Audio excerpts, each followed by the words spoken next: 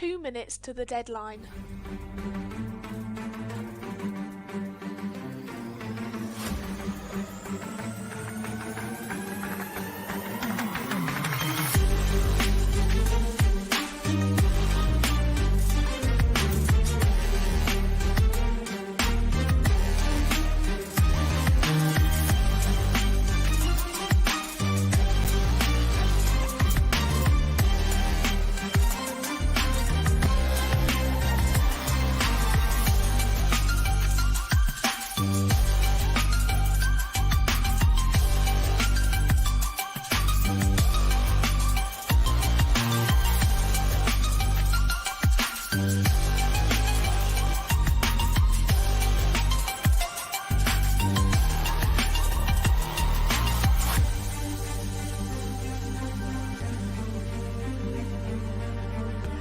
One minute to the deadline.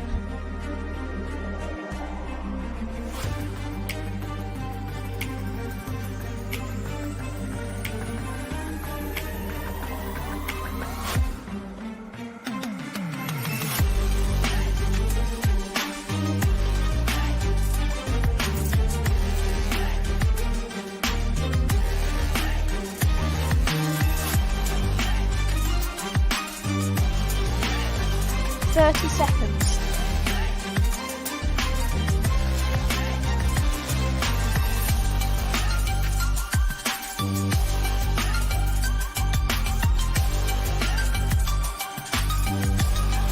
Fifteen seconds.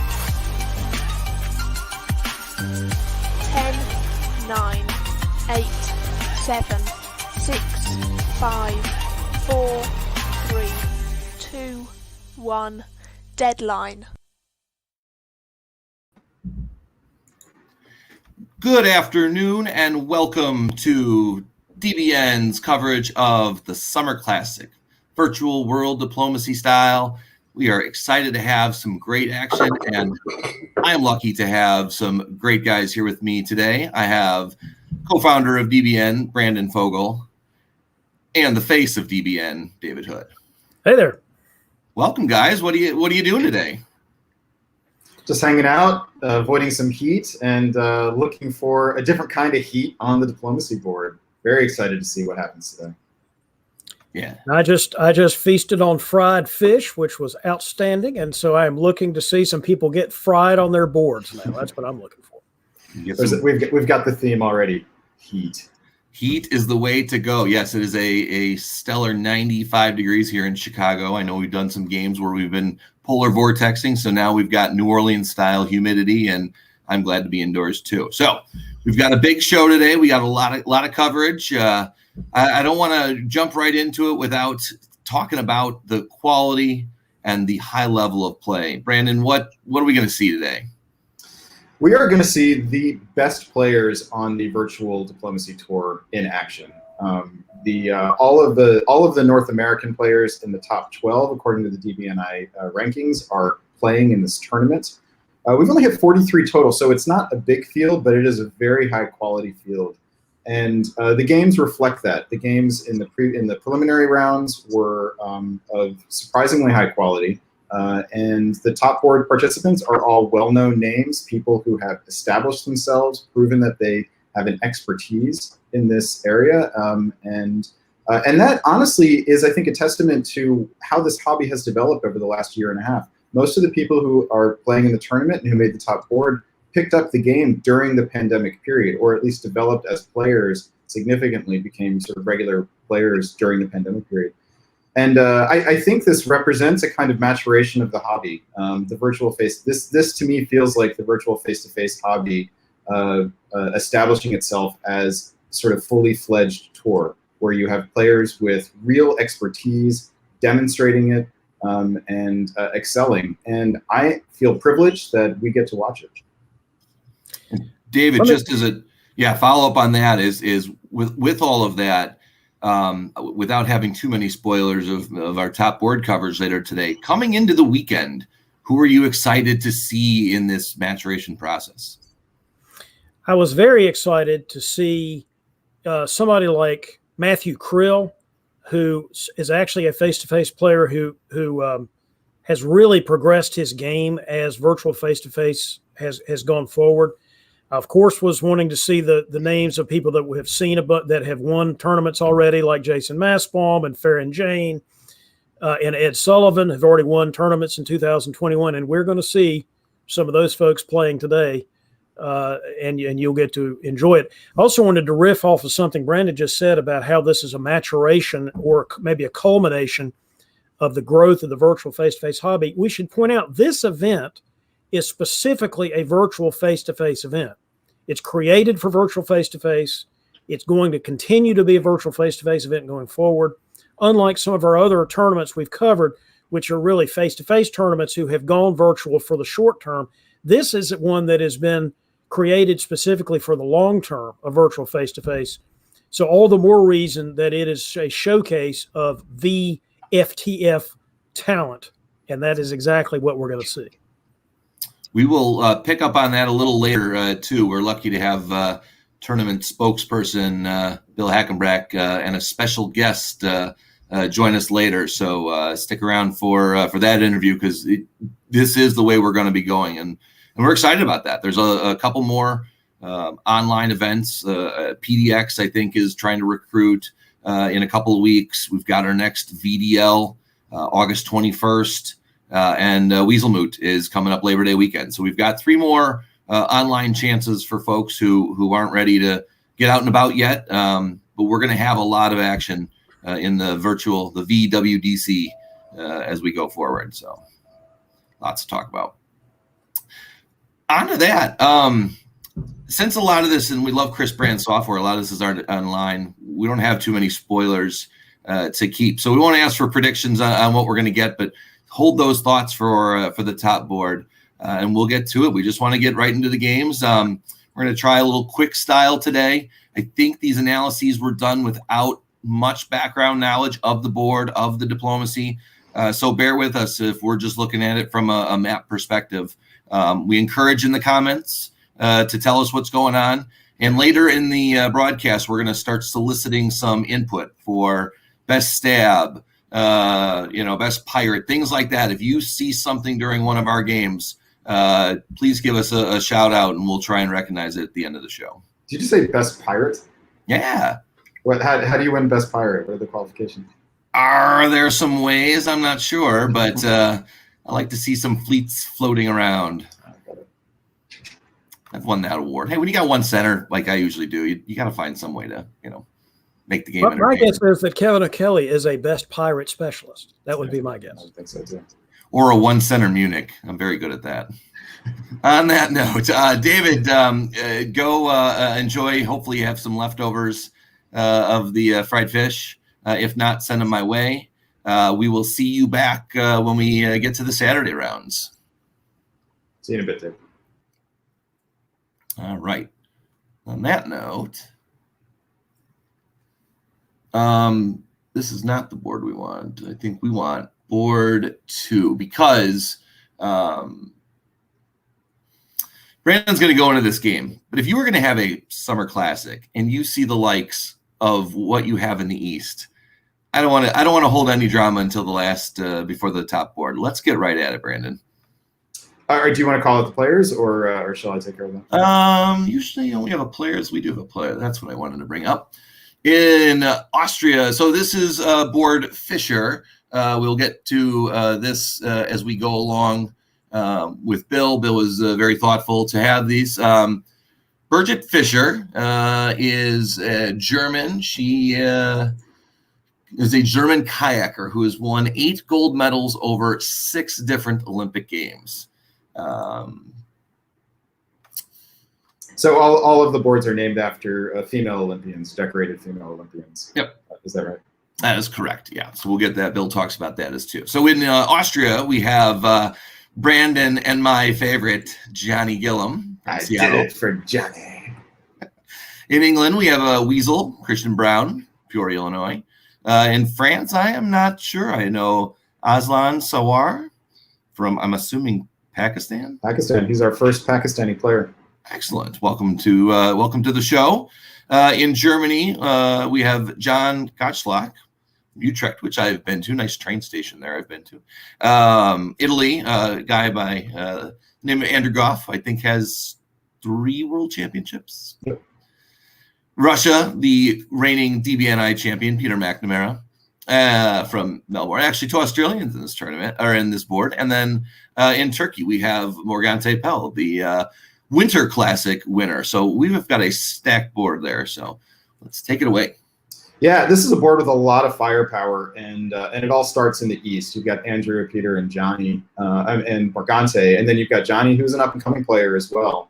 So, you know, you might have expected a lot of fireworks coming out of the East on this one, and it doesn't happen. In fact, the more interesting stuff happens in the West. Let's fast forward to the spring of 1903, if you would. At this point, there has been just a lot of nothing happening on the board. You can tell by the just by the map, just very few interesting centers have changed hands. It seems to be an AIR has some concern about the West. It might have been a Western triple, but didn't actually get anything. But here in spring of 03, you get the first pivot of the game, and this is where Aslan in France turns on Christian Brown. Goes into the Irish Sea, gets an army up into Brest, and pulls that fleet in the Western Mediterranean back to the Mid-Atlantic. And this gives Aslan a free convoy into Liverpool, which Aslan takes full advantage of. And you can just step right into the next one here. And at this point, Aslan forms a pretty tight FG, and that lasts for most of the game. And if you fast forward now to the winter of 1905, you'll find that despite having a tight FG and getting the jump on Christian, in 2 game years, Aslan has not been able to take another center on the English Isle. And this is really, I think, what characterizes this game. Aslan gets the jump, but moves slowly, and so isn't really able to fully capitalize on that game.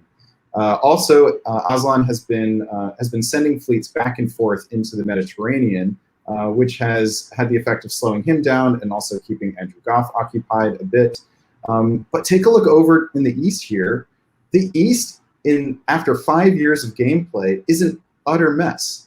No one has more than 5. No one has less than 4. We've got the Italian army in Serbia. There's been some sniping between Andrew Goff and Johnny Gillum. Morgante and Peter haven't been able to gain any traction. Fast forward another year to winter of 1906. The Dipsy Doodle continues. It's still 4-4-5-5 in the East. Only difference, the only things of interest here are that Peter in Russia still has his fleet in Sevastopol.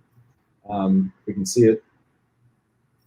Oop, sorry. There we go. Oh, so Peter still has his fleet. It's still in Sevastopol. Morgante is in the Ionian, and Aslan is in the French Aslan is in Tyrolia, and a German is in Vienna. Those are the only interesting things in the East after 6 years of gameplay. But you can see in the West that Aslan has finally fully gotten the upper hand on the English Isle. And now we can just fast forward to the end of the game here in 1909, because still not a whole lot more happens. Aslan is able to take that advantage and turn it into a 10 center top, which is good but not huge. Johnny manages to survive here. Christian in England is the only one who's eliminated, and that's. This game is relatively straightforward. Aslan got the jump on England, and nobody won the East. Did anyone in the East of the 3 heavy hitters coming in? Did anyone miss a shot as you were looking at this? Was there a chance for 2 of them finally to say, to each other, "Look, we can get rid of the 3rd," or was it just bashing heads the whole way? Honestly, not really. It looked like nobody felt like they could trust anyone long enough to have a successful alliance. I think if you go back to winter of 1901, there is a moment here that's worth pointing out. It actually comes from one of the most experienced players on the board is Andrew Goff. He builds Fleet Rome. And this is a curious build that I don't think Andrew successfully laid the groundwork for diplomatically. It probably was meant to appease Morgante, to make him feel more at ease. But it has the effect of drawing Aslan into the Mediterranean. So that fleet in the Mid-Atlantic goes to the Western Mediterranean. you can just show the next turn. For Andrew's part, he just goes to Naples, doesn't ever actually parlay that fleet into something useful, but it begins a game-long sort of cat and mouse game with France that ultimately benefits France more because Andrew has no growth opportunity and France does.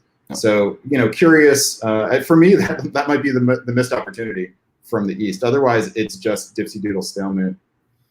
And then kind of the last question to wrap up the board is, did Johnny or Christian ever have a chance? No. Look, I mean, it's possible there was a diplomatic path that we can't see. Certainly for Christian, I think. Christian might have been able to, create an EG, for example. But with Johnny, it looked like AI versus RT for a while. And then there was some fighting between Andrew and Johnny. And I think Johnny needed to make something happen, and there probably wasn't a path for it. And that's not to say, that's what, when we look at these games, I know when we do the shorter format, the rub is with, I didn't get a chance to talk, or my play wasn't focused. There are just some games, and we've all been on them, where you've got no shot. And so just because you see the red line and the blue line dropping down, you agree. Diplomatically, you had your chance, maybe, but sometimes other players walk into a room unwilling to listen. So, and to be fair, too, I did it for Johnny. Man, being Austria in a theater with Goff, Morgante, and Peter is probably a Sisyphean task. There surely is a way through that labyrinth, but good luck. Yeah. Well, we'll see as we kind of get through a second place finish with Morgante topping the East. There's no top of the East, but to pull away with one extra one, who knows how that'll help as we get into the qualification. So excellent. Well, let's tie a bow on this one, and let's go back to the first board that I wanted to rush right into. And as a reminder, these games were played at, was it like 6 a.m. Eastern time? Yeah, it was daytime for Europe and an evening for Aslan in Pakistan. Yeah. So welcome Aslan, by the way. A Pakistani hobby would be amazing to develop and get more players involved in. So. Yep. And a good top over there, and the two Australians on that board too. So I think Morgante might have been the easiest and the earliest. But I know the Australians are used to playing at crazy times. But it's nice to get them an evening round. So on that note, though, so let's move on. I have this one open, so I am gonna really Larissa, Russian gymnast. She won 14 individual Olympic medals and 4 team medals. She holds the record for most Olympic gold medals by a gymnast, male or female, with 9. I know Simone Biles is pushing that and might break every record of every sport altogether because she's fantastic. I did not know this, so this will be something to watch as we get the games going this year. So on that board, we've got as Austria, we've got Wardy, Christopher Ward from Great Britain. From England, Jamal Lacarle. I've seen that name in the Discord, but location unknown. So if Jamal, if you can message us, let us know where you're from. We'll get you in there. In France, we've got an unknown DBNI player here, McAllis, from Great Britain as well. Germany, a DBNI qualifier, Russ Dennis from Detroit. In Italy, a new weasel, although not new to the online circuit, Sabi Ahuja, Chicago, of course. In Russia, we got Klaas from the Netherlands. And in Turkey, at an earlier time for Sabi and Farron Jane from Austin, Texas. 5 a.m. Local time there. So we'll see if the time got to them. I have to say, looking at the previous board, it would have been hard to imagine one with even more star power than that one. And this board does it. I mean, this is a massive battle of bigwigs plus up and comers. We've got the big heavyweights on here. Obviously, Farron, McAllis, Klaas, Russ. These are players who have established themselves. McAllis is leading the VDL currently, is tearing up the Tour of Britain. And Farron was in the DBNI, has won tournaments. Klaas is one of the best players on the European Tour. Russ Dennis was the runner-up in the DBNI top board. And then we've also got Sabi and Wardy, two players who are very dedicated and are definitely up and coming. So, and Jamal, we don't know much about, but looking forward to learning more. So this board, you know, it's a battle of bigwigs and up and comers, let's just dive in and see how it works out. Jump ahead to fall of 02, if you would. There's a pivotal moment that happens in the East here. So up to this point, Christopher, so Wardy and Farron have had a nice little AT going. And it looks like they have an agreement that Ward is going to get Romania, Farron is guaranteed Sevastopol, and apparently it's not enough for Wardy. Wardy takes Romania and forces Bulgaria. And so this is very clearly a stab. They have gotten the upper hand on Klaus with Russia. So this is definitely a moment where Wardy says, I think I'm better off outside of the AT than I am in the AT. Unfortunately for Wardy, though, makes a miscalculation, I think, and that is that Wardy goes into this without an ally. And if you look at those green units down at the south of this chart, those would be a natural set of units for Wardy to help Wardy against Turkey. But there's no buy-in here. Wardy really needs to have a deal with Sabi here for those fleets to go into the Eastern Med and then into the Aegean. And so I think this is a miscalculation. It's either a diplomatic not success or a miscalculation on Wardy's part.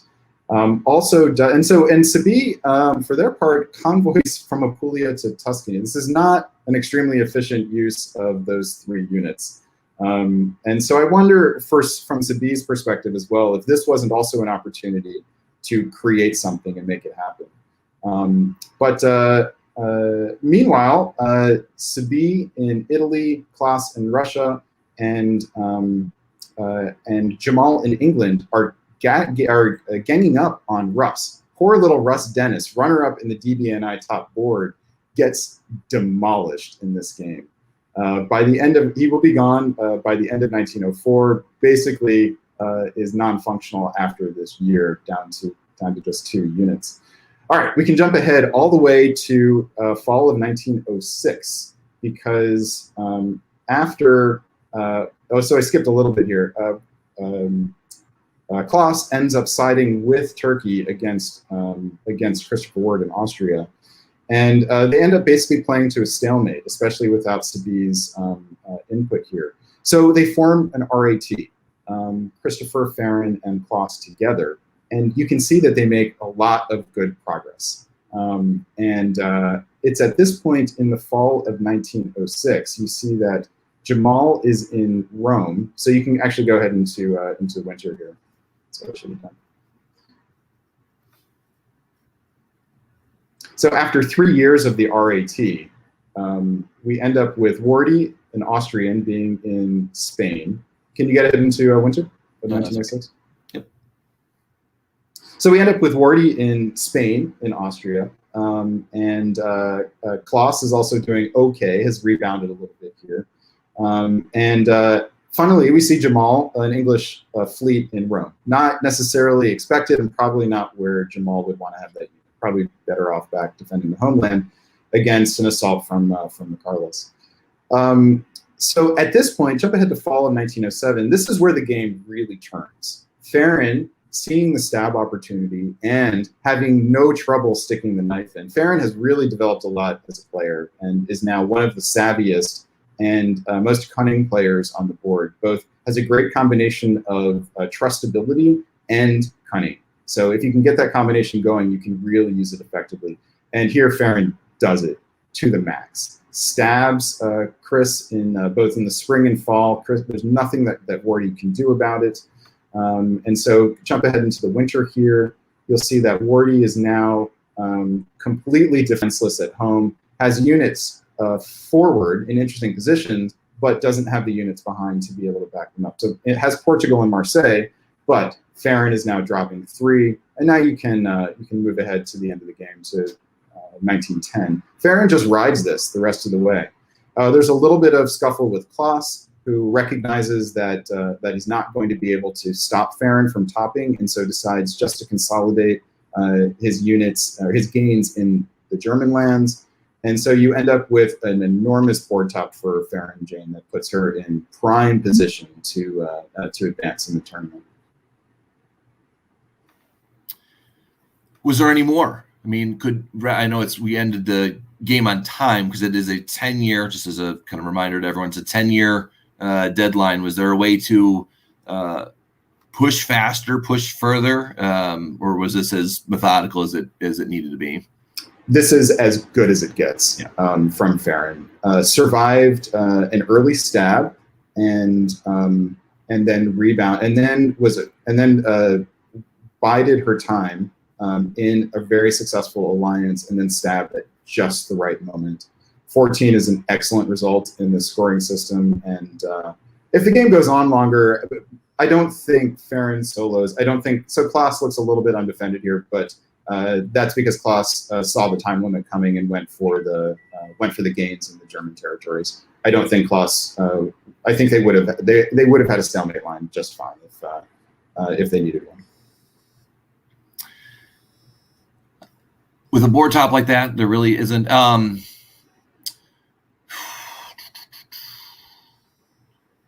RT really drove it home. The West is kind of.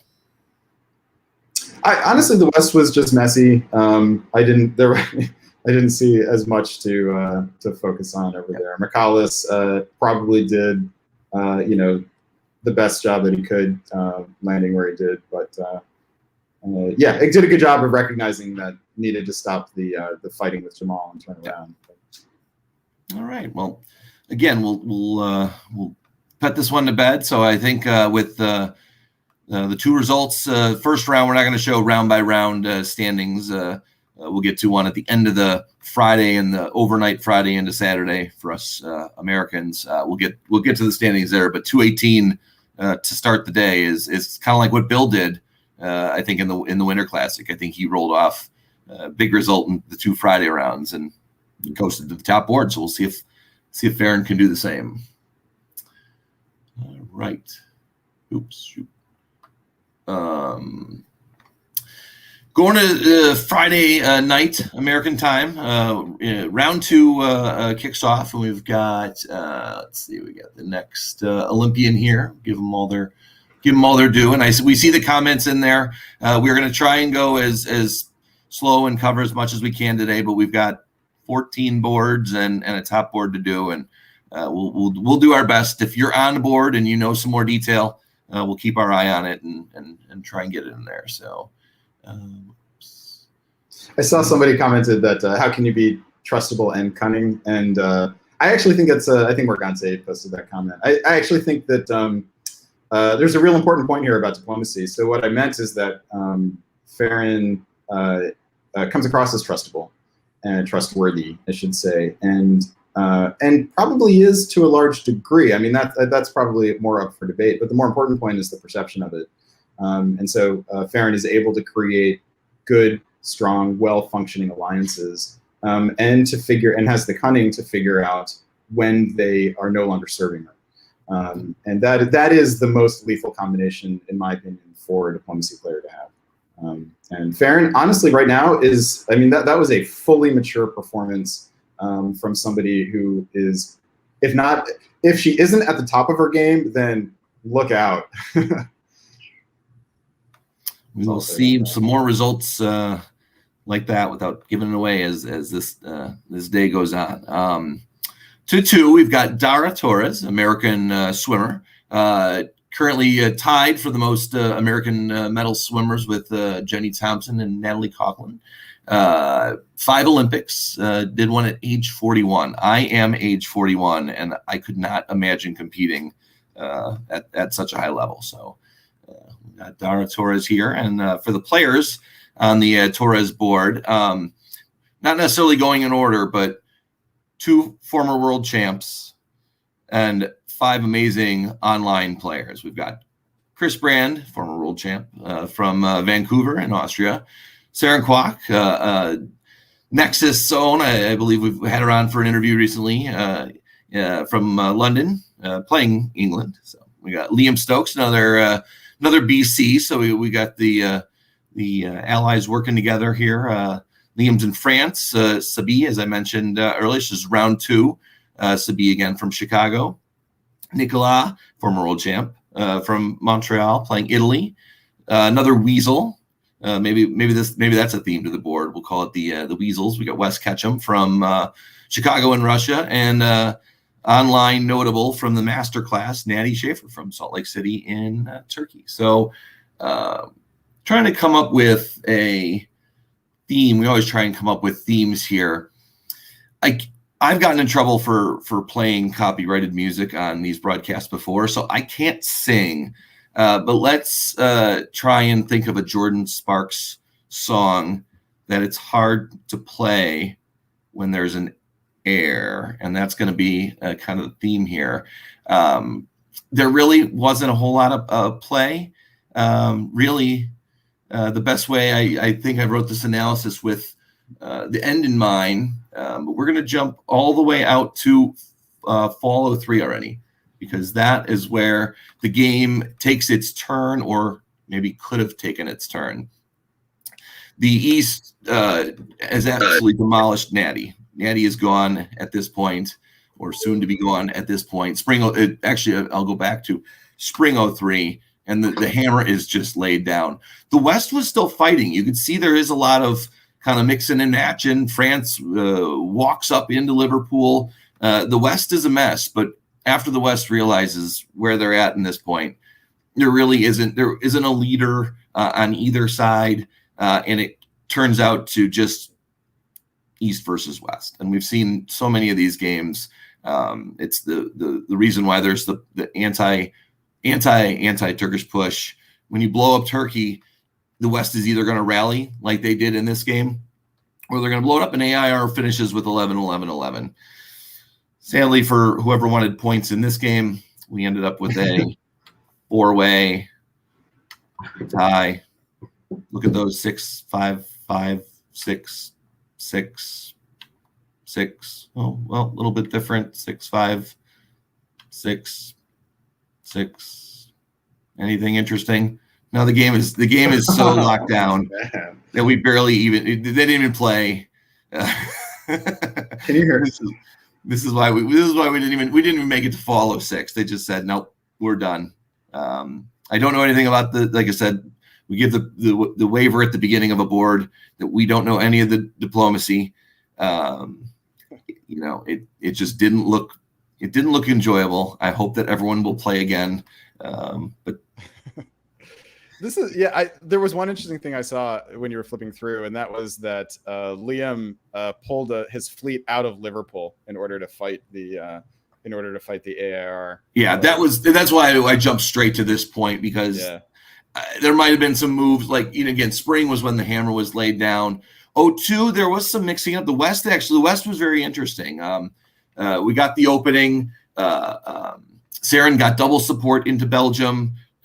So maybe had a way, but maybe here's where Liam says, oh man, if we're getting double supports to be, I don't know, but didn't build Fleet Brest, but then walked up Mid-Atlantic and Irish while they switched spots there. So there was play, but sadly, you can give the detail and description to a game to that, but it really was overridden by the fact that, like you mentioned, the notable move, which is why I jumped right there, was if you walk out of Liverpool at that point to, Western triple versus air.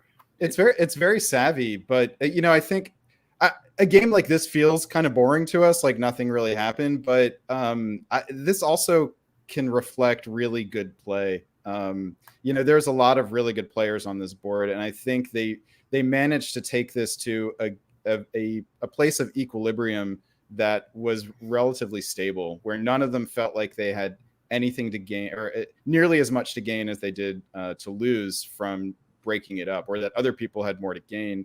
And the fact that they're all like, this is not a case where people were afraid. These are players who were afraid to make a move. I think these are players who would have been making those calculations and deciding that it just wasn't worth it, especially in a year limited game. I imagine this game would have gone very differently if it had been unlimited, or if it had been later in the tournament. Yeah, and that's why when the choice was made at fall 03 and nothing happened in those next 2 years, you could feel it grinding too. There is all we got. So look, you've got Nicola and Chris Brand next to each other, two former world champs, right? Like, if they're not going to stab each other, then I'm a little surprised actually that Chris wasn't tempted. But well, and so we won't get down to this path too much, but a walk into Trieste, does that maybe allow for Denmark holding there? You don't bounce. The threat. I know that people in Discord have said, in order to change the dynamic, Germany's got to start bouncing and making an enemy out of Russia. And I know that a lot of folks don't like, me included, don't like doing that. And so I'm not picking on this German or this Russian. I'm just saying big picture dynamic. Does this dynamic start it? Yeah, that combined with the AIs being so in fashion right now. Yeah. But, yeah. Anyway, let's go on. We'll see. All right. So rid of this one. Let's make sure we've gotten this for our standings. Yep, we're phase feud through there. Our next board, we're going to stick. We didn't intentionally go round by round. We were trying to pick games in the right order, and the way they just fell out. So we're going to go with board one in round two. And as Brandon, I'll let you do the name introduction so I can pull up the reference here. All right, I did this one though. Yeah. Yeah. Okay.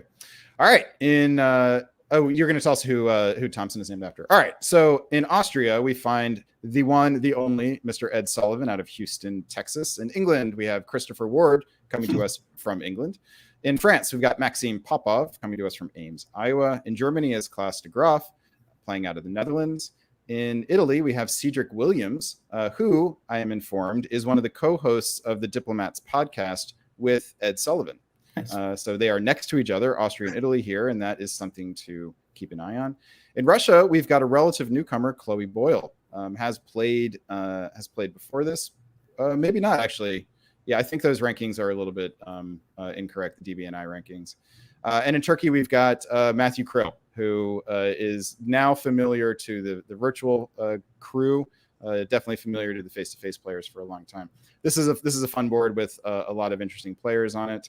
I will tell you why that's not going to matter after we hear who this board is named after.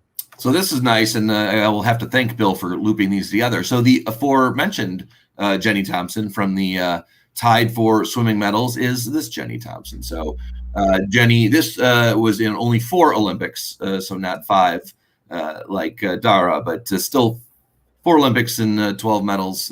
Not a bad run at it. So we'll go on to the game. Where should we start, Brandon? Let's jump into winter of 1901. I'll tell you guys at the outset, this is a game with no real winner. Winter 1901, we've got just a couple interesting things here. One is just look at the fleet in Venice. It's always fun to get a fleet Venice build in 1900, or really anytime, but especially in 1901. And remember that Cedric and Ed are the 2 co-hosts of the Diplomats podcast, which focuses on extended deadline stuff, mostly on Nexus. Cedric is an extended deadline player and an accomplished one, from what I understand, and builds Fleet Venice. So who knows what's going on? But he's got his army in Budapest, another army in Tyrolia. It doesn't necessarily feel like they're at odds, but it is awkward and a little weird. And that is a theme that will continue with the 2 of them for a couple of years. In the West, you've got an English fleet in Belgium. We often joke about Belgium being a place that English armies go to die. This is an unusual way to get an EG started. We don't see it a whole lot, but it makes quite a lot of sense to get another fleet on the English Channel like that. So it very much is an EG. You can see that by the builds.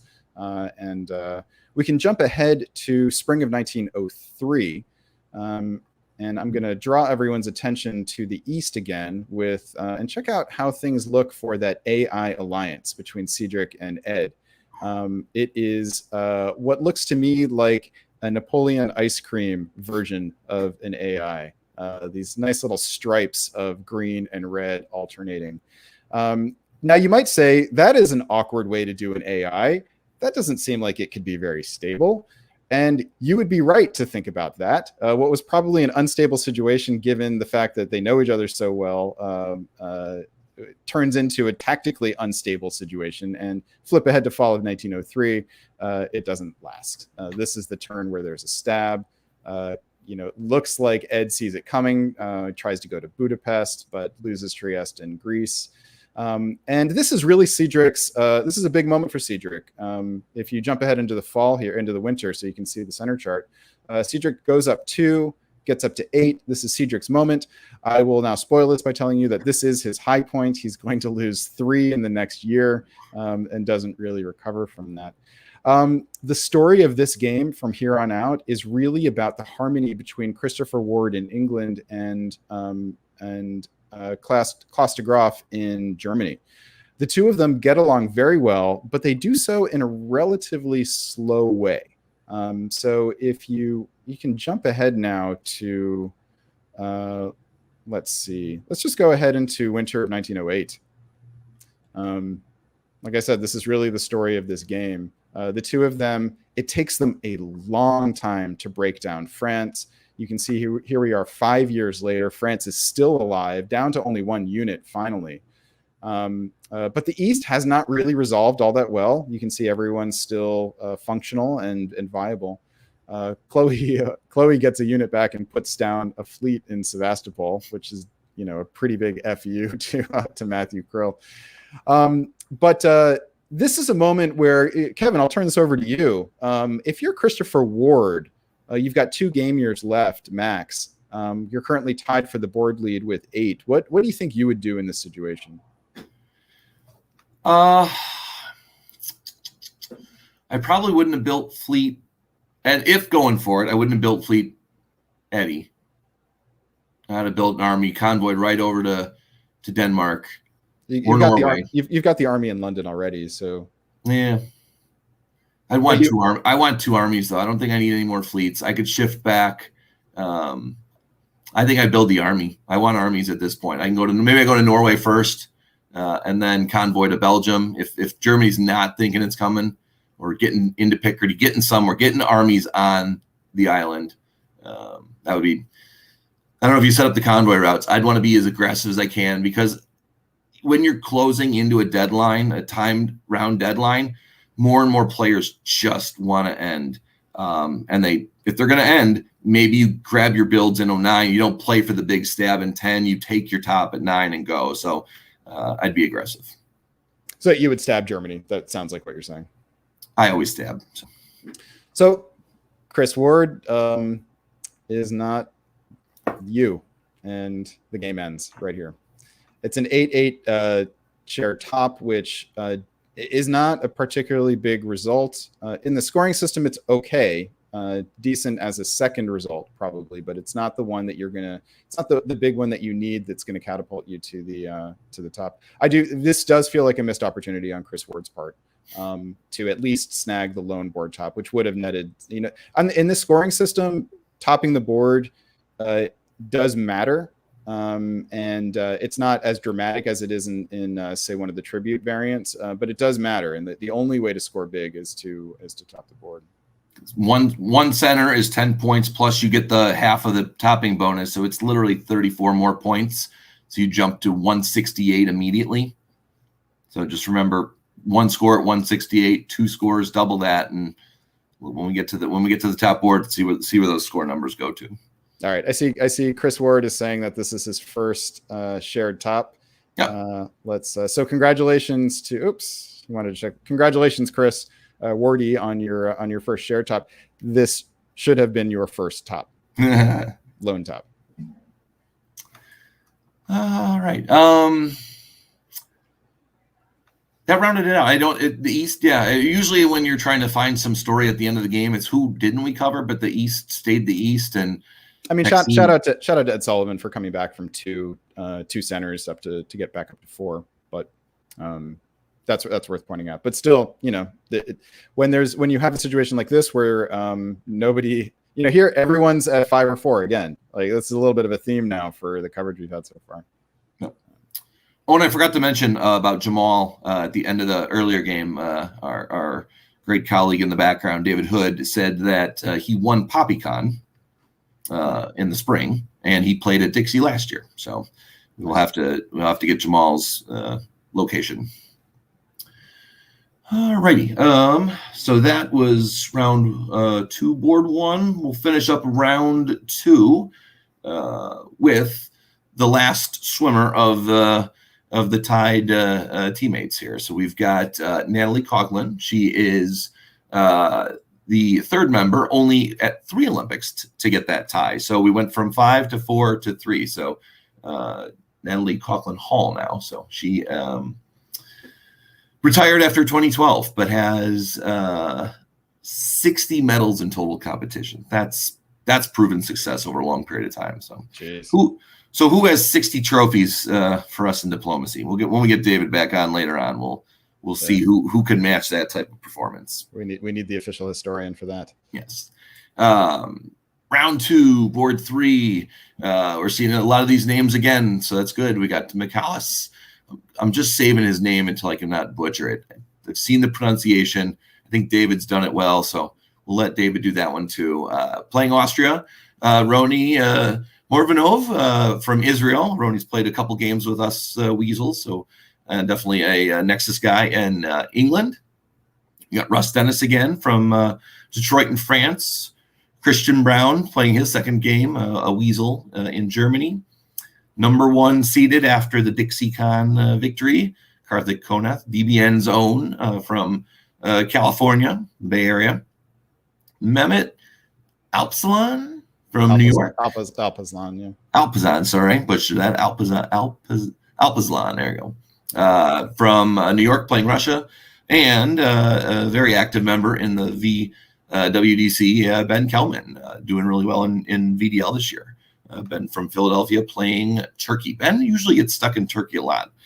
Curious how that goes in this map.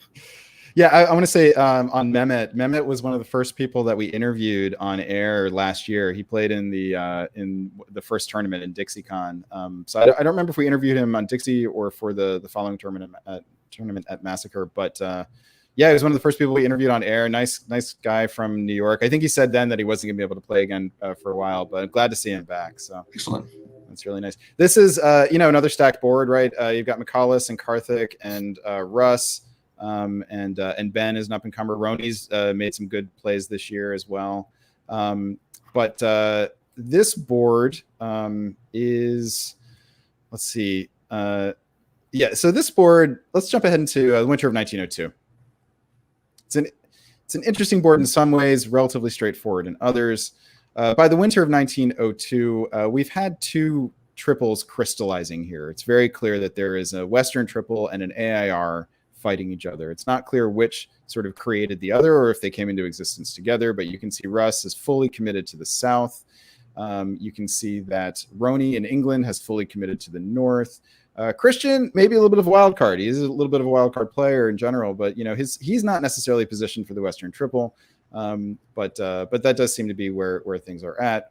Whereas the AAR has agreed that they're going to surround Ben Kelman in Turkey and make his stay a relatively short one.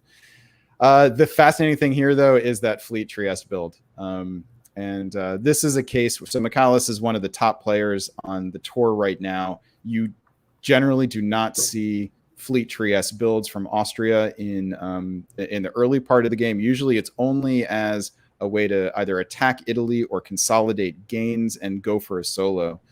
And in this case, it appears to be built in the context of an AIR, in fact, of an alliance with Italy. That fleet is needed, it looks like Michalis reasoned, to fight these 3 fleets that are coming down there, while also still prosecuting the attack on Turkey.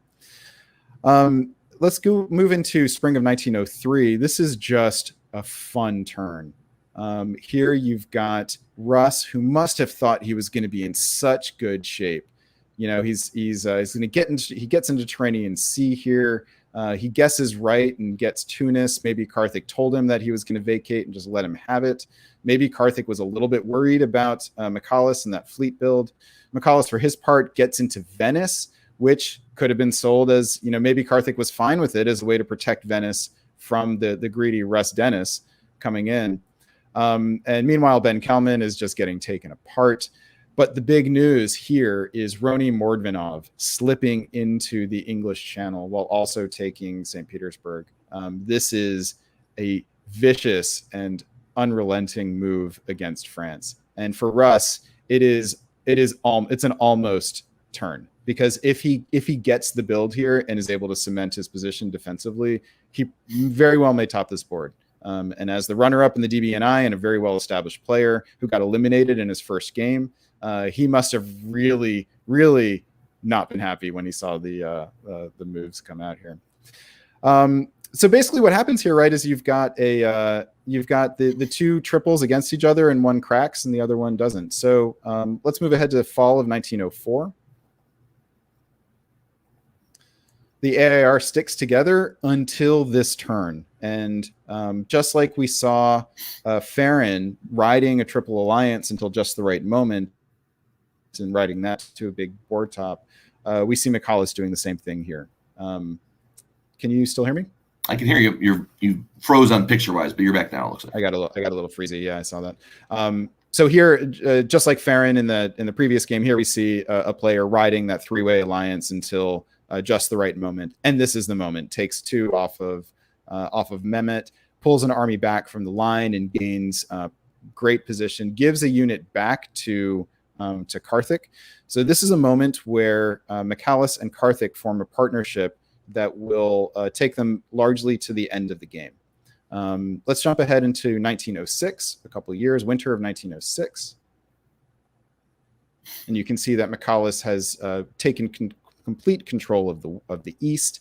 Karthik has parlayed that sort of younger brother, that little brother partnership into third place at this point with 7 and decent position in the West. And at this point, they both just start waving builds, especially McCallus. You've got the Austrian fleet mid-Atlantic as well, by the way. So that's just kind of fun. The two of them have just formed a really successful partnership. In the fall of 1907, this fleet gets blown up, I should say. And in winter of 1907, McCallus waves a couple builds. Flip ahead to winter of 1908. McCallus waves some more builds. I believe Karthik does there as well. No, Karthik does build it. But by this point, there is clearly a three-way agreement between McCallus and Karthik and Roni to simply eliminate everyone else and carve up the rest of the board. And you can just flip ahead to the end of the game and see the end state is here. It's McCallus with a large board top, 14 centers, just like Farron's Turkey in the previous game we looked at. and efficiently too. I mean, they didn't even make it the full time and made it through this. So right, it took 9 years. And you might wonder, was there a chance for McCallus to go for a solo?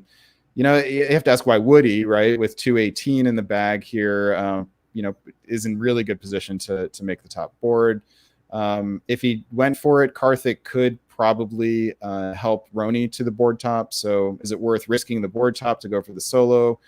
Probably not. And that's clearly the reasoning that McCallus used. For Karthik, it was he didn't have a great position, and had to face a Western triple to begin with. And it was fortunate that Russ got stabbed. That enabled him to stay in the game. Probably maxed out his position here as well, and did it diplomatically by offering to serve as McCallus's second in command. Yeah, and that was going to be the follow up on that is talk about Karthik's. I forget how far back that was, but was it 04? I think it was. He was down to or 03. I love this new gray line that you have on there. Winter 1903. Yeah, so winter 1903. If you look at this position and you say you're going to get 11s in a center-based system, there's a way if you just give in and say I'm willing to ride along to take this from a 3 center 60-point position to end of the game where, yeah, you're at 100 and at 120. Oh, not 11, 3 to 9, but I'll take that all day long. Yep, it's a really nice recovery from Karthik and shows just how savvy of a player he can be. I'm not trying to pat him on the back since he does so much work for us with DBN, but we've all been in a game where it's not rolling your way. Sometimes just an offer to help can turn your game around. Yeah, And you might have looked at this at some point and wondered whether Roni had the edge by getting the stab in sooner and getting good position. Roni in England we're talking about, and honestly, it's Karthik. It's that partnership with Karthik that turned it in McCallus's favor. So having that second in command, especially one that's happy to be that second in command, it's very valuable. All right. Well, we're here. So this is the end of round 2.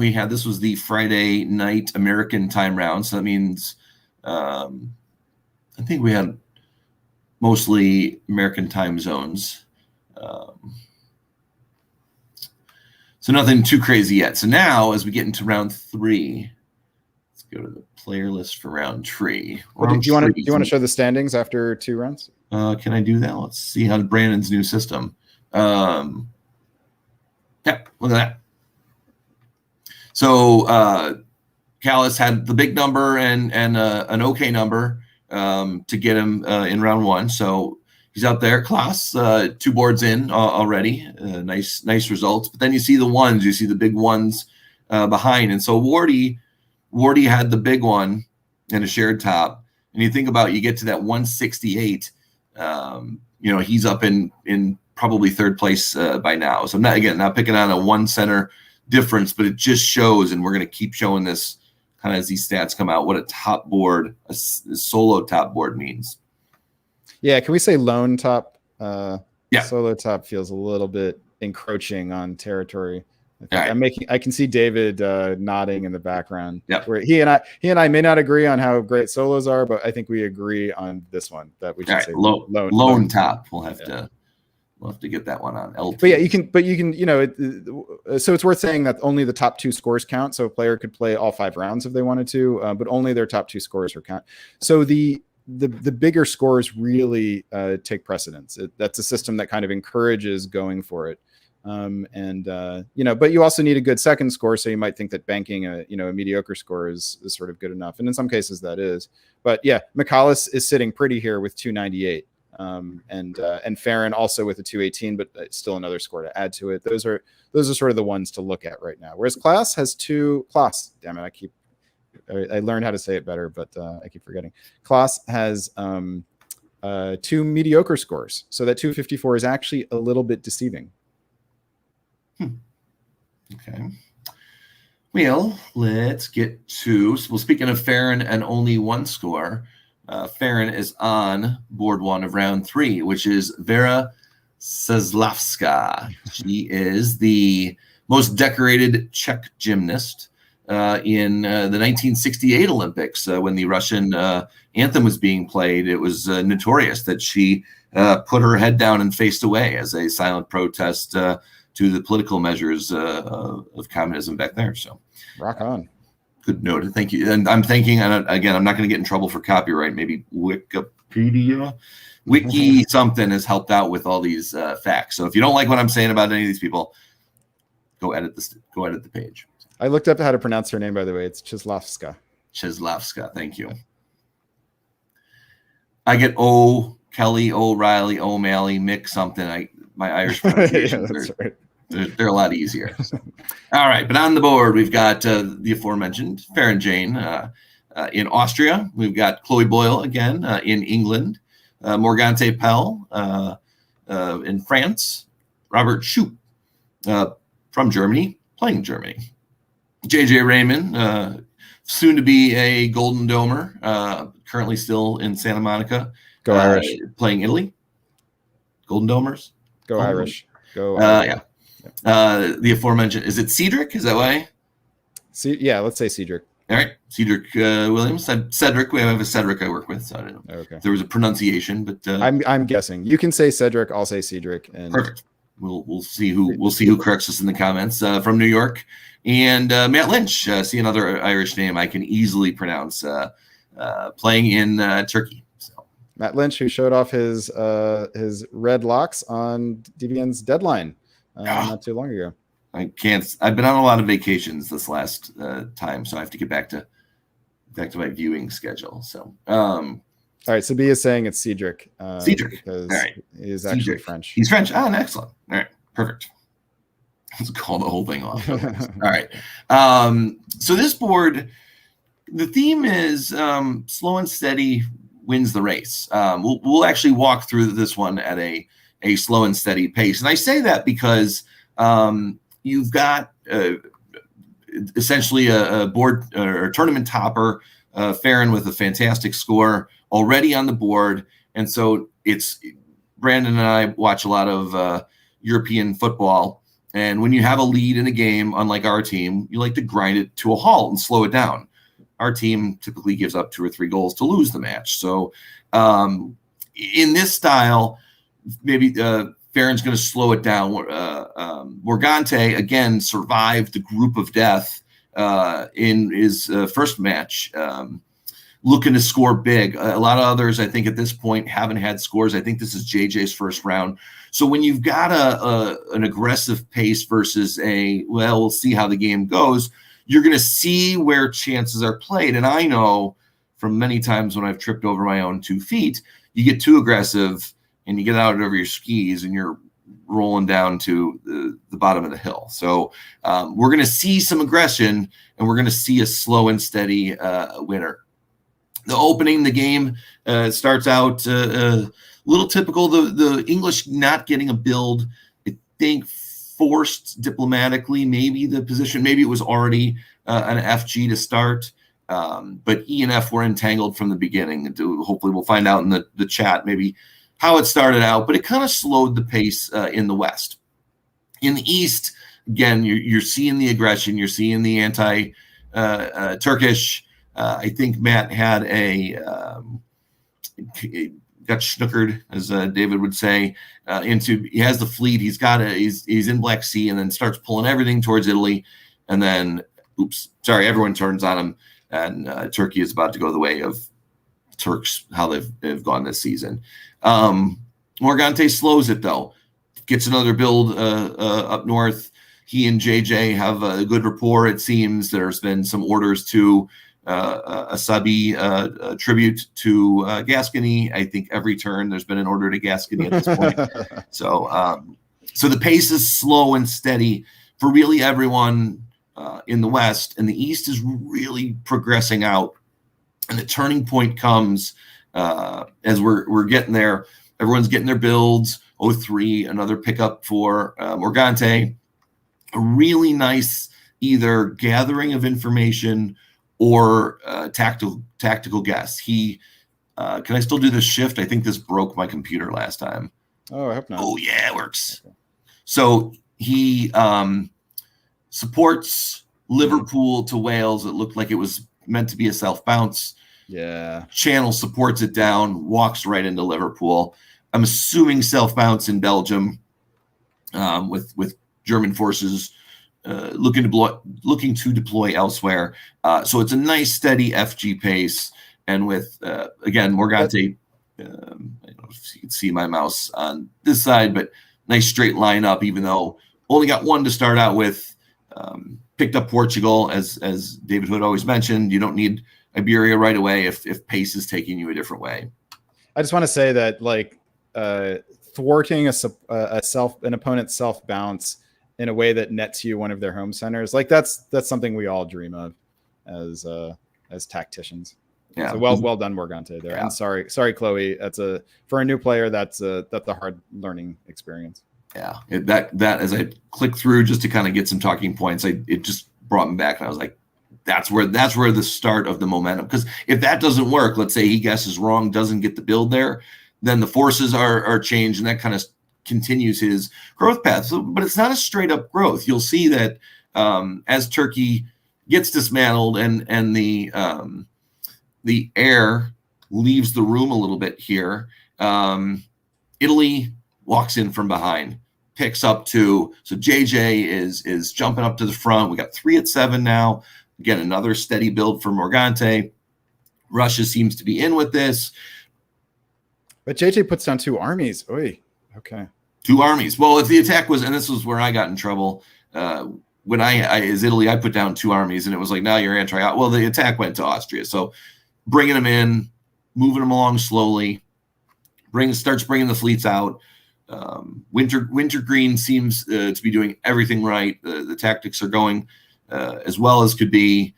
You get the fleet grease popped. So now Italy controls everything in the south. The closest fleet is locked up in the Black Sea, or 2 French fleets, around the English Isle. So JJ, a commanding tactical and diplomatic advantage as we get into 2 more armies. Oh my God. Don't need with an Italy-French alliance like this. Maybe you don't need to worry about the fleets. You've got it covered. You've got Greece in your back pocket. Things are really looking up for JJ. The aggression is where we're talking about. You get all those armies. How are you going to get those pushed through? Because Russia's coming along too. And so I didn't note it, but there were a couple of supports and cuts and making your way through, and things seem to be going well now. Was the attack on Khan, or was it a trade-off? How are we doing this? Maybe I'll park now. Black Sea doesn't want to touch Bulgarian Khan, so I'll go to Ankara to, stay away from harm's way. Don't have to worry about getting one dotted there. Greece is still Austrian at the end of the fall, so yeah. Why not go to Greece with Ionia in there? Because you have to go to Gascony. That's maybe again. So the fear of a potential stab wanted to support on Serbia. Trieste had to support Vienna, and so I'll let you live for one more year. Maybe Farron wanted to build some, diplomatic cachet for a future time with JJ. They've both been on top boards and competitiveness. And Farron says, "I know you need me. Maybe I can get one, next time we play." So be an interesting tidbit to find out. So now we're through through 06. You could see on the map a real sharp rise for Italy. What is that aggression going to do? Now there's some tension with Russia. So you start to see, maybe some pullback. Farron goes back to Greece, but goes to die. The Black slips into Khan. So again, Italy picking up Greece. Is this hey, look, you're at 10 now. I'm only at, or you'd be at 11 if you get this one. I need one now too. You got to keep your alliances balanced. And you see this settling out of place. So now FG versus, IR, where is this going to lead to? And it's going to lead to a little bit more aggression. So moving up, things seem to be going well. The fleets, Morgante knows he's done with the North. Germany is friend still. So it's let's go towards the east. But bam, there's where the tension starts to boil over, and JJ takes the attack at Budapest, which Russia seems to know was coming. But what will that do towards the end of the game for JJ, who's again still topping the board? 3 centers. Were there draw votes? Who was still fighting at this point? And this is where it goes back to the theme of slow and steady wins the race. Morgante knows maybe I could stab Germany. Maybe I can push into Italy if Russia's going to come from behind. So we'll start to see, Germany's supporting him into Norway. He's letting him convoy into Denmark to make sure. I had to make sure that Skagerrak didn't go to Denmark. And I found myself in Denmark now.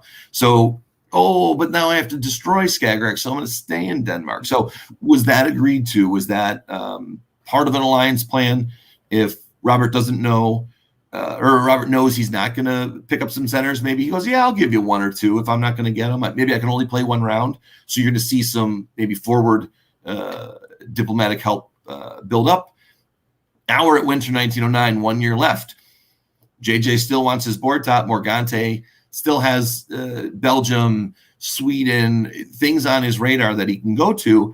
And the tension with Russia and Italy is still there. Yeah. So I know there's a lot of times when, not a big fan of it, but someone will say, can I get this board top? And hey, that's part of diplomacy. If you ask for it and you get it, you did a good job. Well, there's still some fighting. Are they going to, Bulgaria into Greece, Khan into Smyrna? Is Russia going to take one off to give Morgante, who takes Sweden, the board top? And the answer is yes. So Cedric pulls 2 off of JJ. JJ only gets 1 in return, and it finishes 11-10 Morgante. Yeah, wow. So a slow and steady way, when you know what you can get 3-4 years down the road. Only an 11. So again, when we're looking at big scores and big numbers, but to have 2 scores. 11's pretty good, actually. Yeah. I think 11 is a medium-sized board top. Yeah, and again, 188. We were talking about Wardies, which was 168. Two 188s, 211 board tops. Probably is a good enough score to get you near the top, at the top. So and possibly even in this 11 center plus a like a second place, a reasonable, decent second place. Yep. Now this is a nice performance on Morgante's part. It's a very kind of confident and methodical performance. And I think JJ a little bit outsmarted himself. So constantly building fleets. So who is that? Who told you he wanted to top? I mean, everyone should be wanting to top, I would think. But yeah, JJ, there's got to be building. Italy is a naval power primarily. You have to be building fleets at some point, if nothing else, to keep France honest, but also maybe to get the upper hand on France. If JJ had gotten the upper hand on France, JJ would have topped this board. Morgante wouldn't have had that time to slide back down. He felt the pressure sooner. Maybe he doesn't get what he wants out of the north because he was able to build those fleets as that game went on. But still, again, a 10 center, second place at 130 with your first score. That's what we were talking about with some other results. So yeah, 130 is not bad for a second score, absolutely. But still need the board. You need a good board top to make the top board. Yeah.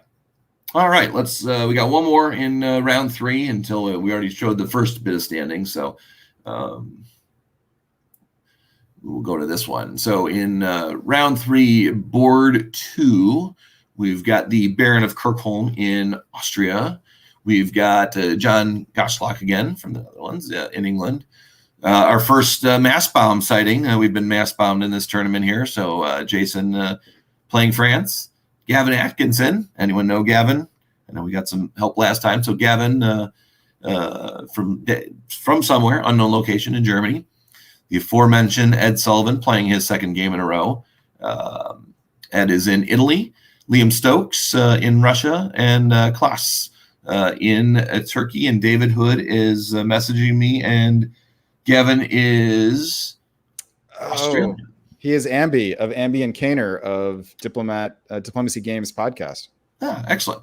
All right, Brandon's got some homework to do then to get these locations updated later, and we'll get these in. So and then for our name here, we have Isabel Worth, and Isabel is a German equestrian and a world champion in dressage, which is a form of riding. Okay. Dressage, yeah. Dressage, thank you. You could tell I'm cultured here.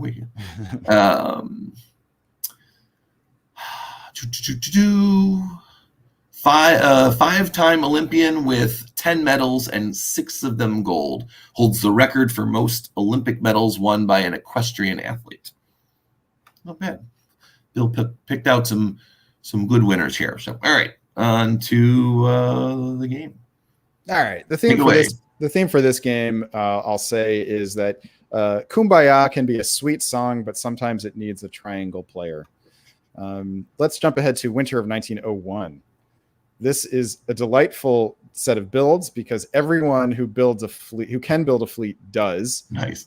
So we've got 2 French fleets, an English fleet, we've got a German fleet, we've got an Italian fleet, and we've got. Oh, I missed that. Thank you. Klostergraf fails me, but Liam in but look, the highlight is Liam in Sevastopol in Russia, building a fleet in Sevastopol in 1901. Love that. So we've got that. We've got the 2 fleet builds from Jason, and we have the classic Sea Lion opening where France, Jason in France, has supported Ambi in Germany into North Sea. In spring of 2002, this is a funny moment here, just jumping ahead here. The AIR is in such full effect here that they in unison jump to the stalemate line. So all 3 of them move an army right onto it. This is a point where Ambi says, "Why did I come here again? What am I doing?" And they also get the jump on Klaas in Turkey. This is definitely a very efficient beginning for an AIR. In fall of '02, jump ahead here because we got to laugh at Ed Sullivan. We can't pass up the opportunity for a misordered convoy to Tunis. It looks like Ed has convoyed Tunis to Tunis. Is that what happened here? Can you show us? Find that out. I forgot. I'll figure it out as you go along here. Right click and I still have that. Yeah. Oh, nice. There we go. Convoys Ionian to Tunis. Ionian to Tunis. Very good. All right. Oh, that's nice. Good update. So jump ahead to the spring of '04. The AAR has just been efficient in dismantling Turkey, dismantling Germany. France, Jason Massbaum in France got ideas thanks to Ed's misorder, came down and took Tunis. Fall of '04. This is a pivotal turn in this game. Ed in Italy and Liam in Russia, while they are simultaneously finishing off Klaus, Klaus slips into Smyrna. France in Jason in France, and John in England are unable to make up. So Ed and Liam, while they're finishing off Klaus, they also turn on Austria. So the AIR becomes a straightforward IR, a wintergreen. And that's what defines the rest of the game. In the West, you've got France, Jason in France and John in England fighting each other, and they simply don't make up, at least not in time. So fast forward ahead into fall of 1907, if you would. The wintergreen has held together very well. You can see that Ed is slightly ahead at 12. Liam is at 11 here. These are two players who have a long history on the tour. Not sure what their personal history is. That would have been nice to know. But because Jason hasn't been able to make up with John, has continued fighting. Jason has gotten the upper hand. It's just taken a while. But Jason is definitely behind the other two. And the question for the rest of the game really becomes, are Ed or Liam going to stab each other? Are they going to try to take it to a 17-17 and eliminate Jason? Or can Jason become the triangle player in Liam and Ed's Kumbaya song? The answer is yes, that is what happened. So jump ahead to the end of the game, and then we'll come back to this moment. So this is how the game ends. Liam and Ed arrange a 14-14 shared board top, which gets them both 194 points. In this scoring system, this shared board top is quite attractive. It's almost as good as a board top of similar size. So we saw that Morgante was 188 with 11. And we saw Farron and McAuliffe both had 14 center lone tops that got them 218. So only 24 more points, which is not insignificant, but 109. This is as good as as a smaller board top. And so if you can cultivate some goodwill here. On the other hand, a 15, 16, 17 center board top or a solo is even better. So before we go back to that turn, I just want to point out here that Jason did succeed in surviving into this game, got a 90 points, which is not a terrible second score. So well done to Jason to figure out how to make himself important in this game. A good balance to keep the other two honest with each other. So go back to fall of 1907. It seems to me that this is a moment where Liam passes up an opportunity to stab. So Liam in Russia could have taken Smyrna, could have taken Munich, could have slipped into Galicia. You said that before that you like to stab. So am I right in assuming that you would have done that? And would that have been a good idea? Yeah, here I don't know. Here Ed's got enough armies, so we were picking on JJ a little last time for the Italian armies. Here Ed's armies are nicely positioned. This one would be harder for me because I only have two. If I'm Liam, I got to pull things back off of Munich. Jason probably gets more of the spoils than I do if I do it. So this one's harder for me. I think one thing to note here is Liam convoying out of Denmark into Holland, so preserving John at 2 as a potential tip of the spear points against Jason. So it's definitely an opportunity, right? So at this point, Liam is at 11, would have jumped up to 14, dropping down 3. Ed would have been pulling 2. And so the question is, can you consolidate the gains and push forward in the Austrian home centers? If you do, you solo and you definitely make the top board. Yep. So maybe put a bookmark on this game, and we'll come back to it at the end of round 5. Excellent. All right, so we've got this is through the overnight round on Friday into Saturday American time. We've got a new updated standings with where we're at here. So the big mover, Ed, did not play in the first one, if I remember correctly. The first time we showed the standings. Oh, no, he had to have, because he had to play 2 rounds. He had one game, yeah. He only had the one score, but he jumps up with that monster score. McCall still sits at the top. Morgante, after that nice result, pushes into second. Liam, with a little better of a result than Ed in his other game, is in third. And Klaus is now, I think someone said, finally to sleep, because he's played in all 3 rounds, and that's some Iron Man work. All right. Yeah, that's 3 rounds in a row. And remember that Ed has now played 2 rounds in a row as we move forward into this. And so this is overnight. Ed has now played an evening game on Friday night and an early morning game, middle of the night game on Saturday morning. So with that, Brandon, thank you for the time you've put into the early Friday rounds. We'll give you a break to get a drink, and we'll take a little nap, and we'll see you back for when we get to the climax of the qualifying. Sounds great. And I'm thankful to have David Hood here with me for the Saturday morning round. David, what did you think of the first 3? Oop, sorry, you're on mute. I forgot to unmute you. I knew I was going to do that, and then I did it again. The interesting thing to me was the different choices that people made about what their objectives were in those early rounds. Some people did settle for sort of a middling result. Others decided, nope, I've got to push on, all the way towards the end of the game and get as many centers as I can. Because one thing about this system is that additional centers, and you guys already talked about that, additional centers really matter a lot. So if you really want big results, you end up playing the game as if you were draw whittling in a draw-based system. You're destroying the smaller players and taking their centers away, because the centers are so crucial to the scoring system. We'll see. I know we'll get to definitely more of that as we progress through Saturday. So in a tournament, when you're playing, and this is a 5-round tournament. So I know some played only 2, some played as many as, I think, 4. Do you have a strategy? So Brandon, we had Klaus had 3 boards. We know he'll probably take round 4 off, but a couple of people have played 2 straight now overnight, like Ed, we just mentioned. What's your thinking going into, oh man, I'm tired, I'm going into round 3? How do you manage the strategy of how you're playing when you're tired? You just really have to power through, because if you play halfway, it's almost worse than ever having played at all.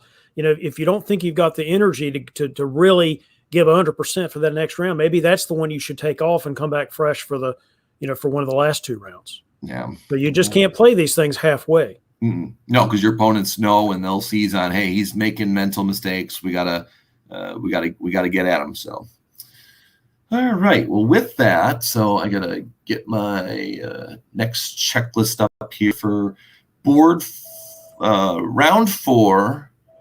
Board. Oh, did he? Let's see. Oh, wait. Sorry, not Bill. That's my fault. Round 4, board 4 is where we're starting. We're starting with the end of round 4, although they were played simultaneously. But we have Allison Felix, decorated American sprinter. Seen her in recent Olympics. Let's see, where is her record hold? Bill said he wanted to try and get record holds here. 400 meters, my race. I enjoyed that one. Relay teams, here we go. World record. The 2012 team had the world record that still stands in the 4x1. So, and Felix is the only female track and field athlete ever to win 6 Olympic gold medals. I remember watching in China. I think she was on. Oof. All right, to the boards though. Let's do that. We've got in Austria, Nathan Kuipers. Yeah. That's right, from Tampa, Florida. We've got Michalis, last name? David? Kamarites. All right, good. Like Kamala Harris. Go with the comma first. All right.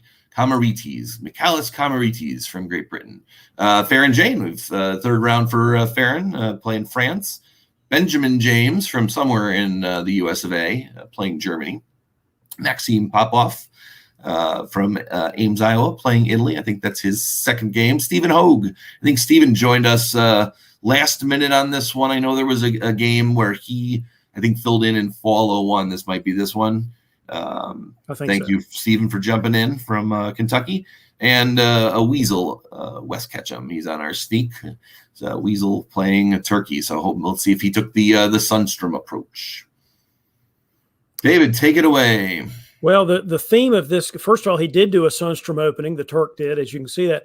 Interesting thing about Ketchum is he was playing two boards at the same time, both as Turkey. Huh. So we'll take a look and see how much he's effort he spent on each one, and the answer is as much as he could. The theme for this game is Monsters Unleashed. Monsters Unleashed. And if you look in 01, you can see the first monster we're talking about, which is the EF, what we sometimes call the Leviathan. The Leviathan Alliance is unleashed from the very beginning. The German guy gets stranded in Munich because the French support themselves to Burgundy, and it just gets worse from there.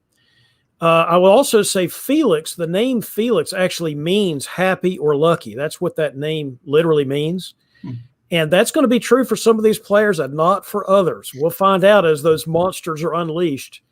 Proceed on to fall of 1901, and you will see that the Turk is already out of the box. This is the Wes Ketchum game as Turkey, which he really does get lucky, i.e. Felix. He takes Sevastopol. He takes Romania. Look at that, with Austrian help. So we've already seen some games in this tournament where the Turks got smushed. This ain't one of them. He's already out of the box in fall of 1901. Let's see how that progresses as we go forward into 1902. In 1902, this is where the second monster, the Kraken, is released, which sometimes we call the Kraken. The IT Alliance comes into play in 1902, and Turkey just explodes with the Kraken. You see, you've already got an AI war, which kind of started in 01. So I know Wes was over there just licking his lips. I've already destroyed southern Russia, and now I've got an AI war, and Italy wants to work with me. Great. So let's go to the fall of 02, and you'll see how that goes. Fall of 02, the Turks are in Budapest. The Turks have already taken Sev and Rum. They've taken Bulgaria, and they take Greece, for Pete's sake. So look at how big Turkey is working in the IT Leviathan. The IT Kraken. Meanwhile, over in the West in the Leviathan, the English have already got position on the Germans. The French have not moved against Italy because they're defending against potential German attack on Brest. But it's an EF alliance versus what appears to be an IT alliance going forward. So let's move forward. Let's move into 03. Now, a question you might have is, all right, fine, Germany's going to get killed by the Leviathan, and Austria's already been basically killed by the Kraken. What do the Russians do in that situation? And the answer is the Russians become the tip of the Leviathan spear to keep the Kraken at bay. Because that's one thing you can do is prop the Russians up. If you're the West, prop the Russians up to keep that gigantic Turkey that, as you can see, jumped out into 8 centers already, keep them in play in 1903. And the answer is there's some success with that. Keep going into 1903. And, of course, now the French are ready to redeploy south because the Germans are on the run.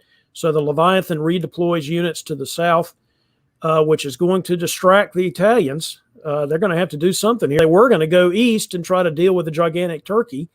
Now they're going to have to do something else. You can see the Russians have taken back Sevastopol and have forced their way into Galicia. So they really are trying to keep the Turk from growing any further. Go into 1904. Continued pressure in 1904 against what's remaining of the Germans. They're on their way out. So the EF has really succeeded in the West. And in the east, as I pointed out, the Italians had to basically run, turn their tail between their legs and run east because the French were coming.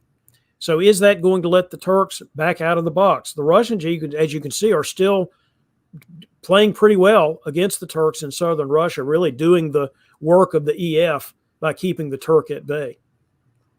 So keep going now into the next season in 1904. That's just continued more of the same.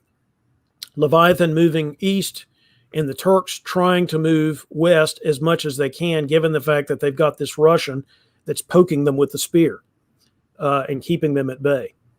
So go into 05. Let's see what's going to happen in 05. Starting in 1905, you can see like the move from Belgium to the Black Sea. You can see that the fix is already in. There's already a deal here on how this game is going to end because you've already got units not doing anything, which is a pretty good signal. Either people are biding their time or they've already got a deal. In this particular situation, they've already got a deal. So you can see the Turks are now going to just focus on getting those Russians under control while the Italians try vainly to hold off the French. And the English, of course, have said, you know, Russia, you did a great job for us. I need your stuff now because I got nothing else to do. So they've convoyed to Livonia. They have moved to Barents Sea. They've convoyed to Norway. So typical what you would expect. So go to the end of 05. And you'll see that there are, again, units sitting around doing nothing. Norwegian, Belgium, Yorkshire. That's because there's a fix. They're going to kill the remaining small powers. And you can see the Turks are helping with that. The Turks are actually killing Vienna, the Italian in Vienna. So no longer a puppet for the Turks. They're just going to kill them. So go into 06.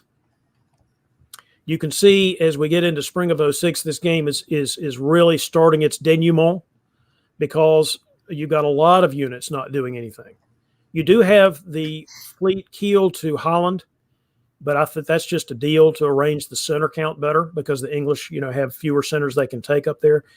And you can see who's left to get to knock out of this thing. If you're going to declare basically a three-way tie or at least three big powers, who's left? There's a little bit of Austria. There's a little bit of Russia. There's a little bit of Italy. Let's see what happens as we go to the fall of 06 with those little powers. Answer: Austria gone, Italy gone, Russia left with Warsaw. But otherwise, if you go to the winter, you'll see that they have arranged it, one of these 11-11-11-1 things, which under this system, 156 is not great. It's not horrible, but it's not great. But they have, if you go one season further, you'll see that they decided to end this here. And I think that deal was struck either at the end of 04 or beginning of 05. So Turkey got out to a tremendous start, but really was unable to parlay that into a lone board top because of the actions of Stephen Hogue. Stephen could have played this differently somehow, but I think he played it very well to keep the Turks under control.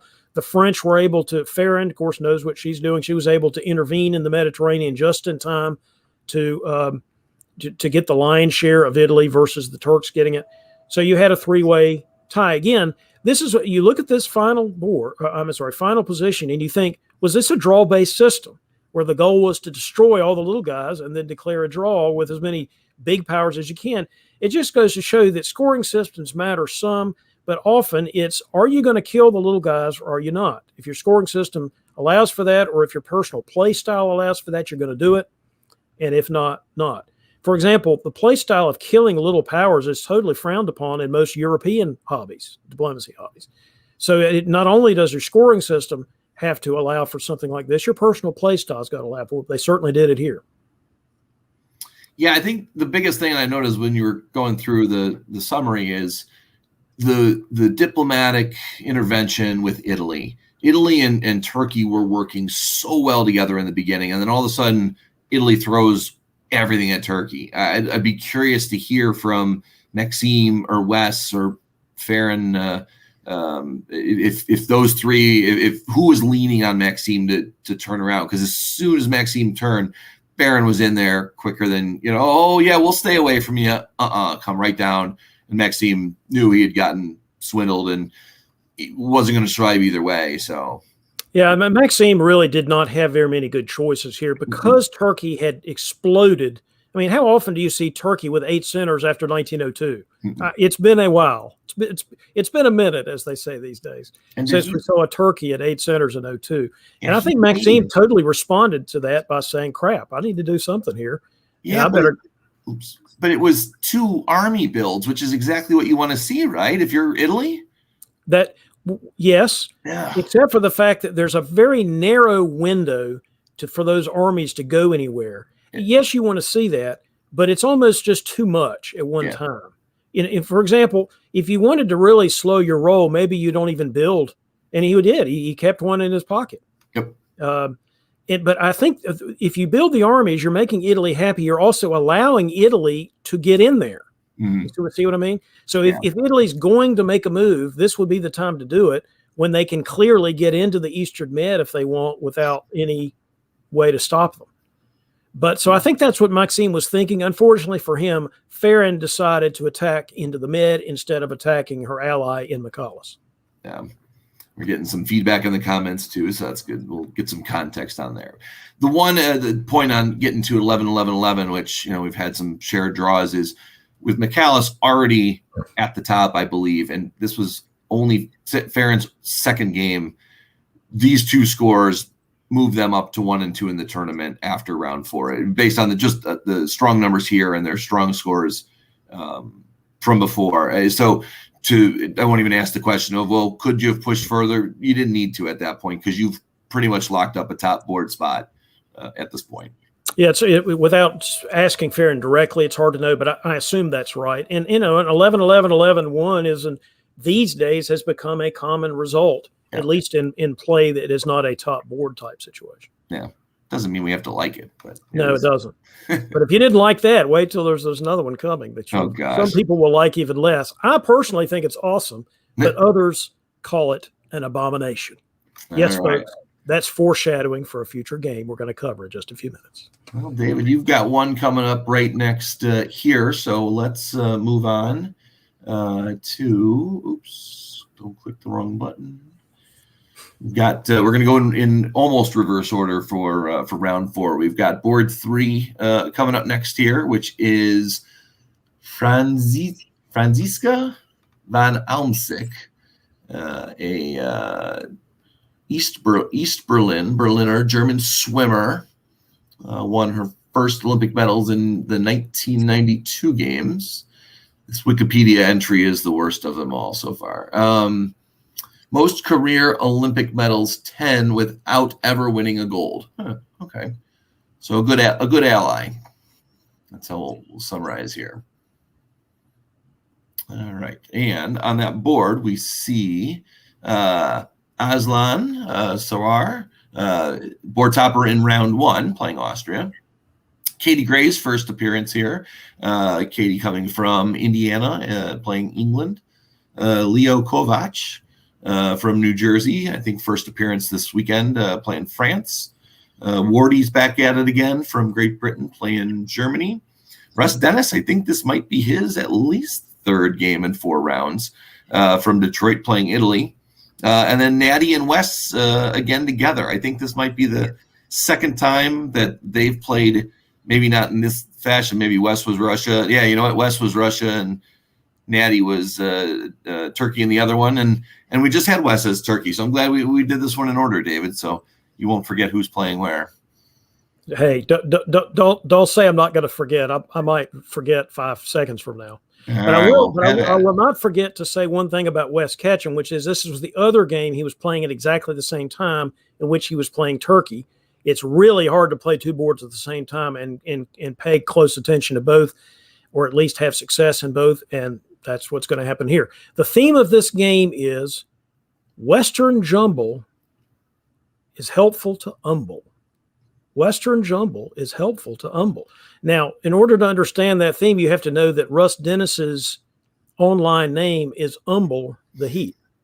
So Russ has been pretty much smacked around in this tournament up until this particular game. We'll see if that holds. Spring 01, you see what you can see there. I actually don't think there's all that much of interest till you get to 02, frankly. So if you want to go to 02, let's see if, for example, the fall of 1902, you get to the end of the fall, Does this position look like utter domination for the Italian? I mean, sort of. They're already in the Aegean. They've got a convoy into Greece. You know, they've got pretty good position. They've got a fleet Mediterranean that's almost extraneous that sort of says to France, yeah, don't mess with me, which he doesn't have to say that anyway because France and England are fighting each other. So in the Turks they're trying to say, I think West is trying to say, hey, if this is really an AI, then forget it. West, it's not an AI. Look what just happened. So, we get to the winter of 02. So go to the winter of 02. And if I asked you in the winter of 02, Italy is at 6, the Russians are at 7. Does this look like a game in which Italy is just going to completely dominate? I think the answer is no. They're not quite there yet. It's a good position, but there's a lot of other things. Turkey's not dead. There's lots of things that could happen here that would really hurt Umbel's position. But let's go forward and see if that changes. Is there, for example, an actual wintergreen against the Austrians and the Turks or not? Go into spring of 03, you can see, wait a minute, Umbel is starting to make, Russ Dennis is starting to make some real progress here, taking Serbia, putting the fleet into Albania. And the Austrians, on the other hand, decide, well, by gosh, if I'm going to lose Serbia, I'm going to take the Russians out of Bulgaria, out of Budapest. So they do that. So really, Italy's getting the benefit of this pincer attack by the Russians and the Italians against the players in between. Not really calling it a wintergreen yet. So far, they haven't really done anything together yet. Sometimes we talk about an early wintergreen. There's almost no such thing a lot of the time. You're just fighting the same enemies, but you're not necessarily supporting each other to anything. That's a true wintergreen usually happens in the early mid-game or the late opening stages. So anyway, we get to the fall of 03. So if I get to the fall of 03 and I'm thinking, wait a minute, he just took Khan. He just took Bulgaria. I'm talking about Russ. He just took Bulgaria. Okay, now I think he's dominating the board. Maybe not in the end of 02, but end of 03, go to the winter. And you think, what the crap? What just happened here? Now Italy is at 9, and everyone else is significantly below that. It's in 1903 to have an Italy in this position is unusual and I think impressive. Now, what happened there? He outguessed West. West maybe thought when he was moving out from Smyrna to Aegean, obviously he could have bounced some various things. I think he thought he was cutting a support, but he didn't do it. So anyway, he's been outguessed here and is out of position with his fleet in Aegean to really do a whole lot. Russ is going to really benefit from that. As long as he can keep the French at, wait, what happened there? The French did go to the Western Med. So maybe we've got a fly in the Italian ointment. But you've still got such an Italian position of domination in this game.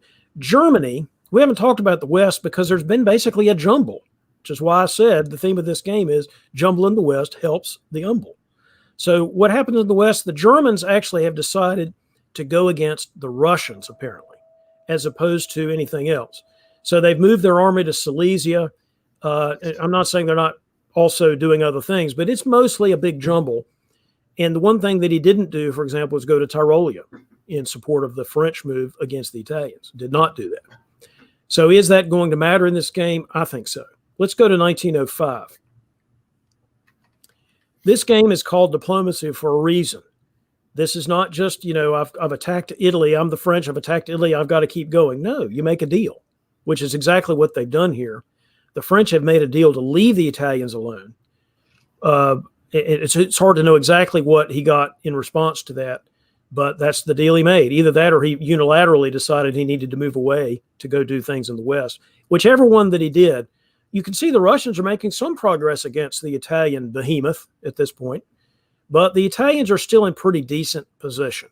And there's only so much the Russians and the remnants of the Turks and the Austrians are going to be able to do about it, and you'll see that in the fall of 1905. Because in the fall of 1905, you've still got the Italians in pretty good position. They take Serbia, they keep Serbia, piff that army, and the Germans double down on that move I talked about east against the Russians by convoying to Livonia. They do move the guy back to Munich, but they convoy to Livonia and move, basically Holland to Kiel. So it's certainly not true that the Germans are going to do anything about the Italians, who, let's face it, are at 9 centers. And if you look at winter 1905, you'll see that the position that now they're at 11, for goodness sake. And who's good? And the French have just moved away from the Mediterranean. So who besides Russ Dennis is going to top this board? Let's find out as we get into 1906. The Germans now move backwards, try to get away from their sort of abortive attack on the Russians, but it's really too late. The answer to who's going to top this board besides Russ is nobody, because Russ's position is so powerful here. There's, Natty's done his best so far as the Russians to try to keep the Italians in check, but not successfully. And you can see that the French, they've moved some units to at least bounce the Italians, but they didn't move Marseille to Piedmont, for example. They're not really trying to attack the Italians. They're still trying to mop up or do whatever's happening in the West, but it's frankly too late for them to do much of anything. You just keep going into in the fall of 06. The Italians continue to get good, further position in the Balkans. They're able to move the fleet to Adriatic Sea, which will give them tactical benefits later. So Russ is really he's already smushed the Turks. He's blunted the attack of the Russians and actually pushed them back. So go into 1907. Now you've got Russ at 12 centers, and the closest one is the French at 8. And the French don't even bother going to Western Med now. They've really cemented their deal with the Italians, and they go from Mid-Atlantic to North Atlantic to go again mop up whatever's happening in the West. But while whatever's happening in the West is happening, the Italians continue to grow in the East. Go to the fall, and you'll see they have taken Sevastopol, they have taken Budapest, and the march just continued. Now, they did lose Romania, but that's just a blip. So you get to the winter of 1907. Now he's got 13 centers, for Pete's sake. Is it time for anybody to do anything about Russ now that he's at 13 centers? And the answer is, if you go to the spring, not really. Still no move to Piedmont by the French. They're still doing their thing in the West. You got sort of an arranged bounce in Lyon's pretty much the only thing that's happening there. And now the Italians are going to take Vienna, and they're going to take Romania. I mean, I know they're losing Sevastopol, but again, they're gaining more than they're losing here tactically. So go to the fall of 1908, and that's the end of that. Never mind. We don't need that. We'll go back to the 1907 numbers, because a 13 center board top is big enough for Russ Dennis. Leaving one center on the table is 10 points going to be a deal breaker? In this situation where you've got everybody on the run, and maybe the French might think about turning around, but turn around with what? I'm not sure. I mean, there's only a couple of game years left here, but if I were Russ, I might have tried to grind another center or two out of this. You never know. Yeah, but not even, let's say, but it looks like this one called before the winter. So he didn't pick up Vienna. He didn't pick up Romania. He'd still net 1 to get to 14, but finishes at 13. I mean, let's not quibble about this, though. He was dominant from 1902 forward, smushed his opposition, and had a great result. Would I have maybe have kept it going a little further? Maybe. But you can't feel anything but good about Russ's performance in this game. Since you reviewed both Wes Ketchum games, do you think, because it seemed in the beginning to me was Wes and Russ were working together. Russ was taking advantage of Wes being gone, but not attacking him and saying, I'm just going to kill you right away, using him. And then all of a sudden, maybe Wes's other game got busier. Could you have pieced the two times together? Not directly, but, Wes is, first of all, we all know the current meta is really tough for Turkey anyway. You're playing Turkey twice. You got one that's just going like gangbusters. That other game's the one where he got up to 8 centers in 1902, was obviously very busy with that game. I don't think that really meant that he screwed this game up. I just think Russ outplayed him. Yeah. I mean, the one move where Russ took a bunch of Turkish stuff, that was just a bad guess on Wes's part. It wasn't a bad move. It's just sometimes you miss the guess. And Russ outguessed him and got position on him, and Wes simply could not recover. No, great game, Russ. And again, 208 points is nothing to complain about. It's more just the question of when we get to those final standings, the difference between fifth, sixth, seventh, whatever it might be 10 points. I'm just curious to see. So we will put a wrap on that. Thank you, David, for these two. I will jump in and get one here. So we've got round 4, board 1, which is Agnes Coletti.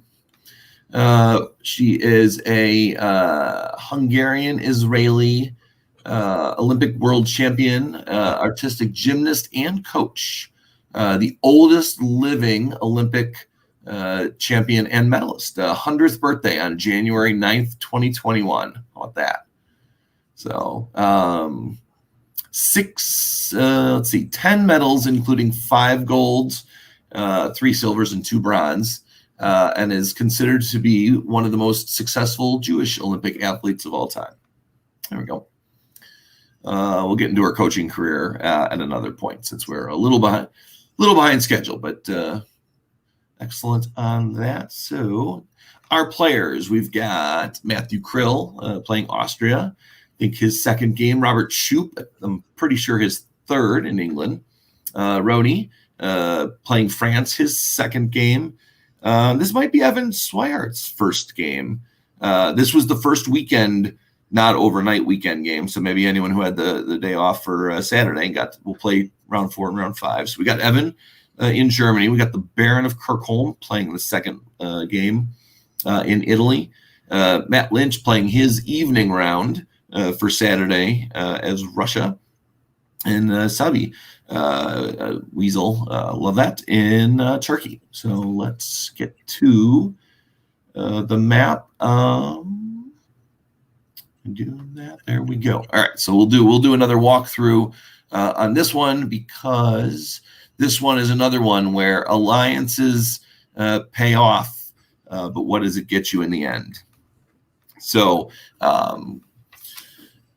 we see the Sunstrom in the southeast, while everything else in the east kind of plays typical the Venice hold. I like that. This is a standard east, whereas the west, again, a little more pushing out, but we'll see as we get through. In the fall, it's still pressure on. The Turk going full Sunstrom with the follow-up move to Armenia, and really must not have. You had Matt. It wasn't. RT didn't start out from good where AI did, and then everything in the West happens the same way as we get along too. So England picking up too. Robert starts out stronger. I felt like he's been boxed in most of his matches. So we're getting a little movement there. Everyone gets 2 in the West, and in the East, it's fairly typical, but the alliance structure is wild. Serbia being left open is a sign of the alliances might pay off. More aggression in the East. You will see that throughout the game. Italy does decide to turn, picks a direction as France moves north towards England. So the Western Triple does not stay triple-ish, because EG coming down to fight him off. That is terrible misorder for the Baron. He gets down there. Everything seems to be turning, but a lot of floating. We don't have too much to talk about, but AT is the alliance we have been watching the time. Western Triple, I keep saying Western Triple. Western Hemisphere is, or Western Sphere is where to watch, but now Germany backs off. So Roni had a good round in the first board, or good board in the first round, coming back and trying to weasel his way out in the second. +1 AT. Keep your eye on that. More mess. Robert gets down to Mid-Atlantic, forces his way down. So still a little pressure. Germany back home to kind of cover. One army in Silesia, not a lot. Match is trying to find some footing here, getting an English fleet up north. Just trouble, but AT again, kind of settling everything down. You've got the line; it's moving pretty good. Bounce in, three bounce for Sabi. No pressure, taking it slow, building up alliance play. Matt Krill is a fantastic alliance player, as he always says in his interviews. So this is an alliance made in heaven, because Sabi, again, same way, always mentions how they want to play. They want the alliance to slow and grow. So they are moving it. England finally getting the pressure off, getting Germany back on side against France, but there's no progression to it. It's still kind of a moving around. All right, they take St. Petersburg with the fleet. There's no pressure on the north, so AT still kind of settled. Sabi makes the move. All right, we're going to get there. Matt's pushing all the way forward. Sabi gets 2, builds 1. Matt gets 1, though. So is it a real stab, or is it just a reshuffling of centers? 7-6, England at 6. Germany picked up a bunch, but seems to be fairly spread out. Not sure of diplomatic at this point, but the board is fairly spread out. And it's been like that all game, other than AT. But now AT's moving. AT's changing. AT is not the alliance play we thought we were going to have. So be doing a good job to get defensive, get the army out there quick. But what's it going to get in the long run? Matt got Romania back. Sabi moves forward. So maybe this is okay. There's no pressure. There was no attack on Bulgaria there. Wasn't going to be the best stab. We see our progression is forward. Let's keep moving forward. Tries to convoy out of Rome. Trade Rome for rum. Even trade support into Marseille. So they're back on +1, but that was the waived build from the last turn. So no growth, but progression is there finally. Roni sticking around, just causing trouble. Germany is getting the pressure on now. It just keeps moving the same way, where they're grinding. Matt still's not fully retrusting of Sabi at this point. Going to make sure that everyone's in place. Sabi does get Marseille, the first kind of nick in Germany, but Germany picked up Spain, and they're moving up. It's growth, but still too spread out for me. Not going to be able to consolidate, especially with forces coming against. England finally makes the turn at this point. The West there's never been a great alliance, no consistency in it, and you're starting to see some threads here where Germany's now pulling an army off the mainland to go up to Edinburgh. All right, yeah, it saves you a center, but now you're pulling forces away when you've got 4 Austrian armies, on your home. It's going to be tough to hold on. Sabi makes it to Moscow, growing slow and steady, 9-9-6. So we're getting later in the game. When do the draw votes start happening? Matt's got centers, obviously works his way into Munich here, starting to push up, gets Berlin, doesn't keep Munich. Italy is holding on for dear life, picks up Marseille, but loses Naples, has nothing back at home. Matt does get to getting closer to that AT we're talking about. Germany's finally feeling the pressure, being too spread out.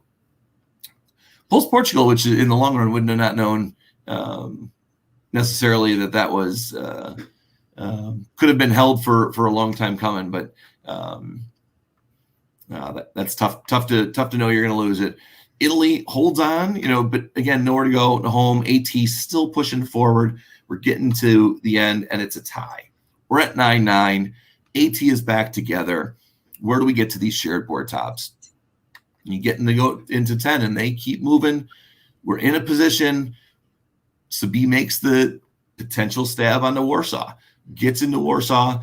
Matt self-bounces in Serbia. Sabi self-bounces in Tunis. Getting into fall 10. What do we need to do? Matt picks up Kiel, picks up Holland, can't take back Warsaw.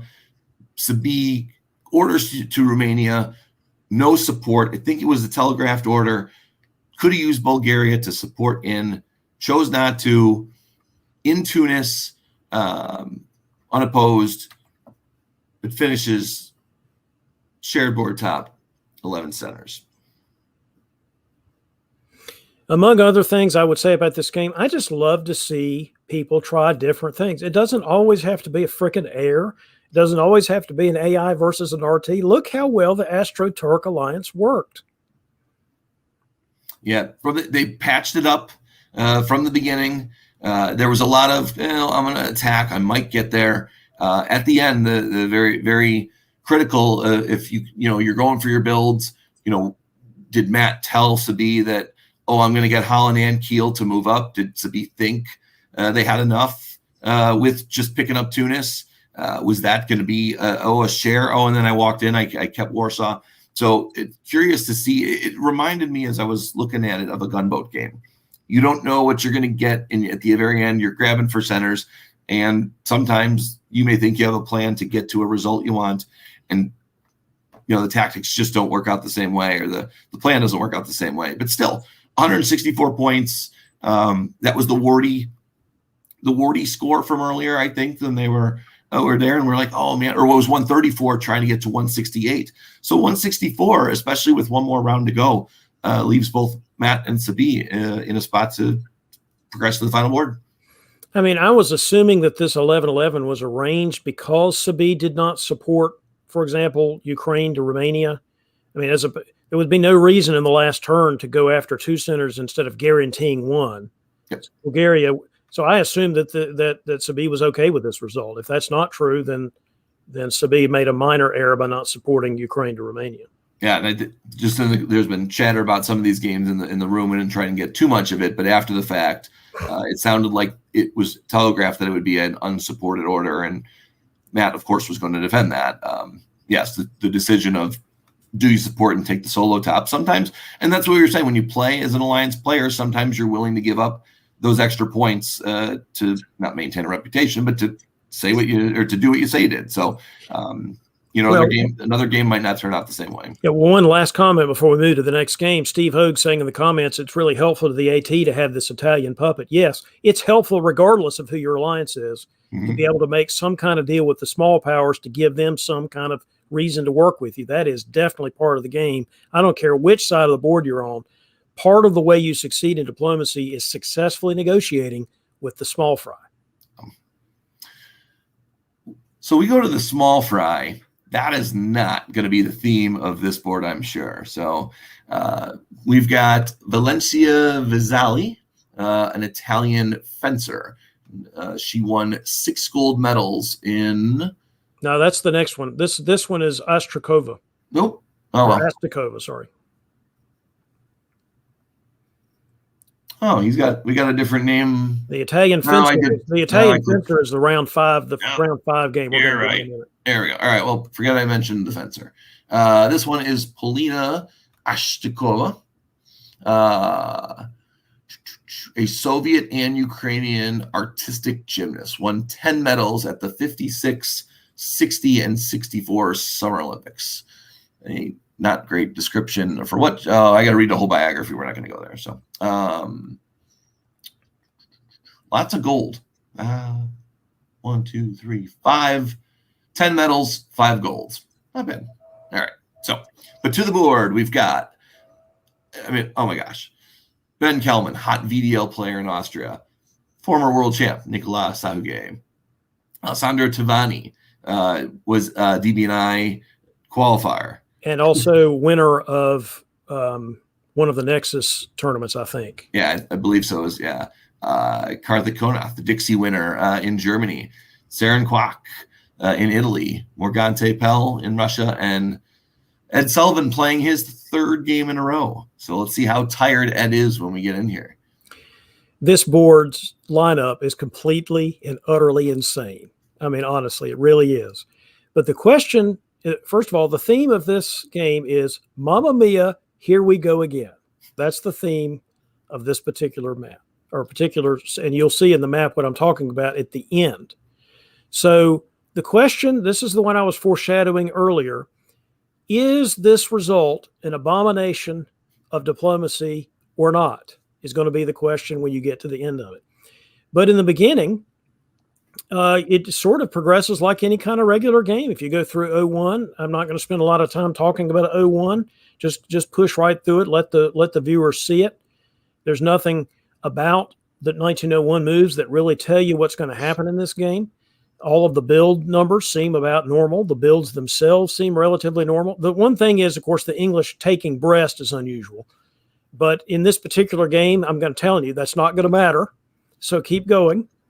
It is going to have almost no impact on this game. 1902, the English continue to go against the French, but otherwise, again, I don't think there's much to write home about, even in 1902. So in the interest of time, keep marching forward, and let's go instead to 1903. I mean, you all can see what's happening here. The Italians have attacked the Austrians, whatever. Again, not directly relevant to how this game is going to end. 1903, you begin to see some moves that are going to tell you something about where this is happening.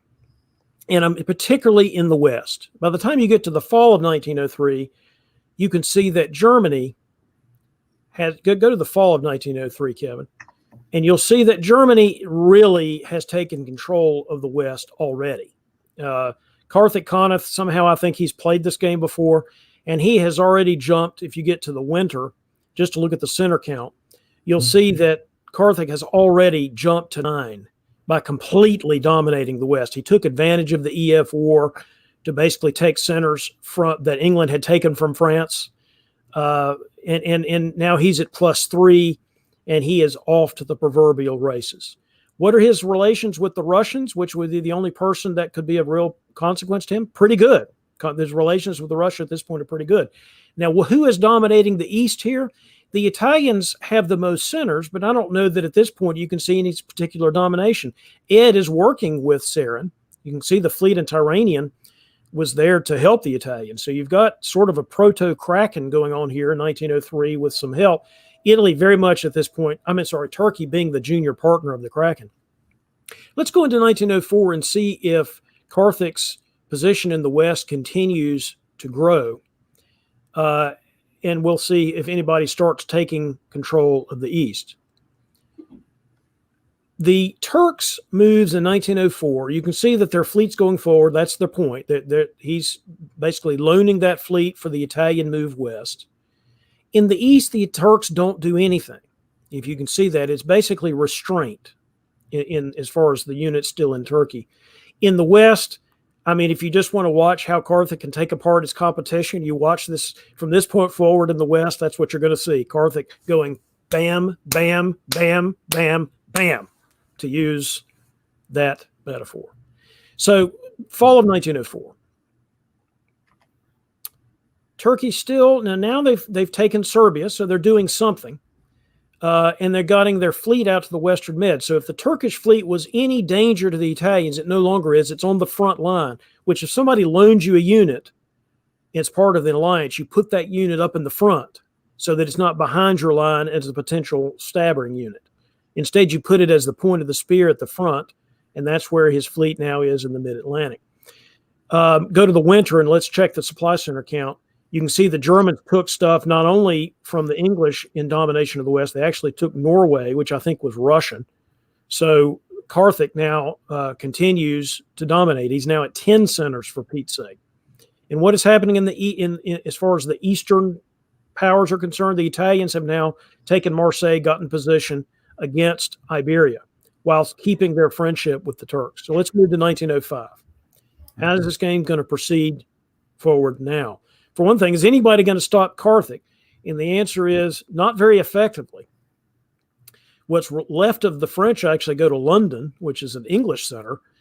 The Turks are actually going to Irish, which, by the way, is not an anti-German move. So you've got various things happening. But now you begin to see what's happening in the East. The Italians have pretty good position now in the Balkans, as you can see. Let's go to the fall of 1905. So they've taken Budapest. They've now gotten into Galicia. And otherwise, there's essentially a bunch of standoff bounces between the Italians and the Turks. Are they still allied or not? But you can see the Italians have completely taken over Iberia. They did lose Marseille, but who cares? They've taken over Iberia. They're in the North Atlantic, for goodness sake, with the Turkish fleet in Irish Sea. So there is a lot going on here, and it doesn't look like a normal game, does it? Some people are going to say this game at the end is an abomination. So let's go. 1906. First of all, in the winter of 05, you can see the two major powers in this game. I will skip to the end and say that's going to continue to be true in this game. So the Germans now make more progress against the Russians. The Turks and the Turks are actually moving units around. You can see what's happening there to move their fleets into the water or into coastal centers. Yeah, maybe expecting the Italians to come, but guess what? The Italians, they're coming. So let's go to fall 1906. Italians take Serbia. The Italians are in the Aegean. The Italians take Marseille. The Italians do a lot of stuff. The Germans take Warsaw. The Germans are in Ukraine. The Germans are in Livonia. The Germans are doing lots of stuff. The Turks did take Liverpool, which again, that unit's not there to hurt the Germans. So is anybody going to hurt the Germans? Answer, no. Keep going. Winter 1906. Now it's 12 and 11. Italians and Germans. Go to 1907. Here you can see there's just lots of arrows because there's lots of progress being made by the two big powers, the Italians and the Germans. The Wicked Witch of the North, as it were, and the Wicked Witch of the South continue to grow. Fall of 1907, you'll see that. It's just, you can just keep marching. Because there's really, I would argue when earlier in the game, when Ed showed restraint and didn't move his Turkish units around, he lost what chance he had to control his own destiny. His destiny, by the way, is oblivion in this game. Fall of 1908. I mean, the Russians are in Ankara, for God's sake.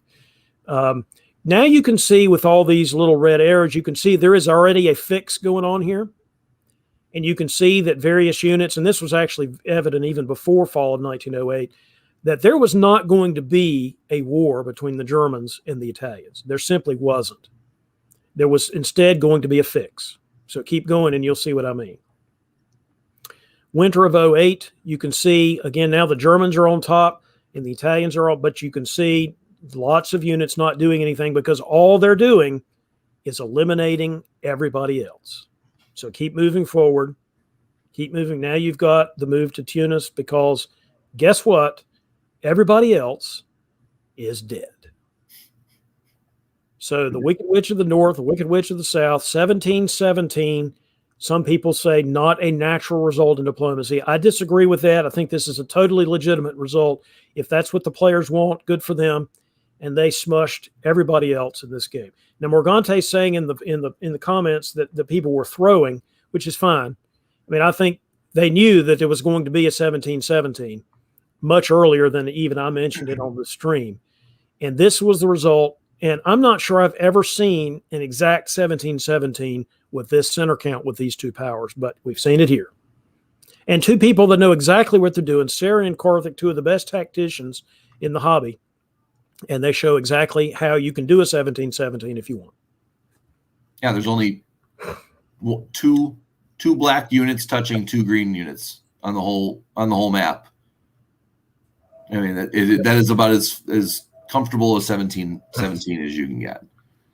Yeah, I don't want to get it's the 1717 where they were not alliance partners. You know what I mean? There's such a thing as you go to a 1717 with an alliance that you've started with since early in the game. An EF and goes in the last centers they take are in Turkey, and then they declare a 1717. That was a traditional way to do a 1717 back in the old days of the hobby.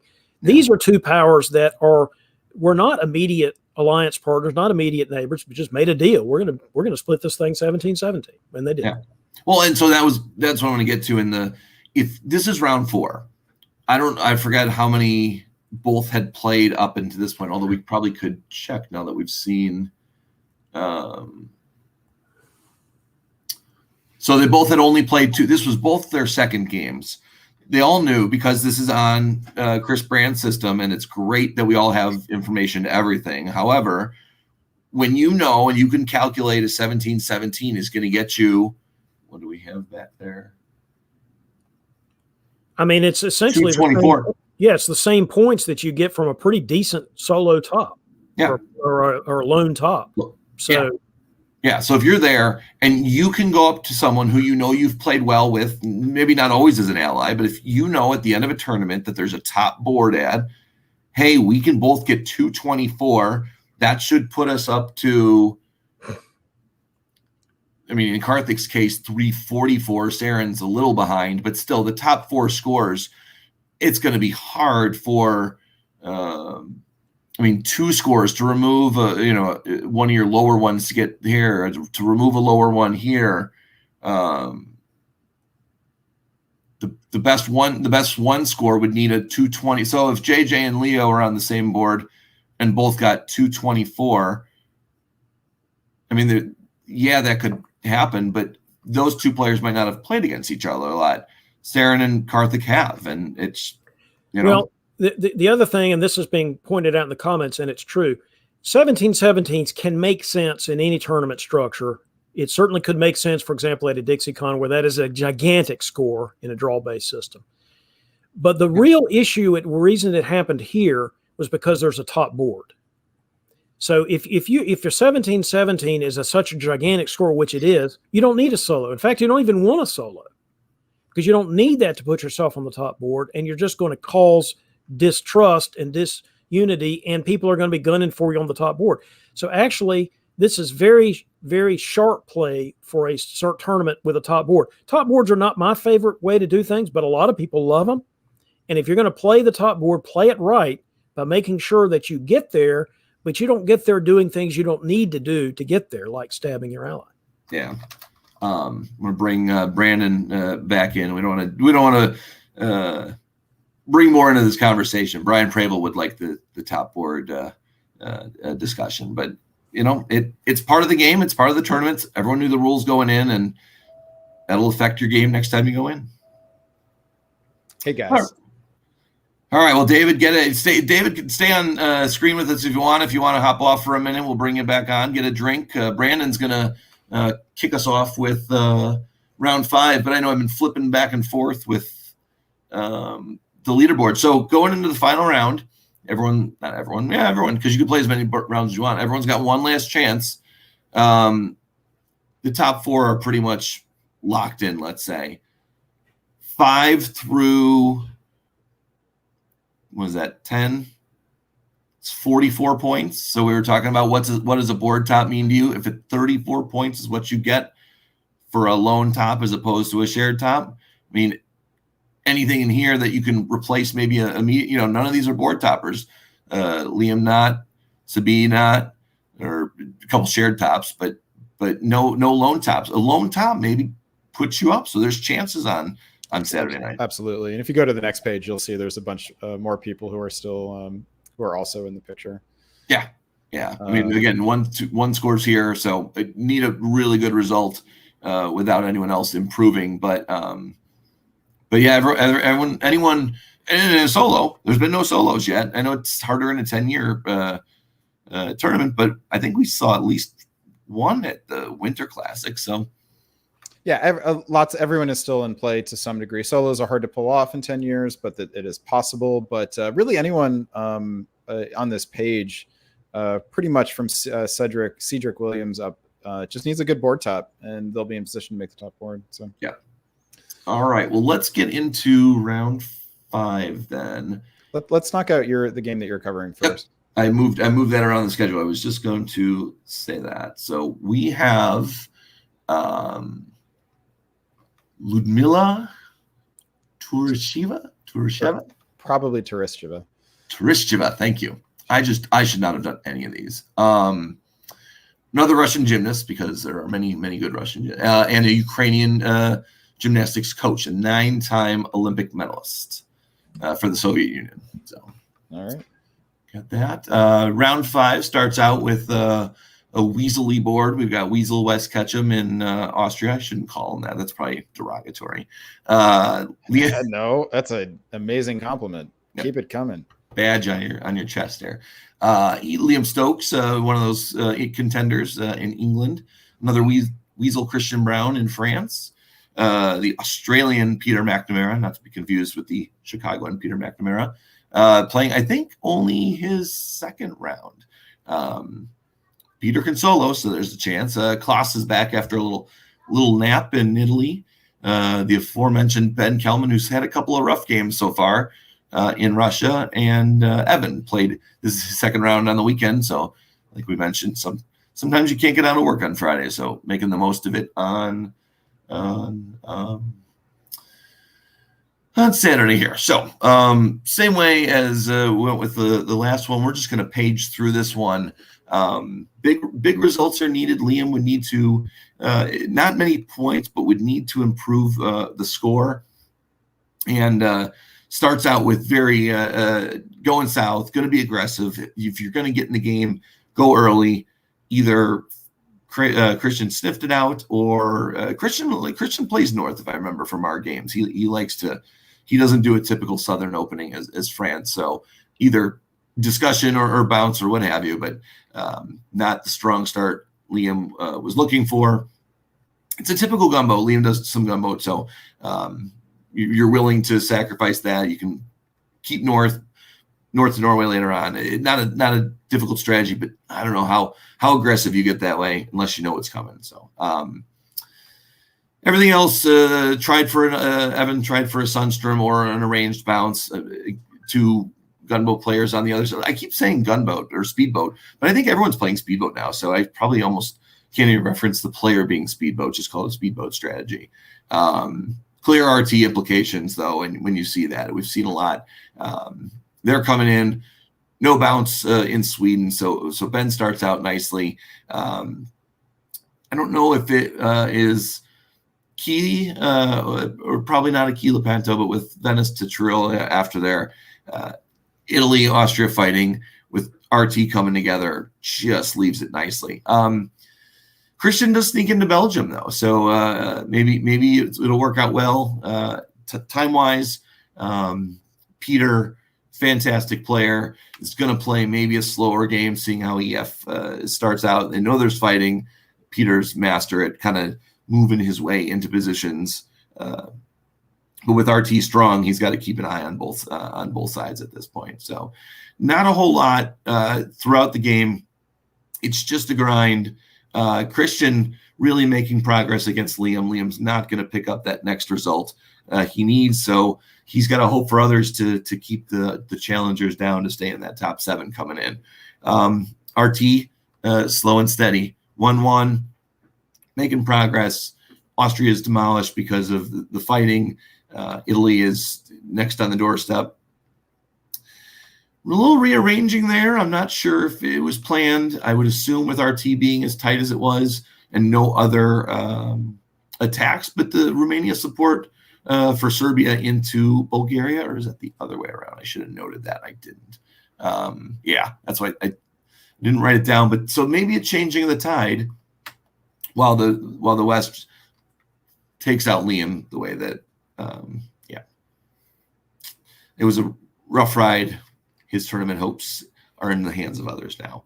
But I didn't think, so the long term you get to when you're looking here is you could patch things up. Matt and Sabi did it in round 4. Your alliance is growing and you're going to get your builds. Now, Evan didn't get the builds out of it, but Ben, with the dominating in the north, really pushing in the south, up to 9, matching Karthik's score in the last game. Just moving along, you're getting there. It's just a grind.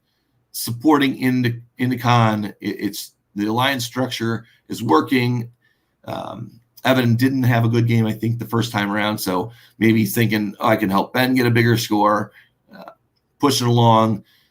No pressure on RG in the north, though. So Peter continues to live, still has a chance, picks up 2. Now the crack in the alliance is coming. Center's got to come from somewhere. You're going to take out France, or am I going to push on to Russia? Russia builds 2 again, is at 11. This is the Matt Krill performance from, I think it was the last round of the Winter Classic. When you're trying to get into that last board and what you need, how many can you get? And they keep pushing. Finally leveled out, but Peter McNamara is in the crosshairs now. France is still holding on.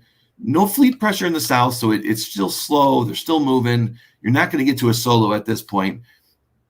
because it'll just grind down. But how much is that number? What can Ben get to in order to get to that top board? Well, not enough.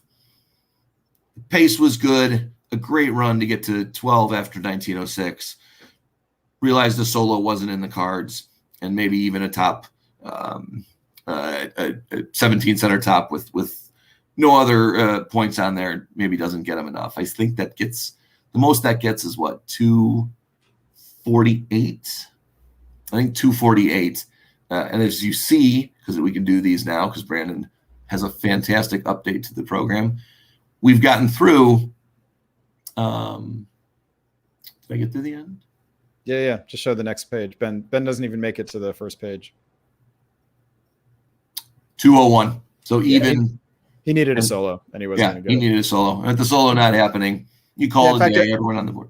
Everyone on that board needed a solo except for Klaas, and it didn't happen for Klaas. And Liam too. Liam was at sixth. Right.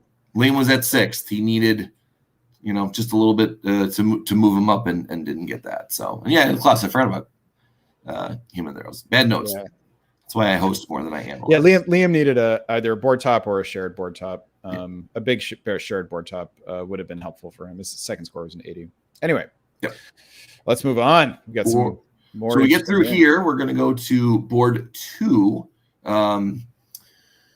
which again we've got some players. So let's go to everyone. Hopefully, anyone who's ever watched any Olympics at any point in their life knows Nadia Comaneci. Arguably the greatest gymnast up until the current period. Simone Biles, I know, is pushing. It'll be a great conversation to have, hopefully in a few years. But look up the Wikipedia entry and watch some highlights. The Perfect 10, I think, made NBC's coverage for years and years on the Olympics. So fantastic. The players on this board are at that quality in diplomacy. We've got J.J. Raymond only playing his second game of the tournament, so he's got a lot to shoot for. Benjamin James, again, somewhere in our great country. We've got England. Katie Gray only playing the second game, I think, in France. Ed Sullivan playing his 4th in a row. There were a couple players who played 4. No one played 4 in a row other than Ed. Playing as Germany. Italy, John Jameson. We got a John Jameson sighting. Sabi Ahuja in Russia. And Chris Brand in Turkey. So fantastic board. Let's get it going. Yeah, heck of a board this one was. You had 3 players in contention, all in the East. This is to make the top board. I'm sorry, not in the East, but next to each other. You've got Ed Sullivan in Germany. You've got Sabiha Huja in Russia and J.J. Raymond in Austria. So 3 players all next to each other. Each probably thinks that they need to eliminate or best the other 2 in order to make it. So if any of the 3 could get the jump, then they would ensure themselves a spot on the top board.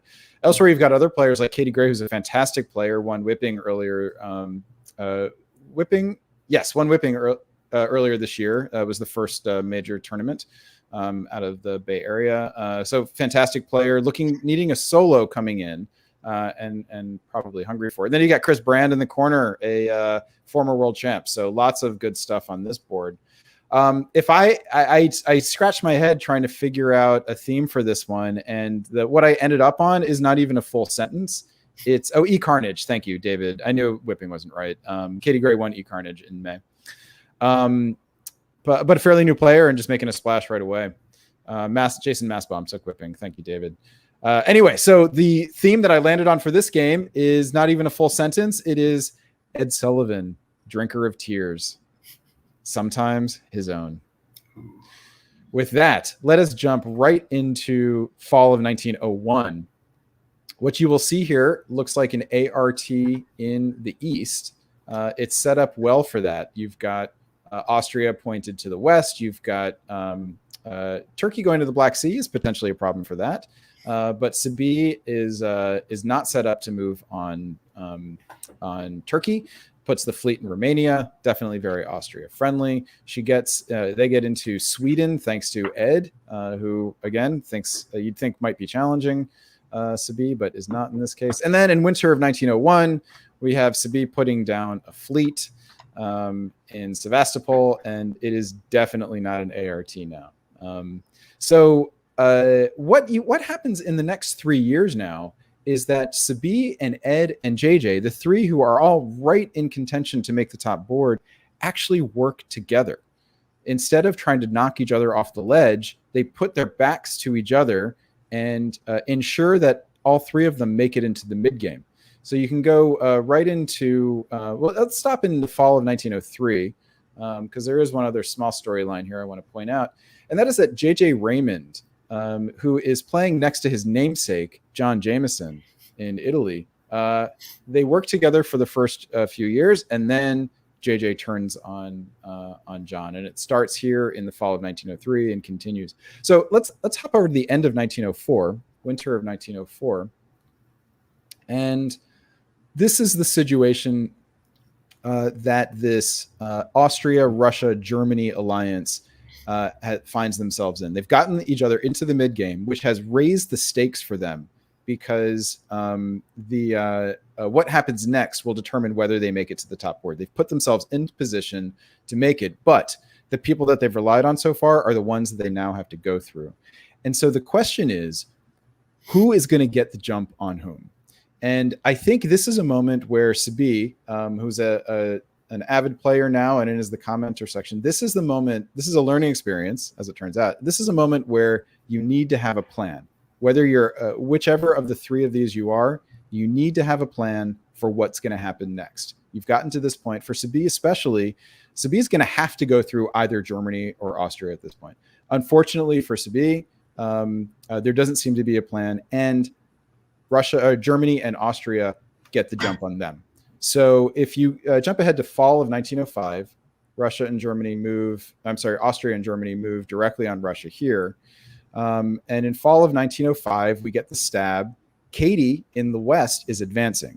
And so she is perfectly positioned. She has now taken out England. Benjamin James in England has given up and let her into his last centers. This is a moment where Katie, who needs a solo, remember, is poised to potentially benefit from possible chaos in the East. But for Sabi, this had to be a very difficult moment where Sabi felt like they were on the verge of making the top board, but is the one of the three that gets left behind at this moment. Okay, fall of 1906.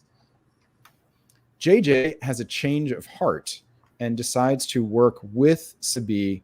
Sees that the stab isn't going to work. Katie now has fleets galore in the Mediterranean and is sending more.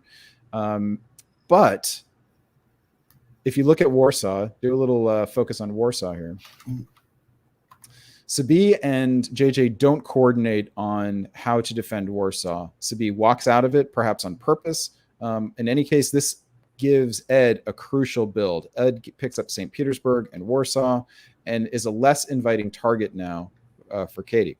Move ahead to the fall of spring of 1907. So Katie has just picked up great position, has built in Brest. This is the moment for Katie to move on Germany, and doesn't. Brest goes to the English Channel. Mid-Atlantic goes into the Mediterranean, where there are already 4 French fleets. Don't need a 5th, certainly don't need a 6th. But if you notice what happens around Venice, Katie does get into position to move on Venice. Now has 3 on it, whereas Ed only has 2. So can guarantee herself Venice as long as Trieste doesn't get involved.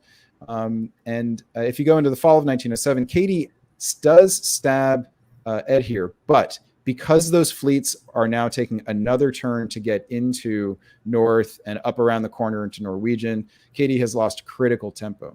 What happens, though, in the southeast is that Sabi and JJ appear to want to throw the solo to Katie. So this is a moment now, go into the winter, where you see that Katie has jumped up to 15, now needs only 3 more dots.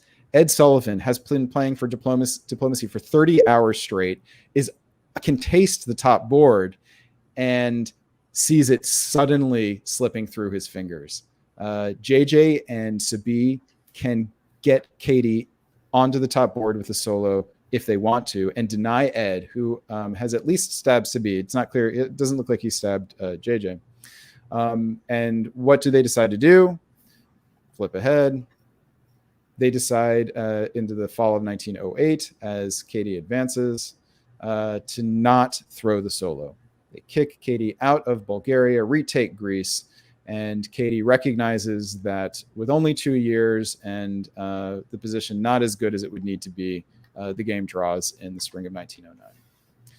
So this is a big result for Katie. She needed a solo. The question for Ed and JJ and Sabi is what happens on the last board will determine whether they make the top board or not. Yeah, there was, it's always that last round. You're watching the other board, you're seeing where it's at. But with Katie knowing it was solo or bust, with Ed watching and number of centers, because 120 probably didn't bump up his score. I think he's had 2 better than that. I don't know if we have a list. You probably find I can tell you, Ed's second score was 70. So this bumped his total score up to 314, I should say. Okay. So he did advance on that. So at that point, if Katie knows she can't get the solo, why dash Ed's dreams? We'll just end it here. Because I don't know.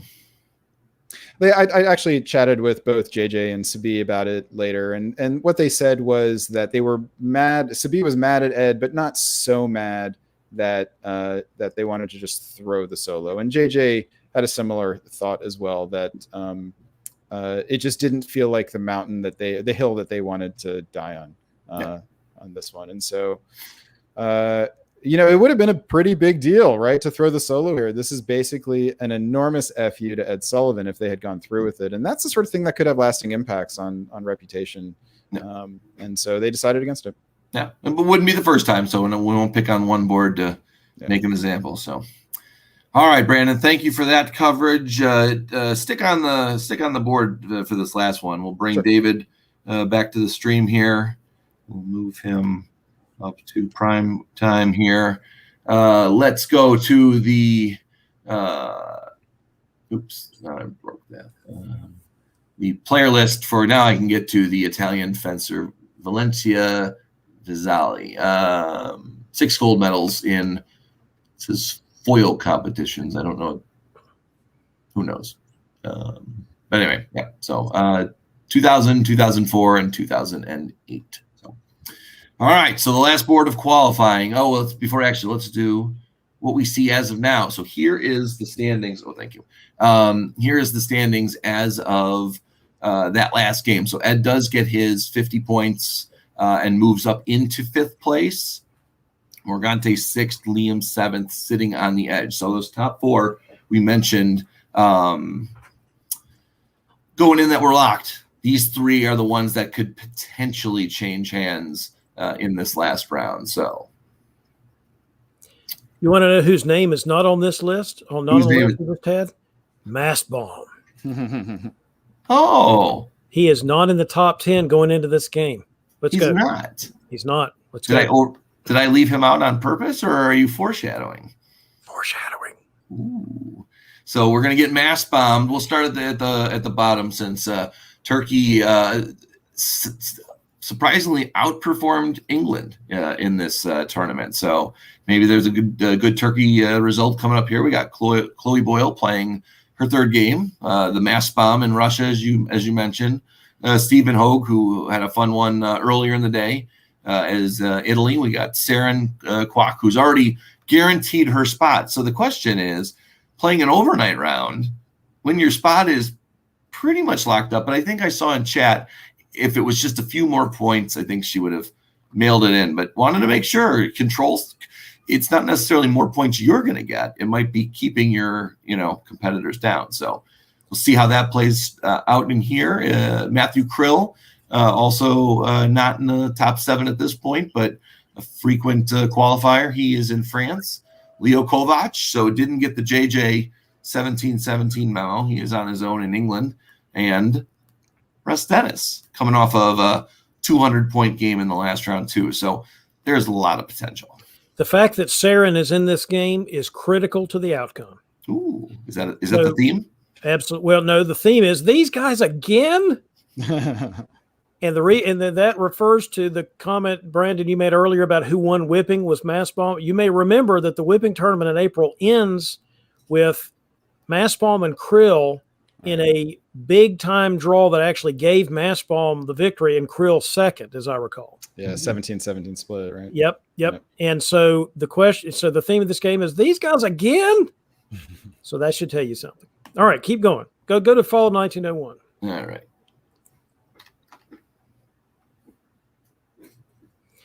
You get to the fall 1901, the Russians have put a fleet in Romania, and they did not take Sweden, and they did not take Norway. Does this look like a game that the Russians are going to completely dominate? I would argue no. Not at the end of fall 1901, and not with Jason Mastbaum. So keep going. 1902, does he somehow recover here? I mean, you went to the Baltic instead of going to Sweden. Have you ever seen such a thing when the Germans don't go to Sweden? So something weird was going on there. But anyway, go to 1902.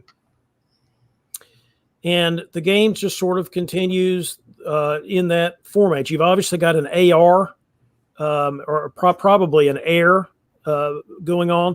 But otherwise, is there anything that just really jumps out at this game? And he built Fleet Sev. But just keep going in 02. Just in the interest of time, let's move to 03. Because I've already foreshadowed what this game is going to look like at the end. So go to 03. And in 03, you begin to see, wait a minute.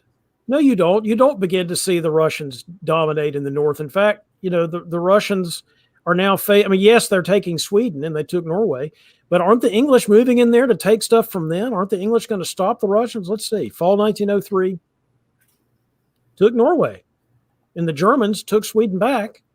So by the time you get to the fall 1903, the Russians are not dominating anything. They're having to hightail it back to Livonia to prevent a potential German convoy to Livonia. They're totally screwed, right? I mean, they are helping take down the Turks, so they take Ankara. The Austrians leave Romania and go to Galicia because the AR is working together here. The Italians look like they're not in this air anymore. It went back to Trieste. But let's keep going. 1904. Jason's situation changes in 1904. Let's go to fall 1904. The English leave. Jason takes Sweden from the Germans, and the English leave. So there's been some, and by the way, the Russians also go to Norway. So things have completely changed for Jason, I assume diplomatically here. And that is really the key to this game. If you want to keep going further, you'll see that this game, now you've got the Russians really jumping out with that move in Scandinavia. And the Germans are moving away from the Russians. So obviously, Saren has decided that whatever Leo did, Saren didn't like, or Saren has decided that she really likes Jason Mastbaum. That's surprising, if that's the answer. It could be. But you can see the Russians continue to march even in the south. They're marching in the south, they're marching in the north. Matthew is still only here at 5 centers. It certainly doesn't look like France is ruling the roost in this game. But as you go to the fall 1905 and go into 1906, you'll begin to, actually, before we get there, is that 1905? Let's see. I'm sorry, I missed something. In spring of 1905, there is a Russian order, Warsaw to Berlin, which looks like a misclick. My guess, it's not. My guess, it's Jason leaving the army in Warsaw, and he was supposed to move it out so that he could, in the fall 1905, move against the Austrians. Ross Dennis. Nice. Well done. Which he does. So not only was he making good progress and helped to destroy the Turks, he's now gotten the jump on Russ, which is not good for the rest of the board. And you can see that the Germans are still not, they don't care about the Russians. The Saren cares about doing something to anybody except the Russian. Go into 1906, you'll see what I mean. Saren just continues to work against the remnants of England. And work with the Russians. At least you can see there's an arranged bounce in Denmark, for example. And the Russians now move to Prussia and Silesia. Does that mean that now the Germans are going to turn around because the Germans are really pissed that the Russians did blah, blah, blah? Go to the fall. And you'll see that the answer is no. Because I think Sarin, for whatever reason, and we don't know the diplomatic reasons here, Sarin has basically thrown the centers to the Russians. Yeah. Didn't even try to defend them, really.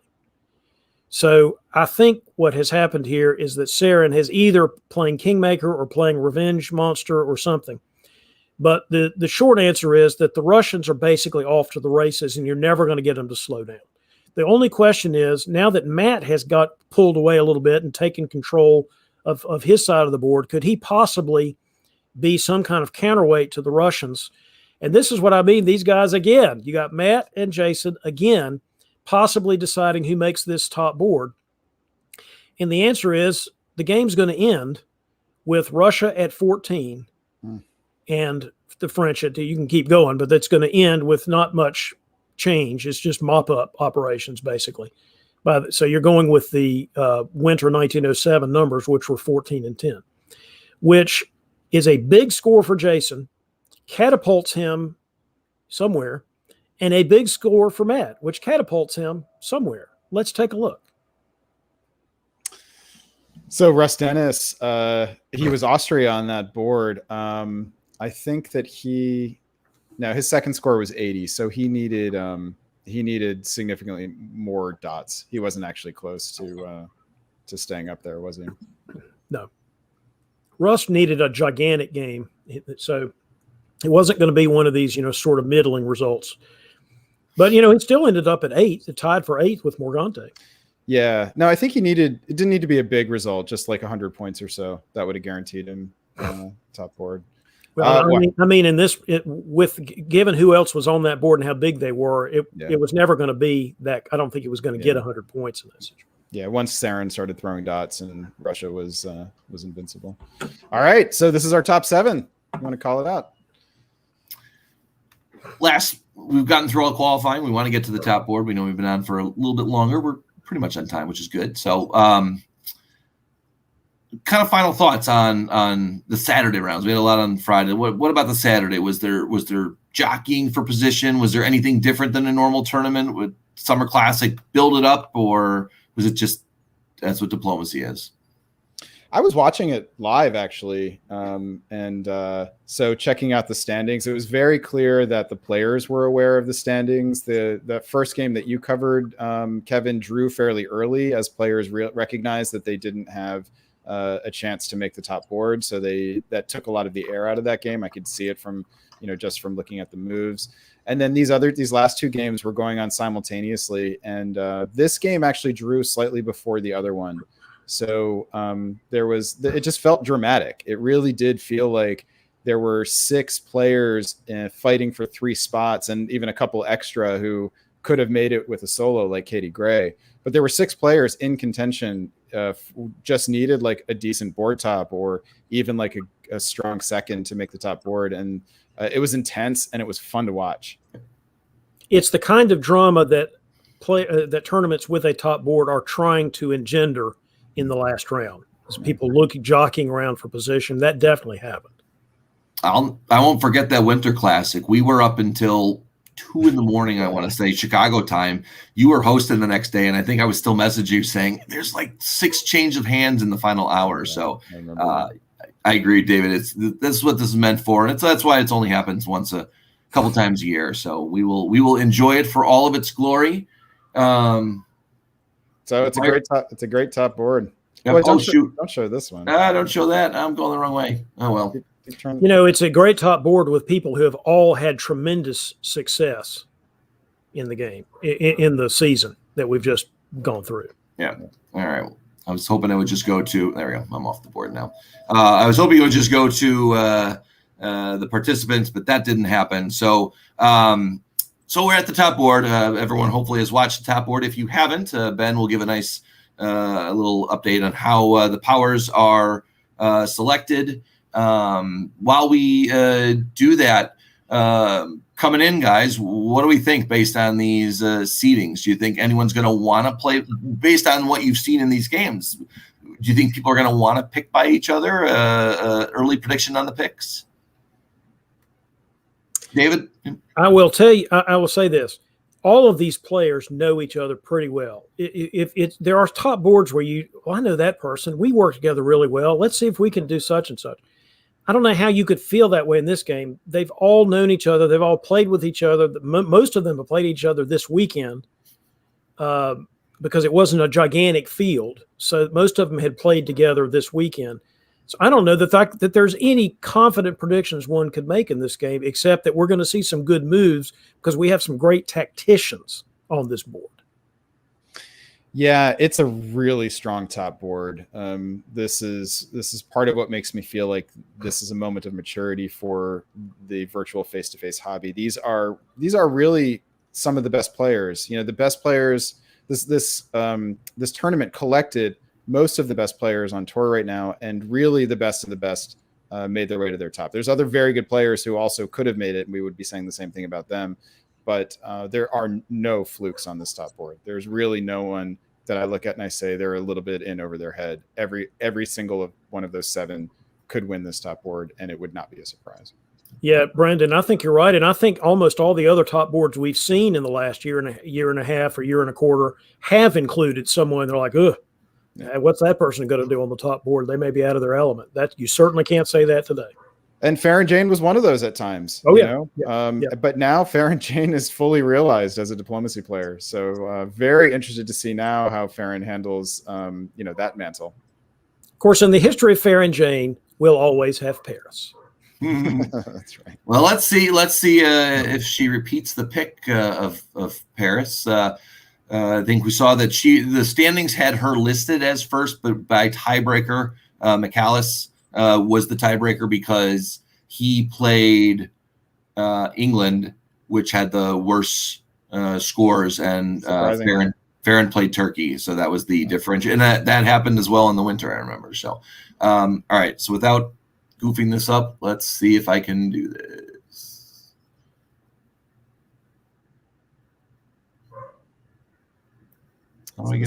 This is the power select.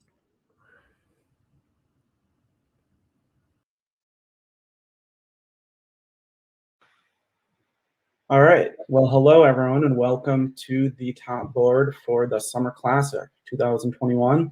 Congratulations, everyone, for having a great tournament and making it this far. We'll be running the Paris method to determine power choice and tiebreaker. I'm sure you all are familiar with the Paris method, but for anybody on the stream who's not, basically the people here will choose which order they want to select powers in order of their performance in the tournament. And then based on that order, they will pick their powers. The flip side of that is that the last people to pick their powers will have the advantage in terms of a tiebreaker if there's a tie in the point at the end of the tournament. So at the end of the top board. So pretty straightforward. You all know how it works. Any discussion before we get started? I think I'm good. Great.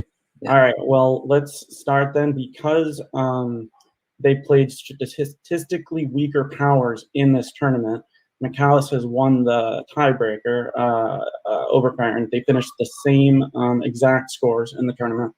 So McAllis will have the first selection of, in this order. But first, we'll start at the bottom with Matt, who will get to place themselves first there, right? All right, so Jason, your turn. You're gonna go before or after Matt? Before Matt. All right, Ed, where do you like to pick? To Jason and Matt. Well, I'd like to pick before McAllis, but I'll take before Jason. All right, up to you, Sarah. After Jason, please.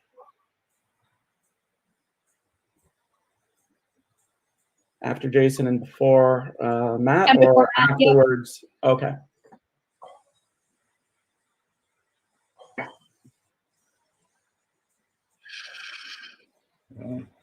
Karthik, what do you think? I'll go between Ed and Jason. Between Ed and Jason. All right, let's give Brandon a second to. So you're going to be after Ed and before Jason. Right.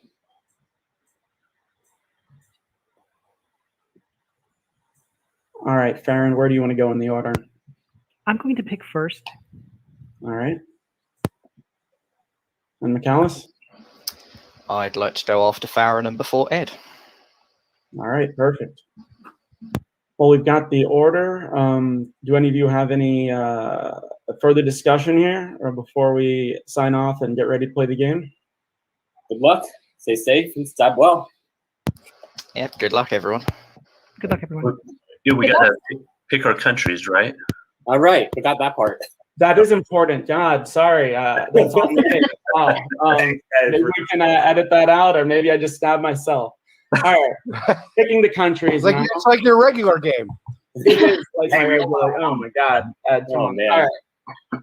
So, Farron, who do you want to pick? What country do you want? England. Good choice. McAllis, up to you.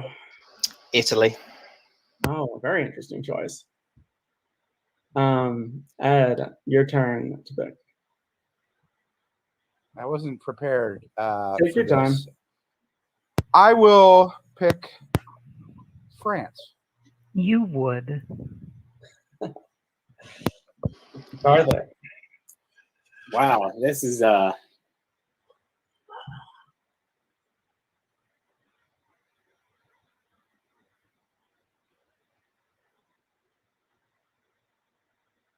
let's take Germany. All right, Jason, what do you think? Austria.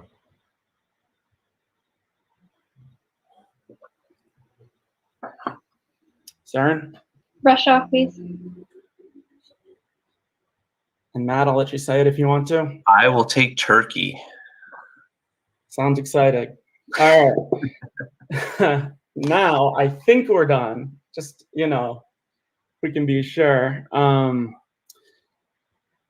Any last words to each other before we roll through to the game? I wanted to thank JJ and Sabi. I'll dedicate my performance, good or bad, probably ugly, to them. Good luck, everyone. I'm looking forward to it. Good luck. I just want to blame Ben for making me waste my Siobhan impression early. That is all.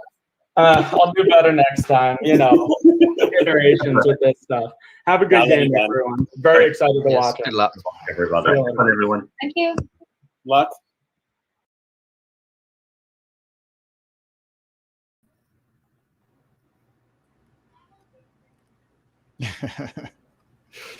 Love Farron's reaction to Ed picking France. Remember that, because we haven't seen any of the game yet, but Ed references it in my interview with him. So you would. I laughed when I heard that. Yeah, Ace Ventura style. So, what do you think? Pretty straightforward. Not too much moving around. Any notes on some of the power selection? I was just going to say that McAuliffe picking Italy stands out to me, and I think it's because, Peter had a lot of success picking Italy in the DBNI Invitational. Some other Paris methods have picked Italy as someone who can be underestimated and also hard to eliminate early. So I think that was probably a pretty cagey and smart pick by McAuliffe, which is not surprising because he is a cagey and smart player. Yeah, it's clear that he has done a bit of homework, and he had a strategy coming in. And Italy is a great place to be if you are worried about being targeted, which was Peter's worry, I believe. I don't know that McAllis has the reputation to merit that yet. So I suspect that he is simply thinking about playing the long game, like David was talking about. The other thing that stuck out to me was Saren dropping back to 6. Saren is a player who joined the virtual face-to-face community at the start of the pandemic last year, showed a lot of promise, a very intellectual player. But it's taken a while for those results to come in the virtual face-to-face. And so interesting choice by her to put herself 6th from 4th to 6th and basically take a more passive approach, take whatever comes and choose from that. All right, well, let's hear from them. Maybe there will be some follow-up to that. So we'll get some play.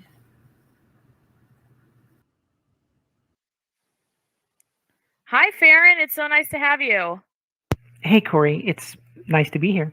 Awesome, possum. So, how did power selection go? How do you feel?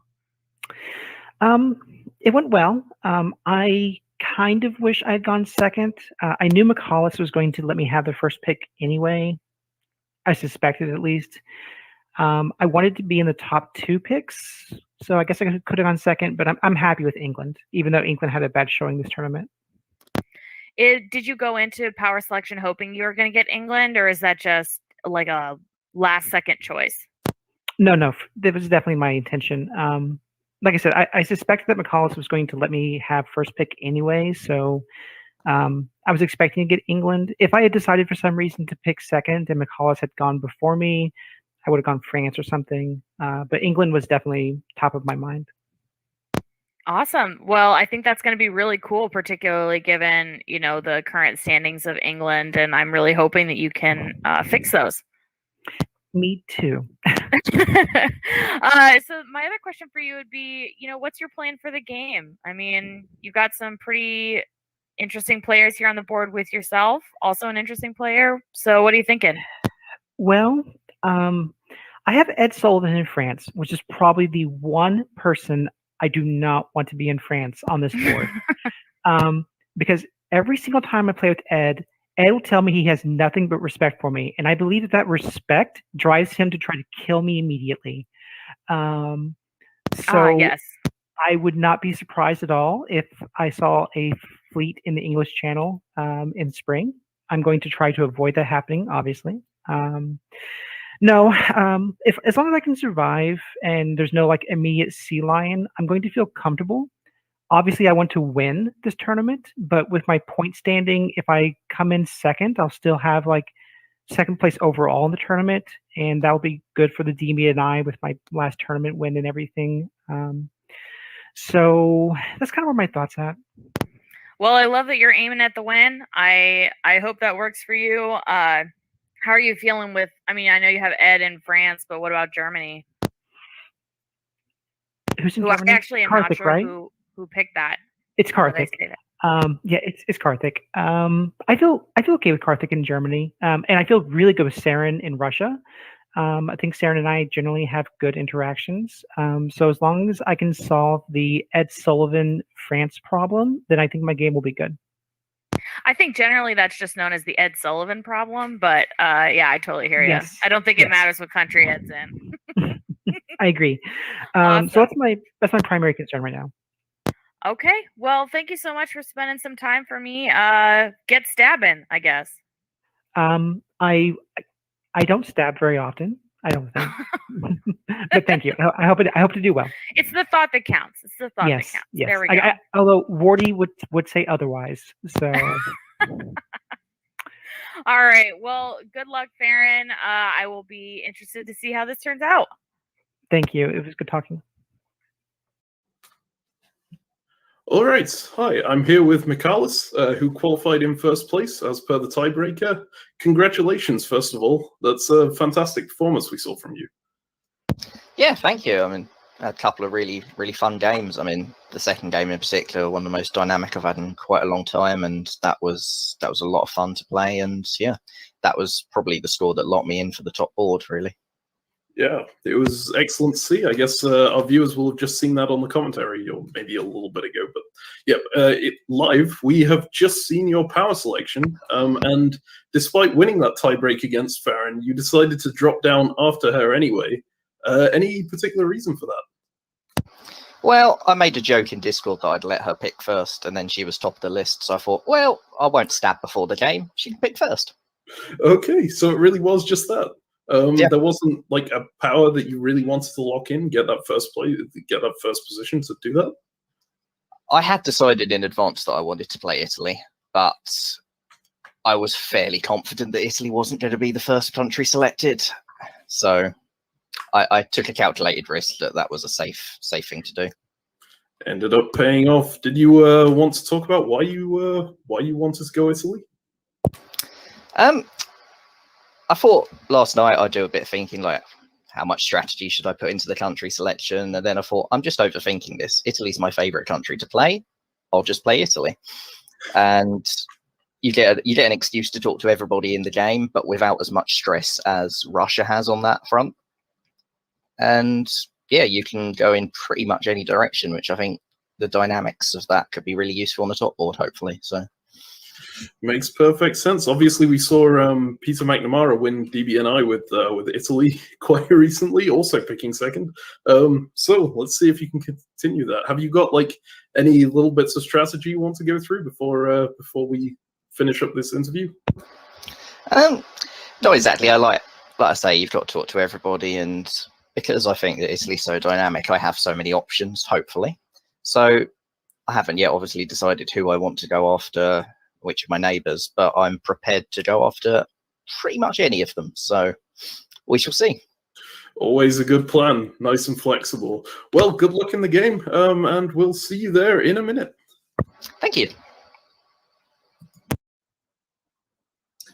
Ed Sullivan, congratulations on making it to another top board. How do you feel, first of all? Pretty tired, more than anything. I had a pretty up and down tournament, so it forced me to play 4 games in a row, and I didn't sleep for over 30 hours, which is hard for me. And so, and it seemed like a pretty emotional game last night as well, yeah? Yeah, I mean, and then you couple that in with no sleep, and I was just about to get where I needed to go, and for Katie to make the move and maybe Solo to happen to be thrown against me. I mean, I just tried to maintain my composure and use all the, meager skills I have to talk to JJ and Sabi about why that would not be a good idea. And I'm really glad that they made the decision to not throw. All right, well, you're here in contention again. You come in as the number 5 seed. You managed to get up to 3 in the selection order. Was that a surprise for you? 100%. I'm so happy. I thought I'd be in the East with Jason and Matt Krill, who went 17-17 and have a diplomacy love affair. And I'm like, oh God, it's not going to go well. And so I'm really happy to be in the West, although Farron and I have a long history of fighting each other. And I think that's going to continue in this game. What made you choose France when the selection came to you? So I can speak freely, and I will, which is it's the most defensible power. Farron, we disagree on the reasons. We are always fighting. I love the French position, and I was just knocking on wood that Karthik would play Germany and that he'd pick it. And if I can't get Karthik to go against Farron, then I think I'll see Farron and Karthik and maybe even Michaelis, a web dip friend of Karthik, come after me. But that's fine. That's a better risk than being Austria or Turkey and getting killed. So your initial strategy is to try to work with Karthik against Farron then? Yeah, that's my only strategy. If that does not work, I will not be around. All right, so we should expect to see fleet in the English channel, French fleet in the English channel, or a bounce in spring of 01. I normally would not move to the channel, but I know she will, so it's happening. Channel's coming. I'll probably just tell her I'm doing it. Excellent. Who's going to win this game? I'm going to win. I'm going to be optimistic. All right, last question for you. Does all of that hair interfere with your thought processes? Well, if the sign of a messy set of hair, Brandon, is a sign of a messy brain, what is the sign of no hair? Clean. Very clean. All right, man. Good luck today. Look forward to maybe talking to you later or having a good time not talking to you later. You can talk to me while I'm having a good time, but not as the winner. All right. Thanks so much. All right. Good luck. Okay. Hi, Karthik. We've just come off of the Paris method selection here and seen some interesting moves, specifically from you as well. You dropped down 1 position there. Do you want to talk to us about why you did that? Yeah, sure. So, I mean, the lower you are, the better you are in terms of tiebreakers. And I figured that around the 4th position is where I have the best ability to get a country that I would be happy to play, but also low enough that if tiebreakers were to come into effect, I'd have a chance there. And also let me, sort of get a see of who's picking where and be a little bit reactive to that. So lots of benefits involved. Okay, so you ended up picking Germany. Was that a country you were happy with then? Yeah, definitely. Germany is a country I enjoy to play quite a bit. I mean, I enjoy to play most of the Central Powers, or at least I like to play Germany and Austria a lot. And being on the German side, very, very happy to do so. Okay, and you say that it gave you a chance to have a look at the lay of the land and where else everyone had picked. We'd seen England, France, and Italy go. Did that impact your decision to go for Germany? Yeah, so I know that Baron and Ed have had previous breakdowns in communication before, like when it came to like working together in terms of previous boards. So my hope is that that continues. I mean, it's entirely possible that I get unlucky here and this is the board they choose to use to make up. But we'll see what happens. So I thought, being able to work with either Ed or Farron and get like a good deal there would be huge for my potential performance. And with McCullough in Italy, he's someone I'm very familiar with from our WebDip days because we both used to play online on Web Diplomacy for many, many years. He's someone who I don't think will be likely to AIR, which makes me feel a lot more comfortable doing starting with Germany. Yeah, absolutely. All right, so we heard some of your strategy there. Is there like anything else you want to say about it before we finish up here?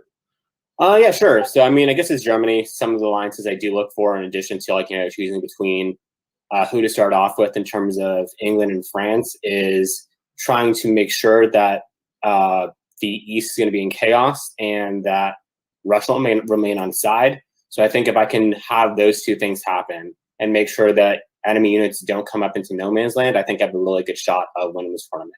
If I fail to do so, well, then my goose is cooked. So.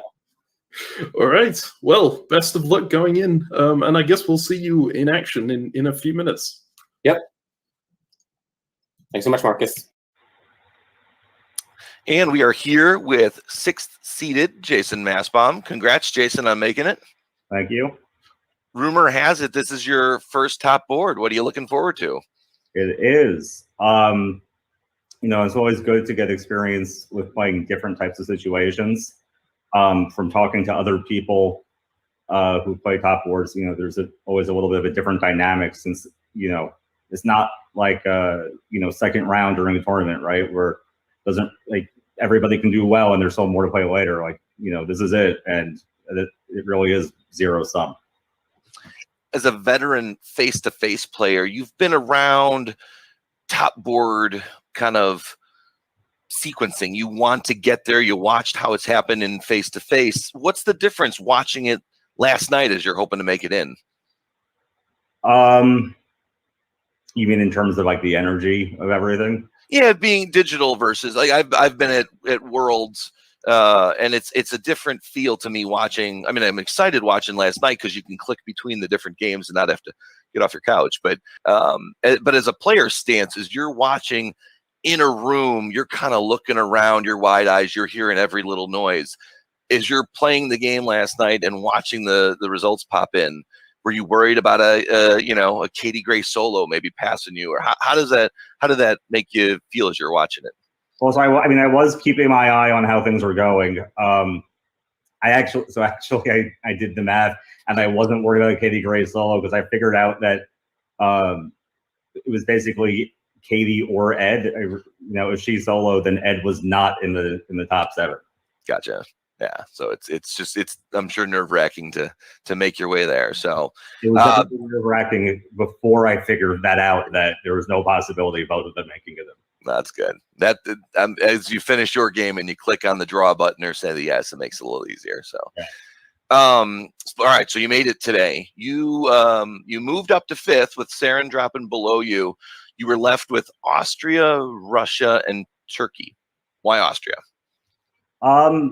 So I don't know how much the online meta is going to carry over into this game, but there's obviously been a lot of gank Turkey meta. So it wasn't gonna, so between those two, I figured not Turkey, those three, not Turkey. I think I've had better results. Obviously, I did very well yesterday as Russia, but in general, I've had better results as Austria as Russia. So I figured just go with the country I'm a little more comfortable with. Yeah. And because the West was kind of taken first, you weren't really playing around the East. It wasn't player to player. So now seeing who you're next to, what's the strategy? I mean, it's going to be the same as every game, right? You gotta talk to people, and the one element that'll be new, as I just said, is how the top board dynamic feeds into talking with everybody. Because I'm pretty sure I play with everybody, with all my neighbors, but I've never played with any of my neighbors, obviously, on the top board. So it'll be interesting to see how that shapes things.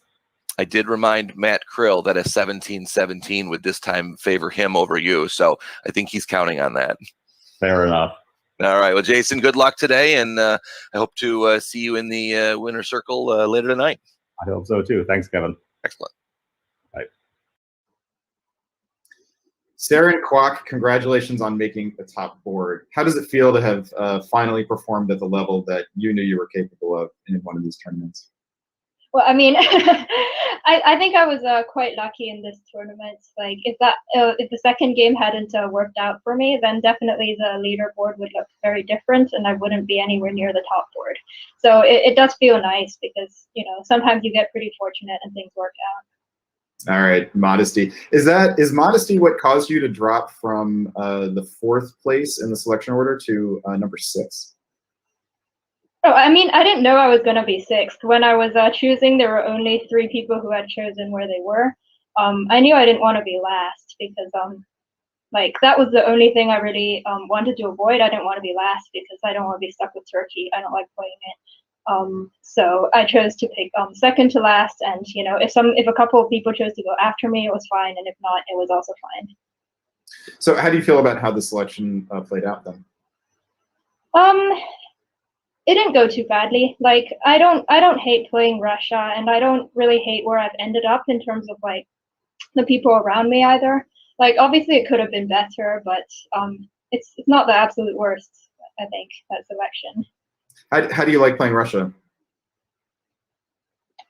I mean, it feels like, obviously you're very busy all the time. You don't really have time to talk to everyone, but it does have a lot of different options in a way that Turkey definitely doesn't, and that's part of the reason why I don't like playing it.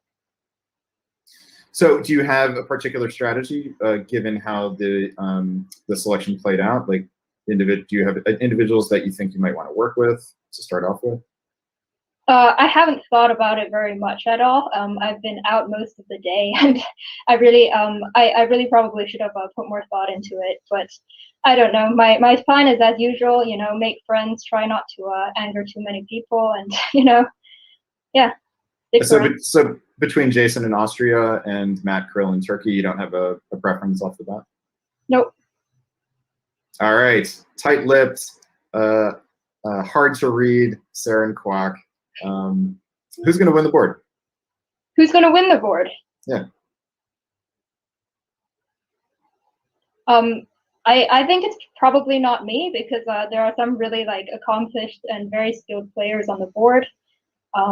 But even if I had to bet between West and East, I couldn't tell you. So. All right. Still, well, not giving us any juice. Saren, good luck today, and look forward to possibly talking to you in the winners interview later. Thanks so much, Brandon. Bye. And we are here today with 7th seed Matthew Krill. Matt, welcome. Congrats. Thank you. Another top board. So what is it going to be like this time compared to the few that you've been on recently? Yeah, I think it's going to be pretty similar to those other top boards. Great competition with good players. And so every one of these tournaments and the top boards, really has a lot of good players. And so I'm looking forward to a fun game. Awesome. And so I asked you about playing against the other top boards because you really didn't have a choice being 7th. What did you think when all the other Eastern powers fell before Turkey was placed in your lap? Well, I expected Turkey. And so it's going to be interesting to see if I just get jumped on early and if it follows that meta, I guess, of Turkey being ganged up on. But I kind of expected this coming into the tournament here, and so I'll do my best to work with Turkey. Excellent. Any strategy on how to get out of the box? Is there one of your neighbors that you hope can pull along? I won't say 17-17, but well, Jason's next to me, right? So you never know. But no, I'm just hoping to find either Michalis or Saren or Jason for wanting one of them to want to work with me and help me get out of the box. I think you have to be very patient with Turkey, and there's not much of an option there. So I'll do my best to try and find a good ally, like I always try to do in a game, and bide my time, I think. Awesome. Well, again, congratulations on making another top board. We wish you the best of luck today, and maybe talk to you at the end of the day. All right. Thanks, Matt.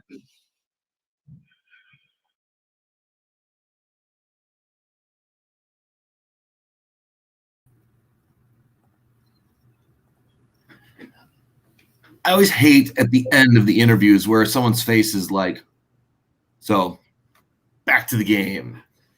I love those pregame interviews. Those are so fun. Seeing who's willing to give us some inside dish and who's not. Yeah, that's just really fun. I have to give Zach more little props for this comment as well. For anyone worried about Matthew Krill's Turkey prospects. Why didn't he say Krilleo fish in there? Because he's not Kevin O'Kelly. That's why. It's his name. I like it though. So, David, any tidbits that may shape the strategy for today? If you don't mind me deflecting that question to something else, which I will immediately do, the thing that struck me, and I want people to realize this, these are all going to be fun, but you could just tell from the interviews, these are going to be fun people to get to know in person when we're back to face-to-face. I know we're here to do a virtual tournament, and I'm all about that. But part of the reason diplomacy is fun is because the people that play diplomacy are fun people. And getting to know them online, getting to know virtually is great. Getting in with their chance to get them to know face-to-face is going to be great. Can't wait. I agree, 100%. And looking forward to meeting some of these people in person for the first time, like Farron Jane. What does Farron look like? Nobody knows. Will Farron have a pair of scissors in her hand when we meet her? Don't know. Want to find out. I hope so. Yeah, me too. All right. I was trying to get you to make some predictions. All right, guys, come on. Who's going to win? I'm going with Camarites. He is such an impressive player, has been for several months now, in league play in particular. I'm going with Camarites. I have to say, if there is an underdog on this board, I think it's Saren Kwok, who just hasn't been at this level yet, but I think is fully capable of doing it. So my heart, I love underdogs. My heart is kind of with Saren, I have to be honest. But I look at Ed and Karthik. It seems like they both want to get the jump on Farron. It won't surprise me if it's one of them. And I can't pick Ed, and I can't pick Karthik, so I'm going to pick Saren. I feel like these predictions, it's everyone who's been riding success has not done well. I felt like Morgante was an underdog. Peter McNamara, I don't think anyone picked beforehand. He's obviously a fantastic player. They're all fantastic players, but anyone who's riding high. So I agree with you. Like Karthik's doing well. Michalis is doing well. Jason's won. I'm gonna. My heart will be with Krill. He's been close. He's been on top boards. So we both got the East, and no one's in the West. So we'll see how that plays out. All right. Put your predictions in the comments, please. Also, before I forget, want to get those awards. So if you've seen something so far today that has impressed you, stabs, rusty blades, pirates, I don't think we've had. I'll take that back. I'll have to go rewatch the show. We would love to get some awards. So put your best part of the tournament so far in the comments. Siobhan's not here as far as I've seen. I haven't been watching the comments, but if you have not subscribed or liked the video, please do that while we have you here, and we'll try and entertain you the rest of the day today. So without further ado, lastly, guys, what do you want? East, west, north, south? What do you want to do? I take direction very well. Throw me somewhere. Well, east-west is fine. I think All right. we're in west-east configuration right now. All right. Brandon gets the west since you love Ed so much, and David will start with the east. Brandon, let's start in the west. And ta-da! Ed Sullivan makes it into the English Channel. Farron Jane regrets not having gone there. That is the thing that stands out. Farron at least went to Yorkshire, so can cover Wales. Doesn't allow the automatic convoy to Wales from Picardy, which clearly Ed Sullivan wanted. And elsewise, we get Burgundy being DMZ'd. Karthik's opening here is, I think, ideal for him as long as you don't look to the south. And I will let David handle that part. You know what's worse than an AIR jumping on you in 02 when you're Germany? Jumping on you in 01 when you're in Germany, which is apparently what's going on here. The Warsaw to Ukraine is why I'm saying it's probably an AIR versus something else.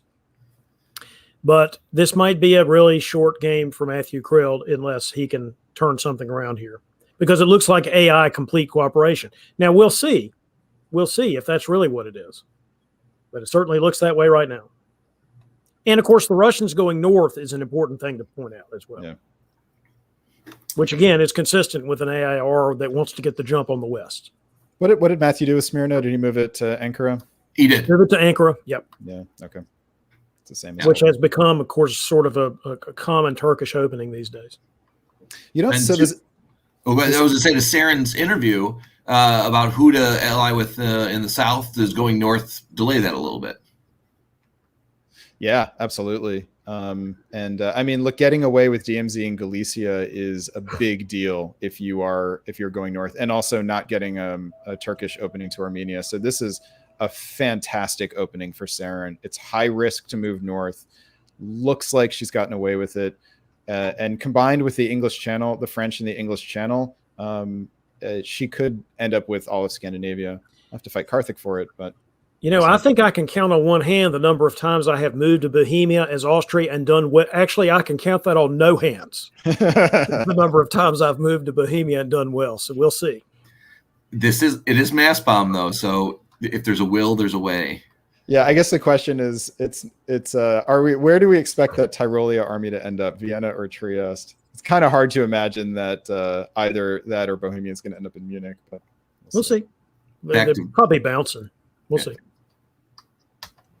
But, all right, David, stick with it. Let's talk about the. You know how many times Jason Massbaum has opened to Bohemia and done well? 0, because he's also bounced out of Greece. So, man. Oof. Oh, Jason. And there's a Russian in Galicia, an army, instead of, something else.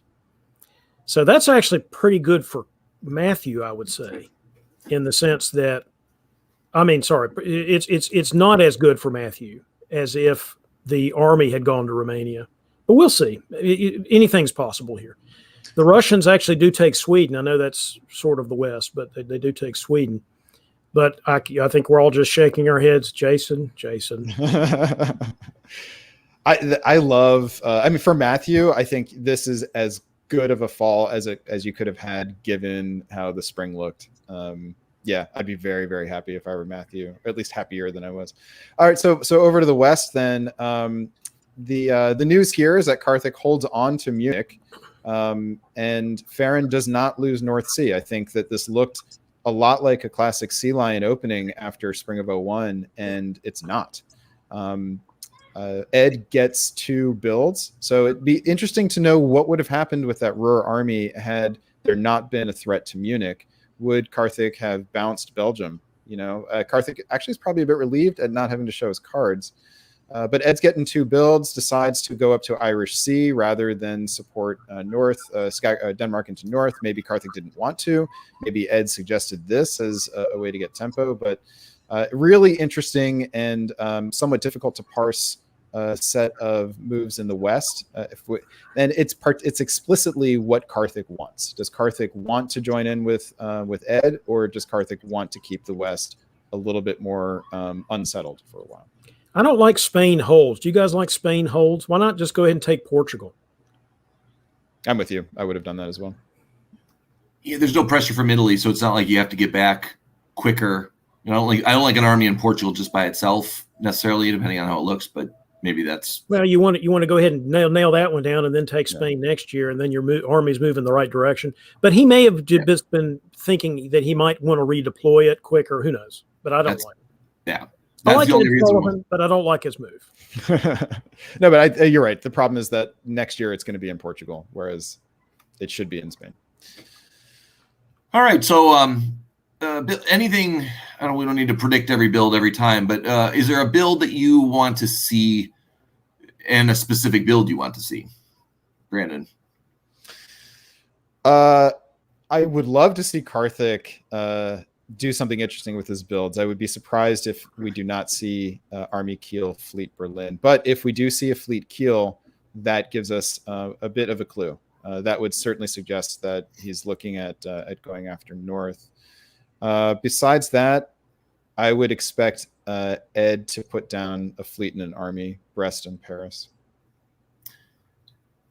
So I'm thinking too, Saren and Karthik had the 17-17. Will this build determine if we're going to see some similar type of alliance? Well, and Ed Sullivan and Karthik have also had a 17-17, right, in Dixicon. I mean, there's so much history here, it's almost impossible to peel the layers of the onion back and get to the middle. You just keep peeling. Insider information said that Karthik did not have his Longhorn shirt clean, though. And Ed's response was, "Why do you only have one?" So we'll see how that plays out. We should unfortunately have to name this a Longhorn Alliance if it materializes. You don't have to. All right, Army Venice and Fleet North That was Coast. a guarantee. That Army Venice was guaranteed. Army nothing for Austria was guaranteed. Yeah. The question for the question I have for the Russians was whether they were going to build in Sev or not, and that's been answered that they're focusing north. Yeah. Which sounds a lot like a sort of a RT, sort of a informal or not very aggressive RT type situation. And Army Moscow is interesting. That tells me that Saren wanted the build but didn't want to scare either Germany or Turkey. So yes. It's a discourage. It's a good fences sort of build. And I love the Fleet North Coast because I'm an aggressive player. If you've already committed north, go the frickin' heck north. All right. Well, we probably should have done the sideline report before the builds, but let's see, maybe he taps into the build. We're thankful for Marcus Zylstra and Corey Neslin for helping us out on the sidelines today, as well as player interviews beforehand. So thanks to the great crew, and let's hear from Marcus. Let's see if I.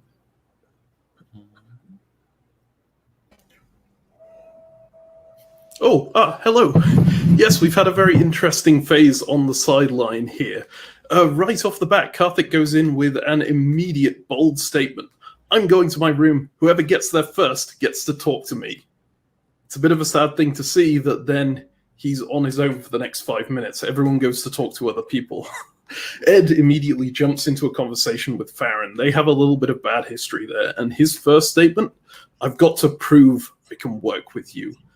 Sounds quite convincing. We'll see where it goes. Michalis makes a point of not asking for Trieste in his conversations with Jason. And Karthik and Jason seem to both be wanting Saren to go north over on the Russian front. Saren seems absolutely willing to do that, especially when Jason offers to demilitarize Galicia. Saren's being very tight-lipped with Farron, which makes Farron quite suspicious about things, but there's not a whole lot she can do. So Jason seems interested in an Austria-Turkey, and Austria-Turkey seems to be a very big thing this phase. Everyone's a little bit worried about Jason and Matt because they've shared a 17-17 in the past. And the entire West are sort of talking about how this might be a massive threat. Michalis and Saren do get together and talk to it. They seem to be a little bit less concerned about it. They're saying, it's probably not going to happen because Jason wouldn't let himself just lose a top board like that. You can't win a top board against Turkey as Austria when you ally in an AT. That's their opinion. but Jason seems pretty enthusiastic about it in his chats. Ed says to Karthik that he's going to the channel once he eventually gets around to speaking to Karthik, which obviously is very much against what he was saying to Farron about wanting to prove he could work with her. They're organizing a sea lion together, and it sounds like they want to try and be in the North Sea by the end of 1901. But then he goes and tells Farron he's not going to go to the channel. So he's telling people completely conflicting things immediately, obviously preparing for a stab. Farron then went to our sideline reporter, Corey, just on her own, and said she does not trust Ed in the slightest.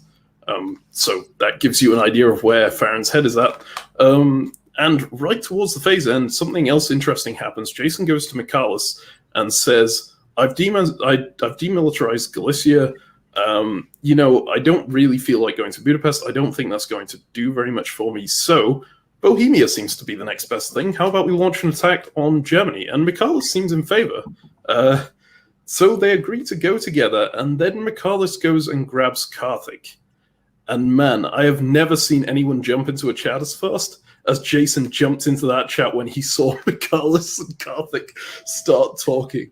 That just on its own, because it was so close to phase, was enough to stop them talking about anything. And the phase went through, as you saw, with those two powers going up north into Tyrolia and Bohemia.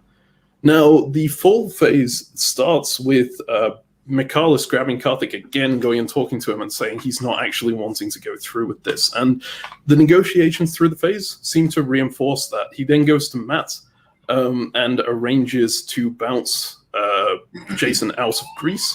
Matt seems agreeable to this, and he's talking about how he'll go into Trieste. So in the north, though, the moves into Tyrolia and Bohemia, along with Seren going north, have created quite the reaction. There's a bit of a strong feeling it might be an AIR. The south seems incredulous about this. They don't think that it looks like an AIR at all, but suddenly it looks like a Western triple is in the works. Ed goes to Farron, I 100% lied, I did it again, and it's not going to work out because of someone else, heavily implied that those someone else's are Seren, Michalis, and Jason moving across the line. So they're all talking about the Western triple for a while. Seren then tells Michalis, please don't make any more AIR moves. I don't want to face this Western triple. And Michalis just seems completely in favor of that. Like, he seems all out against Jason. He's obviously telling Jason what Jason wants to hear, going against Munich. But in all other negotiations, he's very, very anti-Austria. Matt, interestingly, told Michalis not to tell anyone about the Greece bounce, and then immediately Matt told Seren about the Greece bounce, but then told her not to tell anyone else, and it seems like they kept to that. What else have we got here? Oh yes, Seren offers to go to Galicia with Ukraine. Greece would be a bit of a hop. As long as Matt moves out into Constantinople. Matt agrees with this. And in the north, we've got Karthik going, the only chance I have here is the diplomatic way. He thinks that he's in a bit of trouble now that the Western triple has been proposed. He's very strongly trying to convince Ed not to leave the English Channel, but Ed, well, to at least keep pressure on Farron, but Ed is not being very clear with his answers. And finally, Farron, of all people, tries to convince Jason to turn around. You'd think that Farron would be in favor of that AI, given that it's suddenly looking like it's saving her up there in the north with this Western triple talk. But no, she's very against it. She wants him to go back. Jason not hearing any of that. And it looks like he's going to face a bit of a bad result for not turning around right there. All right, that one's gone on a bit longer than I intended, but I'll see you next phase.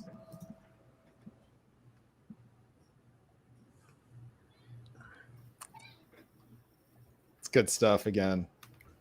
I think the thing that's sticking out to me, guys, I don't know if it feels this way to you, is just how not cautious this is for a top board. Top board play is usually very cautious in the early going. People don't like to commit a whole lot, but you've got a lot of wheeling and dealing going on already behind the scenes, and it's showing in the moves. Good. Yeah. Don't be a commitment phobe. I It agree. speaks to your familiarity with these players. Know each other. They're playing a lot of games together. It's not just the one a month VDL. They know each other. They hang out, in chat rooms too. So maybe that takes the pressure off of I gotta tiptoe around. So we'll see if it continues. I'm hoping. All right. So we got the builds. We're So in we got- O2.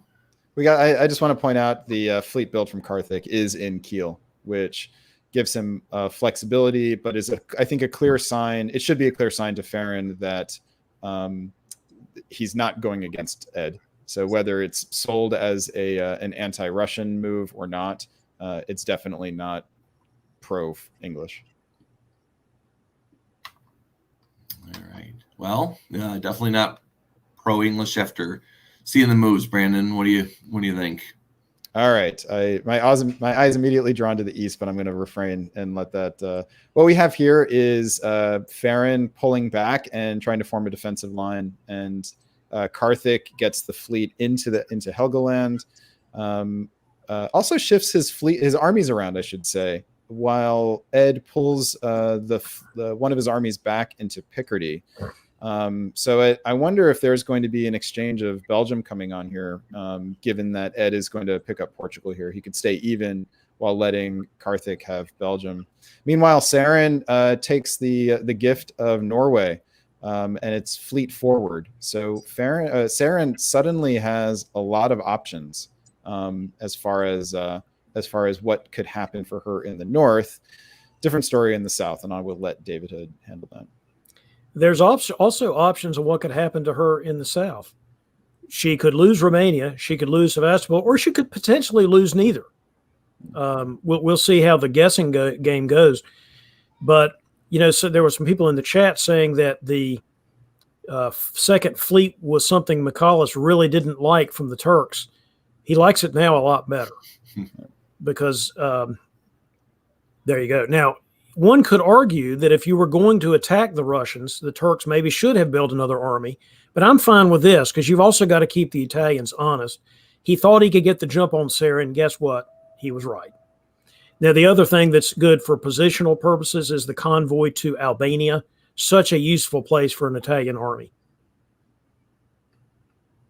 Yeah, this looks like a nice turn for McAuliffe, with the one exception that Venice now has to be covered, but he still, as long as Russia and Austria don't cooperate against Vienna, McAuliffe is guaranteed a build here. Yeah, there's nothing else you could do in that situation. I mean, Tiroli is just perfectly fine for defending Venice as well as staying in Venice would have been. So I'm totally on board with what he did here. I'm not sure about Jason sticking with Matthew here, though. I guess probably. I mean, it wasn't like McAuliffe or Saren were better options. I think that was his only option. Yeah. And I think that Krill will probably accept it now that he's gone against the Russians. I mean, why not? They've worked well together in the past. At the very least, he's going to leave Jason alone to slow down McAuliffe. I think the question in the East is whether this truly is a release the Kraken moment or not. It feels like it. I mean, it's hard. I don't see how Matthew.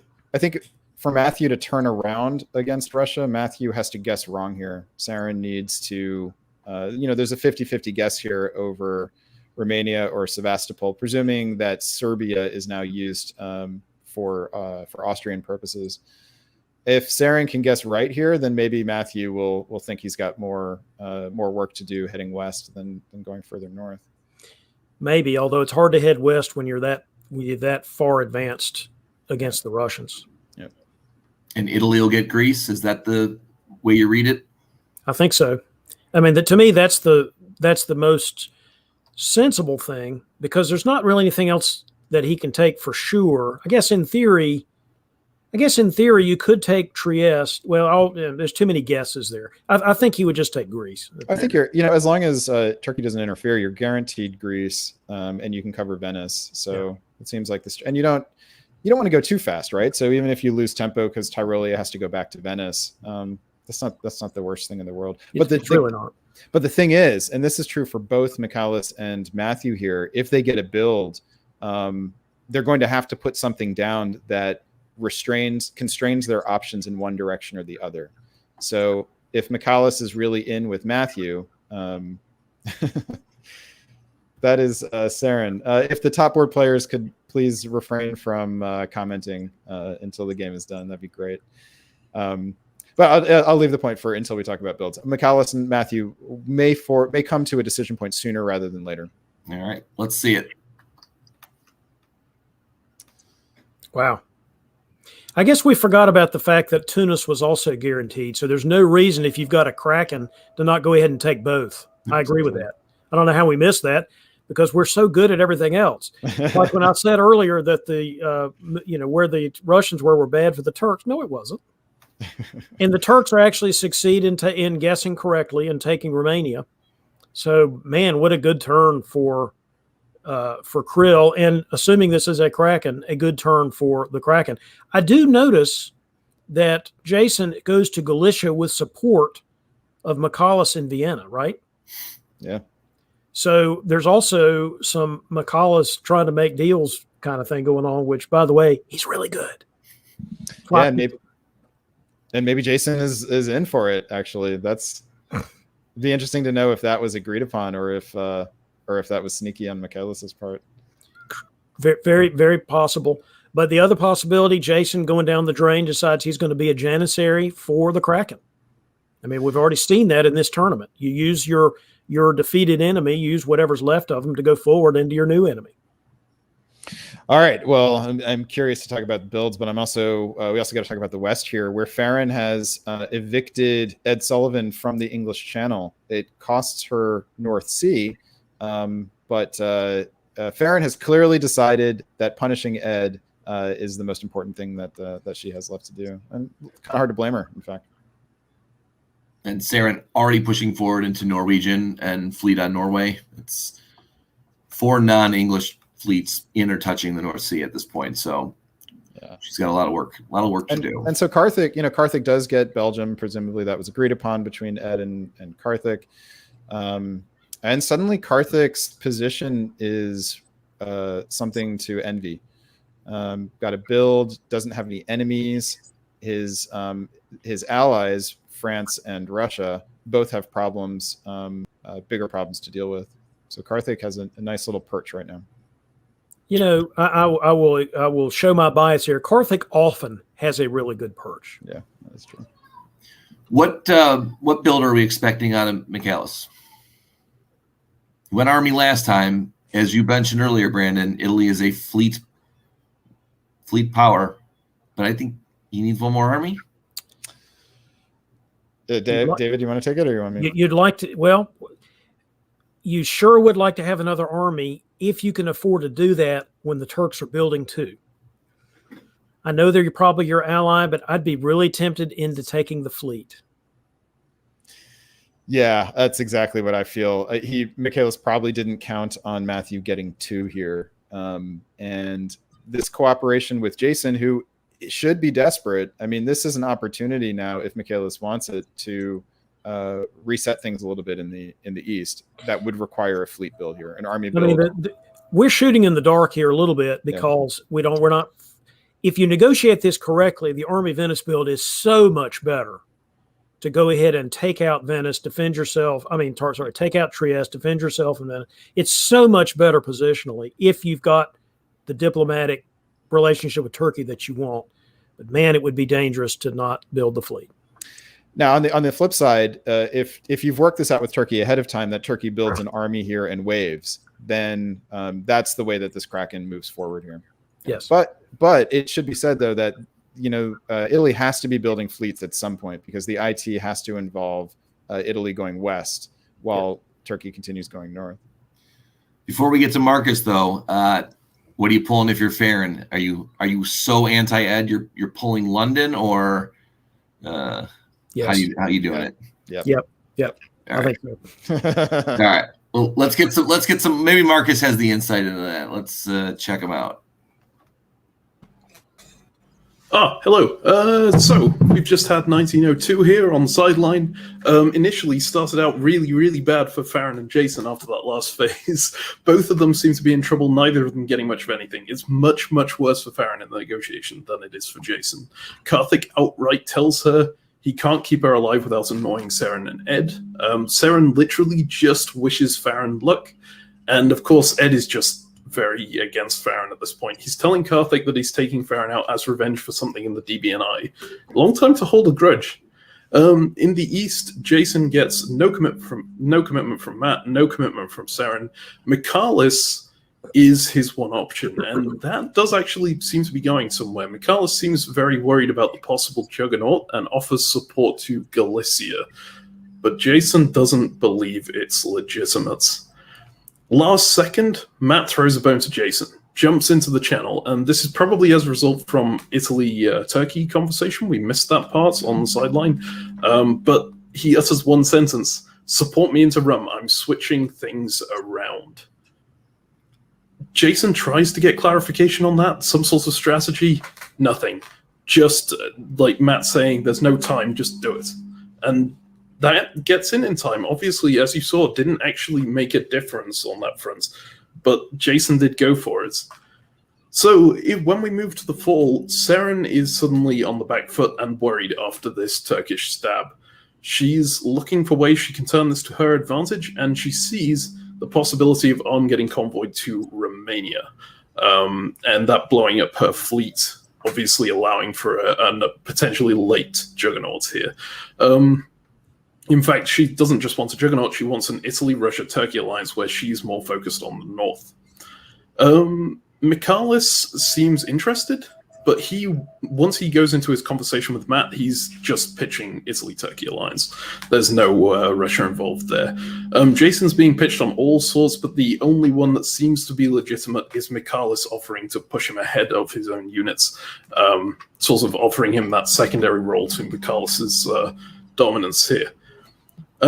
Farron in the north trying to make a survival pitch to Karthik. He's not accepting it entirely, but he is saying he might be able to keep her alive towards the end of the game.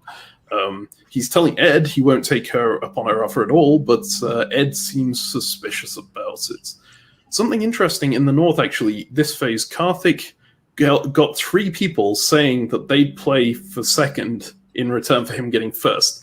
How legitimate that is. This was all of his northern powers, northern neighbors, Ed, Seren, and Farron. Farron, probably true. The other 2, very debatable. Last minute, Michalis jumps in with Seren. And remember, Seren had that plan of convoying Armenia into Romania, blowing up that fleet. He jumps in last minute. He says, "You cannot blow up that fleet. If you blow up that fleet, there is no way I have any way to work with you for the entire rest of the game." And Seren's just like, "What? Why didn't you say this earlier?" But she's suddenly going, what do we do? What plans do you have here? And Michalis is just like pressing her on doing it, and she doesn't really have time to react. Time is over. She does put in orders to save the fleet. Last minute. We'll see if that ends up working out, or whether that was just good negotiation on Michalis' part to keep that Russia-Turkey tension going.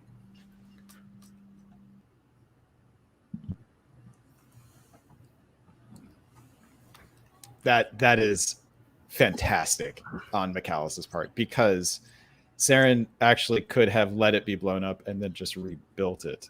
But to have the fleet on the board when Matthew is putting his builds down is brilliant. Could not agree more. Yeah. Wow. Well done, Michalis. All right. So to that end, let's click the right keyboard. Oh, 2 armies. Kraken officially released. Well, but so the fleet Naples instead of Army Venice, it's definitely it's defensible, but and understandable. But the 2 armies from Matthew Krill, that is a declaration of intent. Well done.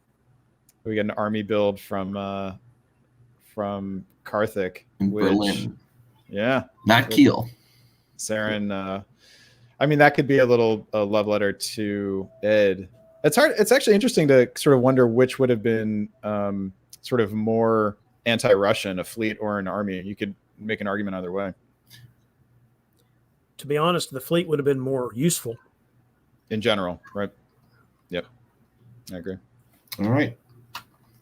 On to spring 1903, and well, yeah. Shall we switch up east and west? Hey, you guys want to do it one more year? Let's take Okay. one more year.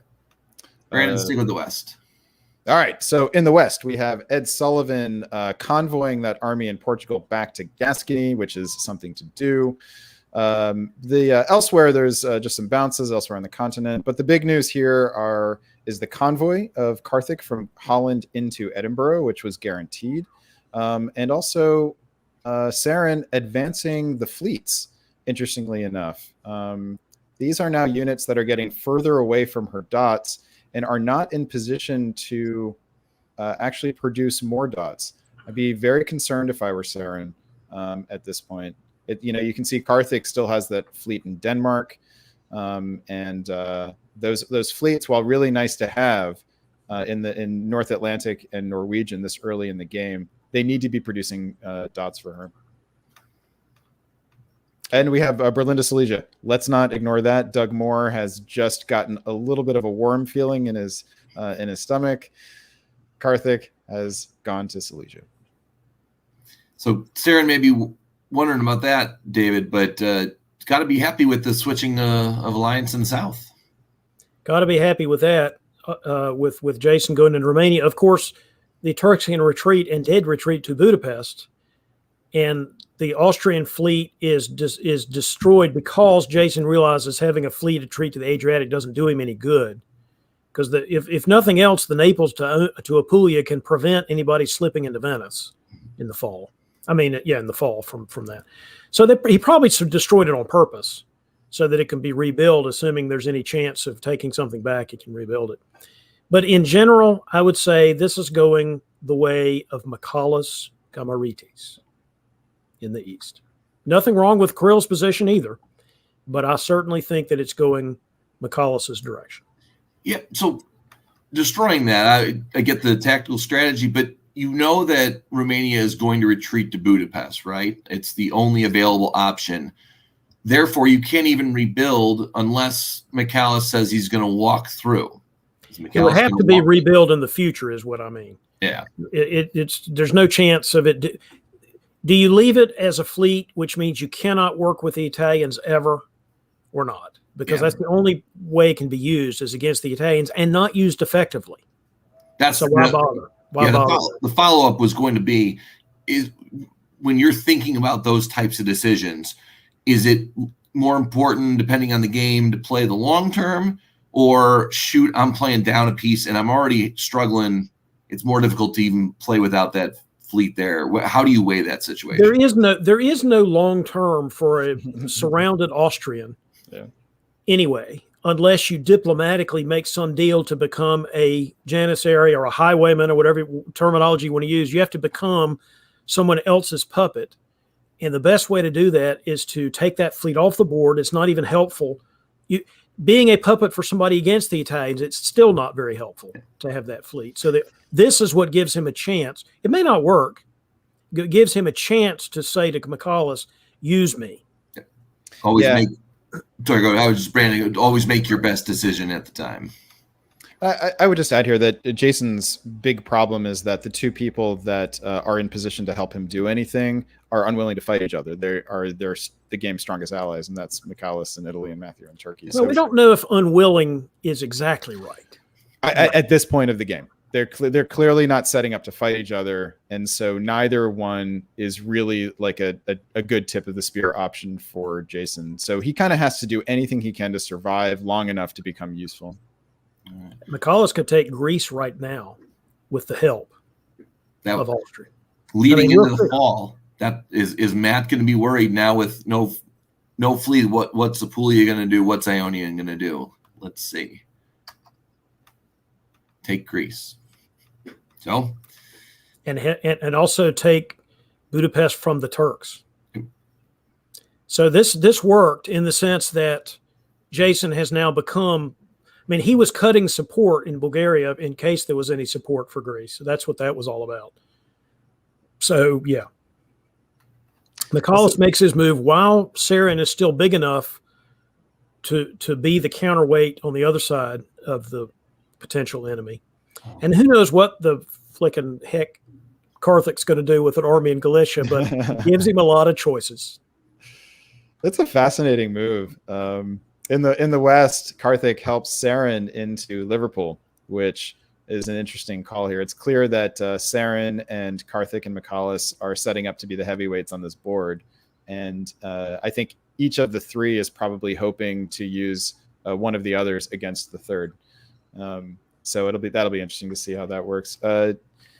Farron blows up the French fleet in the Irish Sea. So Ed, while hasn't gone anywhere, actually picks up Belgium now from Karthik. So Karthik is not getting a build; is up one, down one, and Ed is going to be putting down 2 units. So there is a real interesting possibility here for some kind of reconfiguration of the West. Ed is by no means out of this game. No, I'm assuming Karthik gave him Belgium, right, so that he could build. Yeah. But Camarites goes up by 3 for Pete's sake. But that could be a disadvantage this early in the game. Early leader syndrome for you balance of power people. Early leader syndrome. The interesting thing here is that Saren is so far forward, has 2 fleets against near French territory that may give Ed some pause about going after Michalis in a balance of power maneuver. He's not going after Michalis. Yeah. I can't imagine that right now. Not right now, but you could imagine him being talked into it, right? In concert with Saren and Karthik, but certainly not with Saren having 2 fleets, able to move on him. So yeah, as long as there is a Saren and Karthik, Ed is not doing that. There needs to be a Saren versus Karthik or Karthik versus Saren. Then Ed will do that, maybe. Well, let's see if Marcus and Corey have picked up some data on the sideline on this.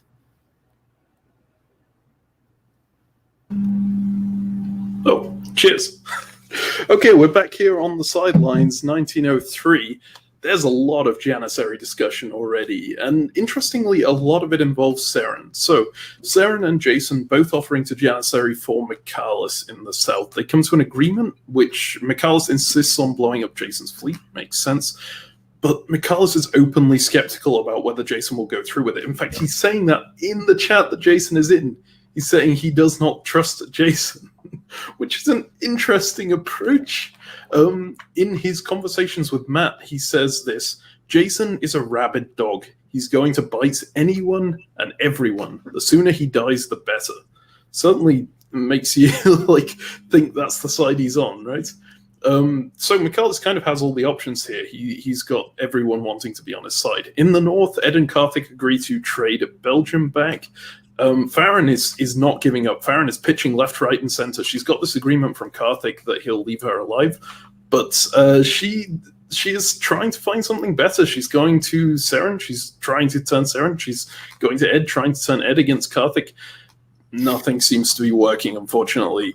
But gotta throw things at the wall. And honestly, in the fall, it shows exactly why she needed to do that, because Karthik just outright tells her, I'm not keeping to my deal. I'm going to eliminate you.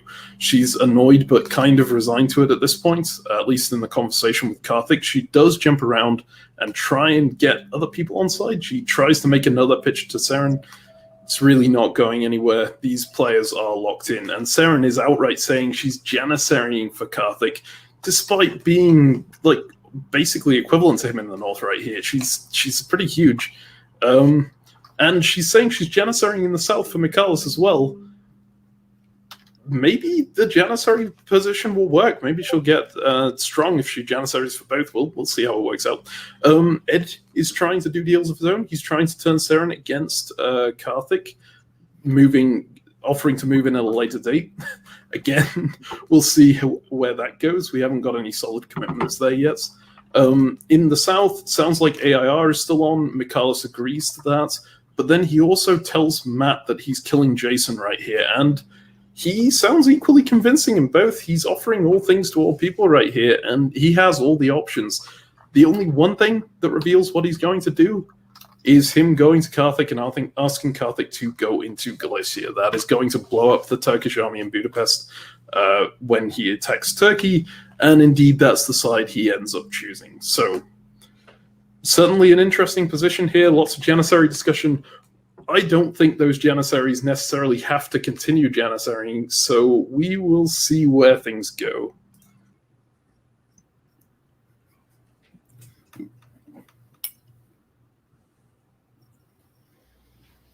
Cheers to you, Marcus. Indeed.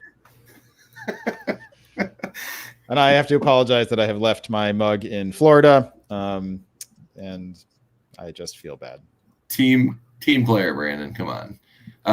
Lack of commitment once again. It's bad. On that note, though, we do want to cheers our tournament spokesperson, Bill, and his team. We were able to catch up with Bill earlier today, so we want to get that on for you real quick here. And we are very thankful to be here with the man of the hour, Henry. Not Bill, sorry. But Bill is here because Bill has once again worked with a great group of people to put on a fantastic online tournament. Some of the best play we've seen probably since the Winter Classic. So, Bill, how did this all come together? Thank you, Kevin. It's always been, once we decided to make a virtual world diplomacy community, it's always been our vision to have a series of events and tournaments. And so this is just the first of what we hope to be we need to restart. I'm sorry.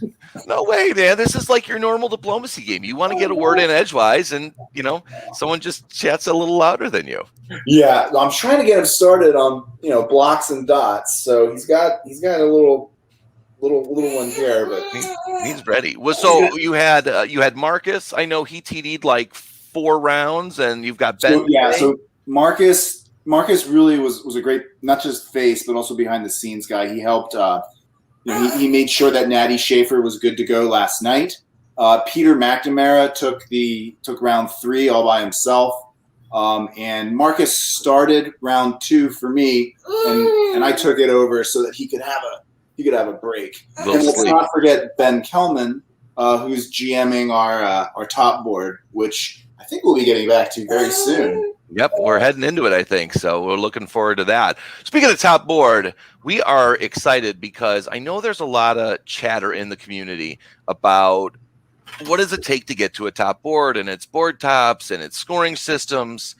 We're going to show you this list right here. And as you mentioned before we got on the air, all but one of these are on the top board. So it speaks to you have to have strong play as we get through. Yeah, it does. And I'd like to highlight Michaelis and his accomplishment. Getting 2 top boards at a tournament is always, it's a really good indicator that you're probably number 1. But it's a very difficult accomplishment because it means you just not gotten 2 board tops, but you have dominated the field in these countries. I'd also like to highlight, Katie Gray. She has really put together a great run of events. I think she was just edged out for the top board here, but I know that we'll be seeing her name and her face, on the podium at future events. And it's exciting to me how many women players are dominating this sport, this hobby. It encouraged me that when baby Henry gets old enough to play blocks and dots for real, that that's not just going to be a bunch of old white dudes like us. He's going to have a diverse hobby to join and to play with. Yeah. That's awesome. He'll be here. He'll be there soon. I know some of those kiddos start out, so just keep talking over your dad. We all like to. Oh man, so that's, and with the women, the strong female results here. I don't know if they were motivated by your Olympic theme. It seemed to pair hand in hand this weekend. Yeah, so I've been watching the news, and I know a lot of us have, and obviously the Summer Olympics are ongoing, and there's just so much gender disparity between women's and men's athletics and sport. We decided the organization we were going to sponsor during this virtual event was the Women's Sports Foundation and their equity initiative, and I decided to name the boards after the most decorated women Summer Olympic athletes in history. So there's going to be some unpronounceable names in there as we deal with our Eastern European and other Slavic names. But I'm sure you and the team will be able to figure it out. I'll get Brandon on that one, so we'll see. But all right, so to the end, we've gotten all the way through it. We're gonna just watch the top boards upcoming here. We're talking about other events that are upcoming. Everything's going to be here in vWDC going forward. A lot of online play. What's the next step with online play? So look, the future is bright. We have over 700 players here in the vWDC.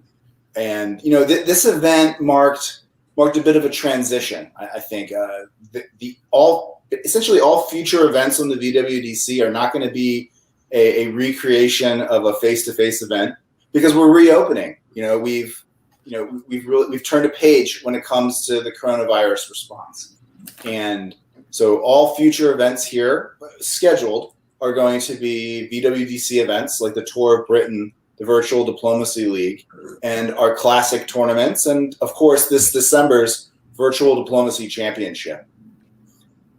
And the face-to-face community is strong too. We have over 825 registrants. I know, it's exciting, on the face-to-face registry. So we've got a great foundation to kind of recreate and re-energize the face-to-face hobby as we move forward. Here in North America, the first scheduled face-to-face tournament is going to be in Philadelphia on October 8th to 10th, the Liberty Cup. But people are already meeting face-to-face and playing. We've seen people play in Colorado. We've seen people play up in Seattle. I know the folks down here in Portland are talking about putting a game together later in August. So it's happening. We're reopening. And look, I also read the news. I know the Delta variant is some scary business. So if we get to a point where we have to start hosting face-to-face events virtually again, this community is strong and really ready to support the hobby. But hey, we had 43 players play 14 boards of diplomacy and put together some amazing results. I can't wait to see how this top board folds out. Can't agree more. We've had a great tournament, and looking forward to a great final board. Thanks once again, Bill, for you and the team's hard work. We look forward to the next big one in December, but there's a lot of diplomacy to go before then. So that's right. Yep. Thanks. Somebody needs a bottle. So I'll see you later. Thanks, Henry. Thanks, Bill.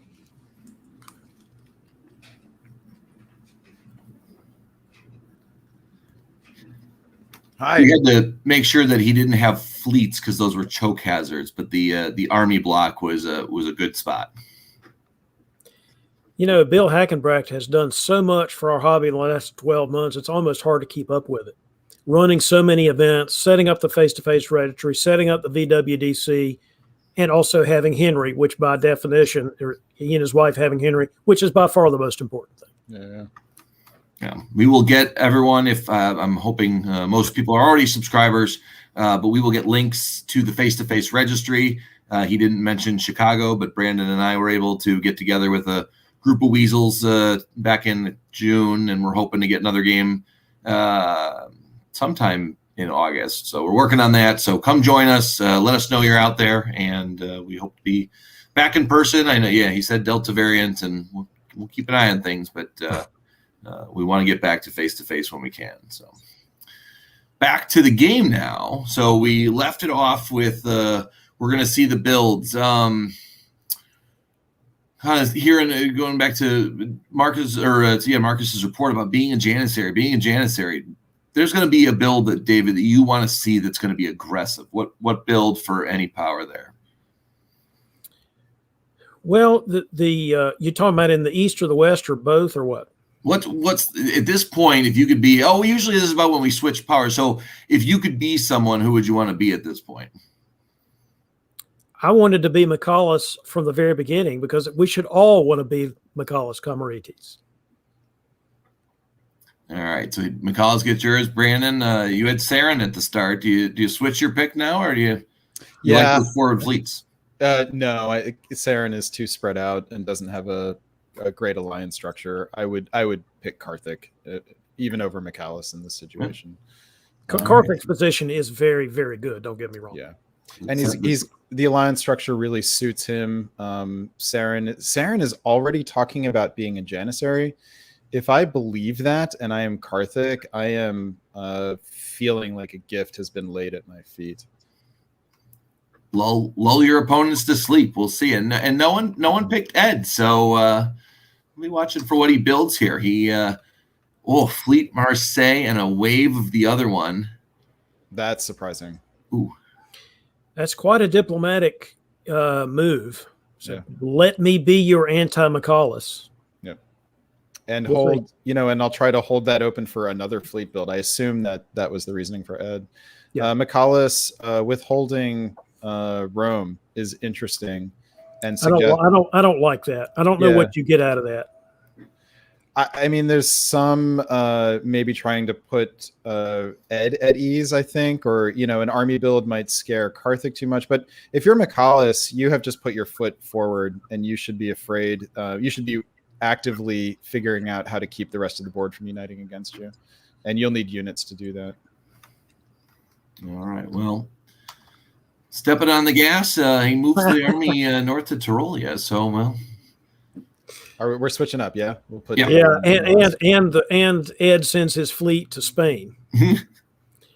So, there's no anti-McCallus Comorites thing going on there. There may be somewhere else on the board, but it's not going on here in the West.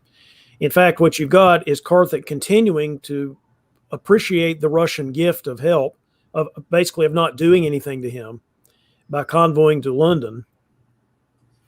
Karthik's position is, I almost don't know how the words to describe how good his position really is. Now, it all depends on how Ed does in his defense, and whether Saren really sticks to this concept of I'm going to hit north and just hold in Liverpool. On the other hand, what else could she do? As Brandon pointed out, she's kind of too spread out to really do anything per se, to have a plan of action in the West. I mean, for herself, that benefits for herself. Yes, for herself. Yes. Yeah. The only thing I don't like there is Karthik not going to Tyrolia. I think it was pretty clear that that Venice was going to Tyrolia, so I think you at least have to bounce it. And now I expect Ruhr just to go right back to Munich. I'm not sure what Munich going to Ruhr really does, unless he just wasn't sure about Ed. I think that's what it was. Yeah, because you'd hate to have a French army in Ruhr. Yeah, certainly. But it's kind of like if Ed and Karthik fight at this point, then it is McCallus. They're conceding the game to McCallus. So, all right, let's talk about the East. We have Jason ping-ponging back to the other side now and taking some German support into Budapest here. It doesn't matter because he's going to lose Serbia behind. But that combined with Matthew Krill taking Greece could have changed the situation if McCallus hadn't also gone into the Aegean here and be able to advance his fleet. So Greece will come right back. But Saren gets into the Black Sea. So this is a development with potential long-term consequences. But again, it's, the board really has to move against McCallus here. So I have to say, combined with Galicia supporting Serbia into Budapest here, I even more want Munich to be going to Tyrolia here. Is this Saren's game to win now? If Matthew pulls this way and we don't believe Galatia is anti-Russian at this point. It's either a good stab right now immediately for 2, or as everyone kind of just said, okay, if not me, I'll pick Saren. It's only a matter of time before Carthage takes Saren's stuff. I just can't imagine that's not true. Yep. All right. Well, not fall. So we're in the fall. Let's stay in the east. There's really no red anywhere on the board. There's a lot of good stuff here in the East, actually, and it's some really forward-thinking play. So Matthew, knows that Greece is going to get blown up, so gets his units out of the way so that he can rebuild that fleet in Constantinople. Didn't actually need to move Khan, just needed to, unless he thought that Aegean might go to Smyrna, something like that there. But he succeeds. He's going to be able to build a second fleet now facing the Aegean. Saren takes Romania here, so everyone has agreed that Jason is no longer necessary, while Saren and Karthik move their armies in a way that will set them up to fight Michalis in the future. So this, we'll have to look at the board when the units are all in place. But Michalis' position here is actually not that secure. I do believe that Karthik and Saren together should be able to take dots away from Italy, at least in the first year. And then David, I'll send it to you in the West. Yeah, what North Atlantic to Mid Atlantic? Yeah, I'm struggling to figure out exactly what that means. I mean, obviously that's what he's there. That's what Saren is there to do, is to, not fight the Germans, to get away from the Germans, to do something to Ed. But if that's true, you don't really want to do anything to Ed. You want Ed to eventually be a counterweight to Michalis. So it's a little unclear, unless it really is, hey, Karthik, I'm throwing to you. It's hard to sort of see what's going on there. I mean, the Germans do convoy back, so they've no longer got an army touching Liverpool. So we'll see if that means the fleet Liverpool now starts to move away. I mean, what's really going on is in the East here, and whether the Western powers are going to respond in the way they need to prevent Michalis from doing whatever Michalis would otherwise do. A lot of this game is going to depend on how Saren plays this. Is she really going to stick with Karthik or not? I have to say, I suspect that Mid-Atlantic fleet is headed for North Africa here. Saren is the type of player who definitely is willing to play a strong alliance play with a long-term vision. So this could end up going into North Africa. It wouldn't be great for her in long term, I don't think, to be that spread out. But number one problem right now is pushing Michalis back. Just think of it as a southern fleet rather than too far away from the north. Yeah. Like, what if it ends up wrapping around and connecting with the fleet in the Black Sea? That would be special. I guess the one thing that I have not been able to figure out exactly is how Ed fits into the focus of this game. He didn't move against Michalis. Assuming that Russian fleet does go to North Africa, what does Ed Sullivan then do? Who is he going to fight? I could see Karthik. I could see Ed dropping a fleet here and going to Lyon and Western Med and taking Saren's support into Tunis. That seems like a possible future here. It would require taking a risk of moving, Spain to the Western Med, but he could always evict her very quickly if she went into Spain. I mean, normally I would say that's right, but Ed's moves have been mostly defensive and positional so far. Yeah. So I guess we'll see. I mean, anything you do that happens to Michalis, like you guys are saying, would prove the point about early leader syndrome being harmful in favor of Karthik, I think. Yeah, I still like Karthik. Assuming that they can unite enough to push Michalis back, I like Karthik's position here a lot. Well, let's hear what last time we got a cheers from Marcus. Let's see what he's got on tap for us this time around here. Oh, hey there. You caught me calculating that exponential Italian growth on my DBM branded calculator.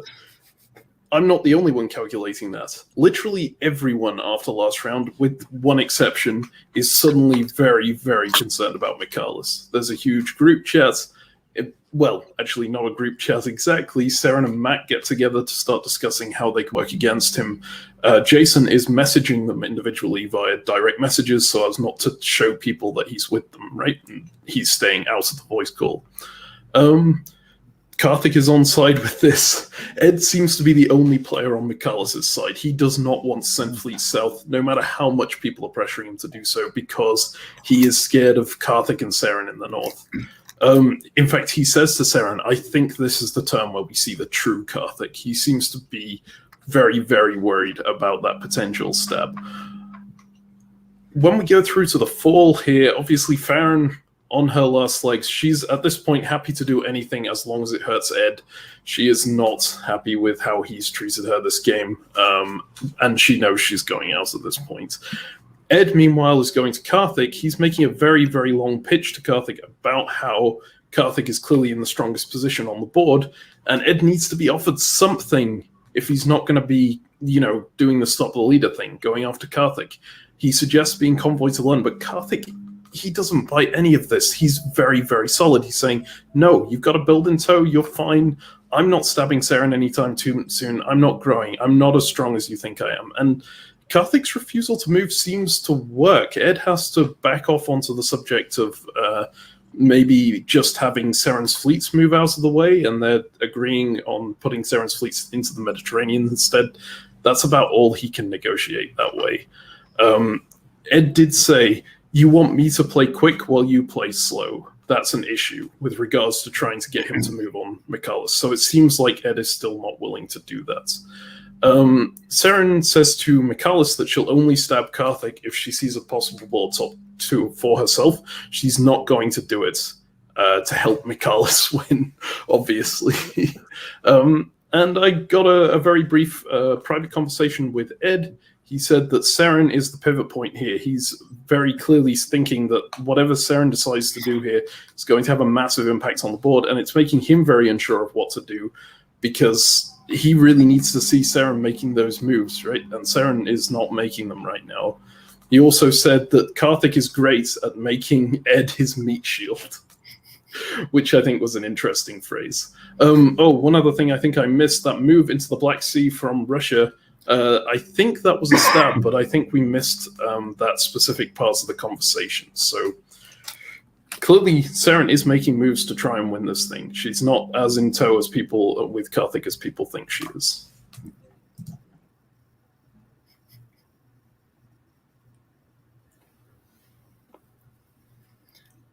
I don't have a DBN branded calculator, so Marcus is 2 steps up on me now. At some point, we just simply need a DBN store. We'll get working on that. Yeah. I thought he was going to call the calculator Peter McNamara, but he didn't. So TI-86. Yeah. I'm glad to hear that Saren is that Marcus has the impression that Saren is still playing to win. So she should be, and she still very much has a chance here. Yep. All right, so we've gotten to the winner. We're going to see another fleet build for Ed. Michalis does put down both that he has available to him, and like you mentioned, the fleet in Khan gets 2 on Aegean now. So Army Kiel, Army Moscow seem formidable. Tell me about Army Kiel, who's got the West. David, Army Kiel, like, you don't, if he's not, he said he's not going to stab Saren now. Army Kiel isn't anti-French, or is I just got to get one on the board and it's better there? You got to build something. Building a fleet is indefensible if you're saying you're with the Russians. So if Karthik's argument is I'm just going to use armies against Italy, then you build an army in Kiel, move it to Munich while you support Munich to Tyrolia or something like that. Yeah, I agree. I think if I'm Saren, I'm trying to negotiate getting those fleets away from my centers. That's the thing that should be worrying her and should be a demand that she makes of him. Should have made already, to be honest. I was going to say, the fact that hasn't happened just goes to show you that Saren was at least trying to make it look like she was throwing to, in a one-way, sort of unilateral way, throwing things to Karthik. Yep. But where does Karthik move the fleets, though? I mean... Edinburgh, Helgoland. Holland, whatever. Yeah, but we would all be laughing if he moved fleets into land. So I mean, it's not. It may be a request, but not reasonable. So if I were Russia and not throwing the game to Germany, I would say move these, or I'm not doing anything you want me to do. Yep, 100%. Yeah, I mean, there's a big leverage. Saren has a lot of leverage right now because if she wants to, she could end this game right now and give it to Michaelis. So, and if her only option besides that is do what Germany tells you, and eventually the sword of Damocles chops off your head, I'm not going to agree to that. Yep. All right. Let's see with the spring. We've got Brandon is still in the East. Let's start with the East, Brandon. Oh man, the West is kind of where it's at. It's not true. I'm sorry. There is interesting action in the East where Michaelis has left Budapest and Serbia in what appears to be a strong diplomatic, strategic gambit here to increase Saren's ability to top this board and fight Karthik. So Michaelis, I think, got wind that Karthik was going to stab, figured that he wouldn't be able to outrace Karthik given how open Saren was in the north. Saren has bought it completely, in fact, moving Moscow back up to St. Petersburg. Interestingly, does not move Liverpool. But Michaelis moves fleets into position to attack Turkey, while also moving one fleet to the west in case there was some funny business from the west. That's a fascinating move here by Michaelis. I don't believe this is a stab by Karthik of the Russians, because if it is, it's a poorly executed one. I'm not just talking about the convoy that doesn't go. That could be intentional. Because why are you moving your armies to Tyrolia and all that business if you're really attacking the Russians? Why would you not put something in Silesia so that you could put pressure on Warsaw? I just don't believe it. I think this is for Ed's benefit, maybe for Michaelis's benefit, to make it look like there's a war when there's really not. I could be wrong, but this seems half-hearted on the part of Karthik, which makes me think that the convoy failure is intentional. Yeah, it's an interesting failure because it doesn't have any consequence whatsoever, and in fact, it leaves a unit on the island in case like Liverpool moved down to Wales or something like that. But he can support it in now. He may have seen ahead that there was nothing that Saren could do to stop it either way. And then if it felt like she wasn't stabbing him, then he can still vacate Sweden now if he wants to. And the other thing I just noticed that makes me really think that I'm right, why would Mid-Atlantic retreat to Western Med if she had just gotten stabbed by Karthik? You'd retreat to English Channel or something. 100%. So I just can't believe this is not for real. But this is a potentially dramatic turn of events. That combined with Michaelis actually giving up dots to Saren. This could end up being a shift of 2 dots from Michaelis to Karthik. It's true. It's not. That is what happens, but good God. Oh my. Goodness. Okay, I'll cover the East really quickly and then I'll let David go to the West. So this is one of the most intense Icarus experiences I think I've seen. Michaelis is going from topping this board and potentially having like a clear path to winning this to now losing 3 dots in one turn, all to Saren. Loses Trieste, Budapest, Serbia. Also, Saren takes Bulgaria with support from Greece, while also supporting Michaelis into Constantinople from the Aegean, which is fascinating and potentially questionable. But it is clear that Saren and Michaelis saw a shift of strategic intent from Karthik and have done whatever they possibly could to try to counter it. If Michaelis was okay giving up this many dots so that Saren could be guaranteed to get some builds that she could then use against Karthik, that is deeply farsighted. Okay, and it may be that Karthik was not intending to stab in the spring, but when he saw how well she was doing in the south in the spring, he decided to stab her in the fall. I still question all of that. Why in tarnation would you have done all this and not put one of your armies in Silesia and at least pressure Warsaw? That just made me wonder what was happening in the spring. Clearly, in the fall, Karthik may have decided, well, now I've got to take centers from her if it wasn't already arranged with her. I've got to take centers with her because look at what's happening. And that was without seeing the fall. That was even after the spring. And now you've got that convoy to North Africa from the French. He has committed the way Karthik wanted him to.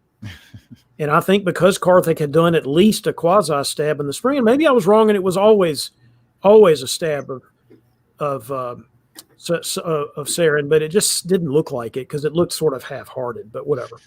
This is we do have a sideline report for Winter 05, right? Yeah, And by the way, if this is a real war between Russia and Germany, why is Fleet Liverpool sitting there? Yeah, I agree with you. But how could it not be a war now? Maybe now, yeah. Karthik may have changed his tune when he realized how Saren was doing in the south. Yeah. The highlight was not necessarily the convoy, but Tyrrhenian supporting Western Med to hold. So Italy and Russia, who we thought were butting heads they seem to be getting along fairly well now. Insanely well. I'm fascinated to know how much of the giving away of the Balkan centers was planned and how much was Saren just going for it. Because Saren is going to get 2 builds, I believe, correct?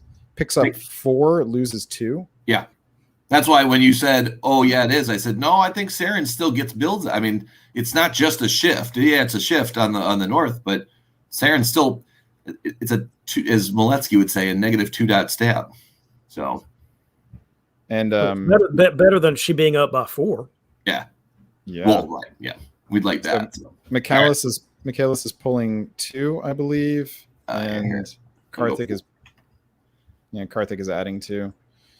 Michaelis must have pulled 1 already, disbanded. This is one of the most stunning moves on a turns on a top board that I've seen in the virtual era. That is extraordinary. Thank you guys. And it's astounding, and we can only guess without hearing the negotiations or talking to them directly. We can only guess exactly what all the factors are going on here. But it's certainly dramatic to watch and fun. Let's hear it. Yeah, let's see what Marcus has to say about this one. This one, I don't have the time on it. I will figure it out. Oh, hey, you just caught me finishing up my DBN and Jerry's ice cream there. Helps me keep cool. You know who's not keeping their cool? Michaelis. He is very, very irritated that everyone is ganging up on him, and he immediately puts a plan into action. I'm going to throw. Not just any throw, not just a board top throw. I'm going to throw a solo. Now, his reasoning on this is if everyone else loses, right, he will keep the second place spot in the tournament. It's an interesting thing. He offers to back out of Budapest and I think Serbia for Saren. He also said if she didn't want to go for the solo, he would propose a draw at the end of the year when she's topping the board, and then they could just finish there. Matt is already janissarying for Saren. He sees that as the only way he can stay in the game. So really, this is putting a lot of pressure on Karthik and Ed in the north, especially Karthik. Mikhail's specifically targeting him and say, you need to stab Saren now, otherwise I'm throwing. Karthik says he'll put pressure on Saren to stop that throw, but he does so by going to Saren and telling her exactly what he's going to do. I'm going to go to Sweden. I'm going to fail a convoy to Norway. That way, we both still have a good shot. I can try and stop Michaelis from throwing that way, that kind of thing. And yeah, that's a deliberate misorder. Michaelis and Matt also have a very quick conversation. Matt is trying to go, please don't kamikaze on me. I want to survive this game. Michaelis is just going, why shouldn't I? If I'm throwing solo anyway, we need to take your centers. Yeah, we go through to the fall, and even after Michaelis has put in these moves where he backs out, Saren isn't entirely convinced that he's going to throw. Michaelis is pushing that hard, but she's taking precautions about it. Karthik is actually lying about North Sea to Ed. He's saying that was a misorder, and he is planning to attack Seren. He is also saying, though, they should try and keep Seren on side just in case Michalis makes a comeback here. And Karthik is also trying to convince Seren that him taking Norway now is a good thing for her. Seren is not happy with that at all. But she's not really in a position to do anything about it, so Karthik goes ahead and does it anyway without her permission. Finally, Ed is very, very frustrated at Michalis for this, throwing threat. His main quote, which is quite interesting to me as Brit, is, "Maybe it's just because I'm American, but I don't think second is a result worth bragging about." He's really pushing that angle hard. And Michalis just goes, "How do I do better if everyone is attacking me?" And Ed doesn't seem to have a great answer to that. So we'll see if this throwing carries through into the next few phases.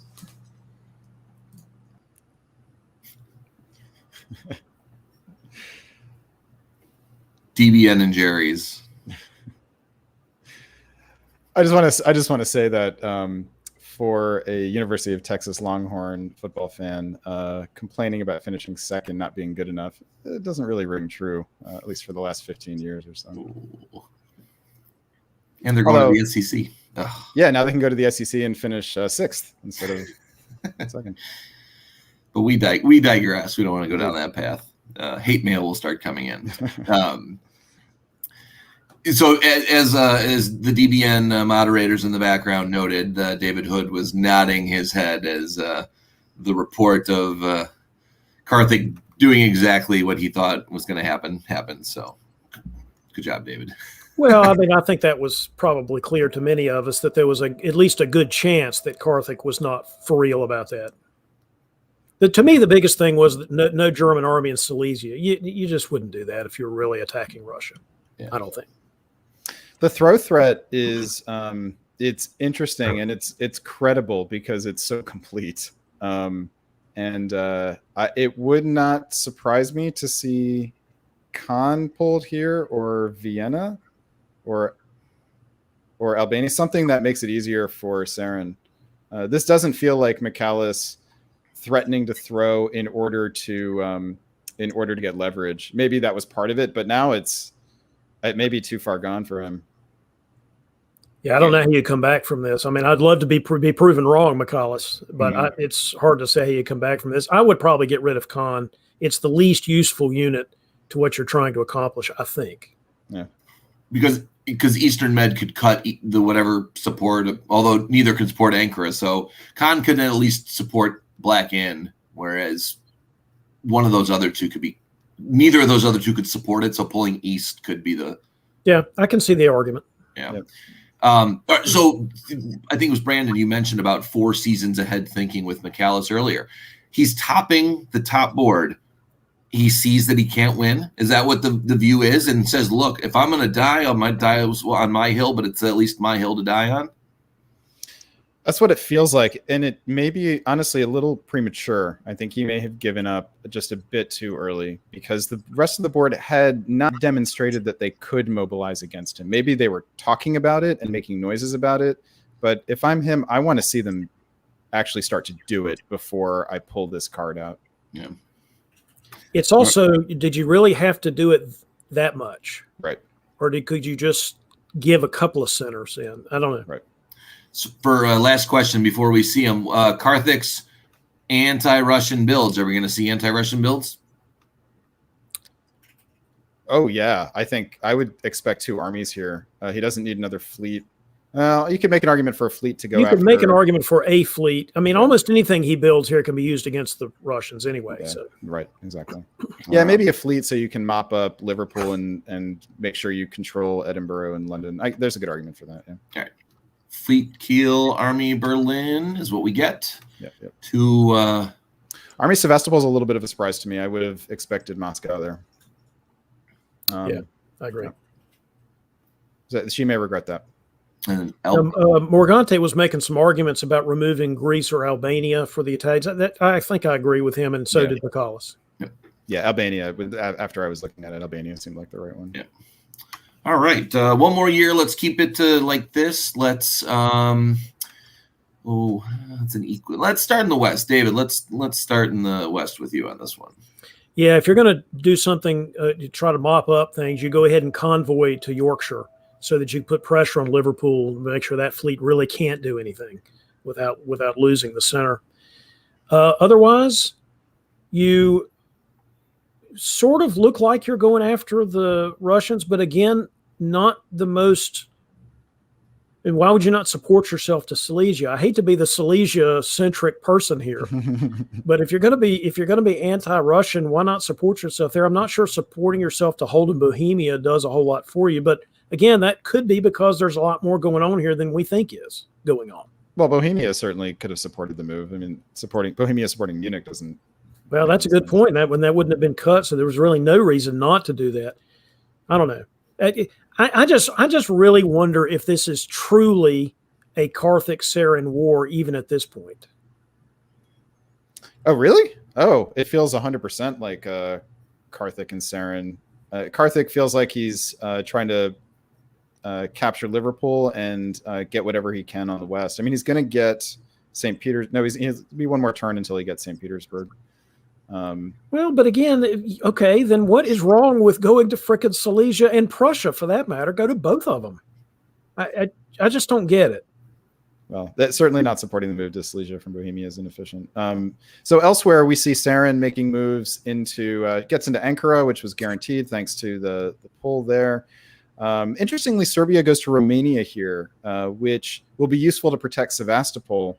But suddenly Michalis has the opportunity to retake Trieste if he wants. Doesn't feel like Michalis is in that frame of mind, but he's a strong player, might be able to talk himself off the ledge and come up with a different point of view. On the other hand, he has to protect Tunis for at least one more year if he wants to. So it seems to me this feels like Saran's to lose at this point, thanks to Michalis being on side. Right, so Constantinople is supported into Smyrna, so Matthew should be gone after this turn. But that fleet in Smyrna, that's now in the Aegean, will be able to either take Greece or tap Ionian. So Michalis is going to lose either Tunis or Greece, presumably. All right, to the fall. Neither. See, this looked like what we called in World War II a Sitzkrieg to me between the Germans and the Russians. I mean, again, what are you really against each? I don't think so. Really? Well, I guess I'm not looking at the East. I'm not looking at the East. Okay. So that may answer the question that I just asked. Or at least I'm not going to say I'm looking at the East. But yeah, you're taking Belgium. You're not even trying to take St. Petersburg. I guess that could have been stopped from Moscow, but there's still a buffer zone in Prussian Silesia that you're not touching. You've decided to support yourself to Tyrolia instead. Come on. This is not an actual German-Russian war. I'm sorry. I think I'll disagree, David. I think it is. I think it's Saran's to lose right now, and Carthage needs to do everything he can. The taking of Belgium is surprising. Maybe there was a discussion between Carthage and Ed where Carthage said he needed another army. I don't know that that's a good argument, and I could see Ed being really unhappy with it. I think there's an argument for Ed that he could be putting an army in Piedmont and helping try to keep Michalis from, or at least take Michalis apart faster than Michalis can throw to Saran. But Saran has picked up Ankara, Constantinople, Vienna, has lost Trieste, but that's still +2. She's going to go to 12. Which is going to be 2 higher than Carthage. Turkey, Matthew Krill is gone. Thanks for playing. This feels like Saran's to lose. How did Saran go +3? Did I miss one? Maybe a leftover from last time. No, she's only +2. Picked up Vienna, Khan, and Ankara. Ankara, Khan, Vienna, but lost Trieste, so should only be +2. Had to have one in the bank then. But yeah, must have had one disbanded. Oh, popped. Oh, the Western Mediterranean fleet. Oh, yes, that's it. Yep, that's totally it. There you go. Thank you, commenters. And Yes, this game also ends at the end of 1910 as well. I've seen a couple people ask about that. That could be so. If Karthik is playing the long game, he realizes I don't want to rush out. I have to figure out a way to stay. Before it was always 1, then it was 2, then it was back to 1. So now it's back to 2. If Karthik is playing to win, he's got to stay within striking distance. He knows he's got St. Pete in the bag, which is a flip. So it's really 11-11, right? Yeah, except that Saren has Smyrna, Trieste, and Greece. That may have been the argument that Karthik gave to Ed in order to take Belgium here. That Ed, sorry, you don't have a chance. I'm a fellow Longhorn. Let me have a shot at it. Yeah, I could see Ed maybe going for that. Ed, like I Karthik let you do for me at DixieCon, and I took the win, and you didn't. I'm sure Ed's totally fine with that pitch. Army, Fleet Tyrrhenian. So that's interesting. Not pulling Smyrna. You could have, In fact, I that's what I would have thought Michalis would do if he was intent on letting Saren win. Well, but maybe he was never intent on. He just, you bide your time. Maybe, like you said, maybe he went too far too quick. But still now, okay. So Ed picks up the home centers, and it's a little closer. Maybe you get Karthik to push on. I mean, I don't think there's any chance for him, but maybe he's just trying to make the game a little more dynamic. For Michalis, you mean? Yeah. Maybe give yourself some options. Yep. All right, let's since it's only going to go to 1910, let's flip back for the final 4 years. So Brandon go Brandon go back to the west, David to the east to finish this out. So although our spheres are getting mixed at this point, but let's try it. Well, Brandon, there's some movement in the west. I'm in the west. Okay. Yeah. So you know what? You missed the interview with Marcus. Okay. Hold that thought. Quick, we'll hide that so people can't see it. There you go. Because that'll provide some context for where this might be going. Okay, so right off the bat this phase, Michalis proposes a draw. And there's no public vetoes to that draw. When we see people filter back in, Karthik says to Ed, when it's just the two of them there, I can't wait to see 3 vetoes. I'm 99% sure this is a stunt from Michalis. And then Ben Kelman, the GM, comes back in and says there are 2 vetoes to this draw. So suddenly it becomes very obvious that Michalis is serious about this, at least to some extent. He goes straight to Ed and he says, I want you to attack Karthik. I will not stop throwing until you do. Ed's response was, you lit a match in a house full of gas. I was sleeping in the bedroom. I'm not sure I can just walk over and turn the gas off now. Now, Ed goes to Karthik and he pitches a staged fight to make Michalis happy. But after some conversation, Karthik and Ed just agree to try and hold Saren at 17. They're done. They're already pretty much saying, okay, Saren is getting this board top. There's nothing we can do about that. We can screw Michalis over by saying, Saren doesn't solo, so he loses his second place. In fact... Time for me to bring out my DBN branded Gandalf rubber duck, saying, you shall not pass, just like these players are trying to do with the stalemate line. Didn't think I'd go a full sideline report with that one, right? Okay, so Michalis and Saren agree for Saren to stop taking Michalis' centers actually here, just so Michalis can score in case Saren doesn't solo. They want to push forward to the line instead. Now we go into fall, and suddenly Karthik and Saren go into a conversation, and Karthik is just saying, I'll let you get first place if you let me get second place. Saren's response, I will take that deal immediately. And they immediately start planning for Saren to, take out Michalis' centers as quickly as possible and leave Karthik on a good number. Now, Michalis goes to Ed, and suddenly things are thrown a little bit for a loop here because Michalis is pitching, I'm not throwing anymore. I managed to get Saren to move away from my centers. But I need you to turn around and attack Karthik. Karthik is a big threat. Saren is a big threat. Together we can deal with them both. It's a really solid pitch, and it sounds like he's gone back. He's not throwing anymore. And they actually managed to work out a deal here. It took a very long time and a lot of conversation, but they did manage to work something out. It sounded like there was going to be an Italy-France move here. And then both of them went back to their respective allies, Karthik for Ed and Saren for Michalis, and leaked the entire conversation. Both sides planned to use the stabs that they'd agreed, that the other side had agreed to make progress themselves. So Saren and Michalis want to make a move on Karthik, given that Ed and Karthik are now in disarray if they do stab, and Karthik and Ed want to make a move on Michalis and Saren while they're in disarray. So really nothing changes there. Karthik and Ed agree to fake a fight with Karthik taking Belgium. Karthik's doing quite well out of these fake fights, just to trick Michalis into continuing a stab through the spring if he does go for it. And meanwhile, Michalis and Saren are just talking about going to the line. Now, if you look to the phase results, that's not exactly what happened. One person did stab, but it wasn't Italy, it wasn't France, it wasn't Germany, it was Russia. Russia moved on Italy. So Saren took the opportunity, is making a run for that board top, whether Michalis wants to throw to her or not, is going out and trying to take it. We'll see whether that works out. Go back to fall of 1906, if you would.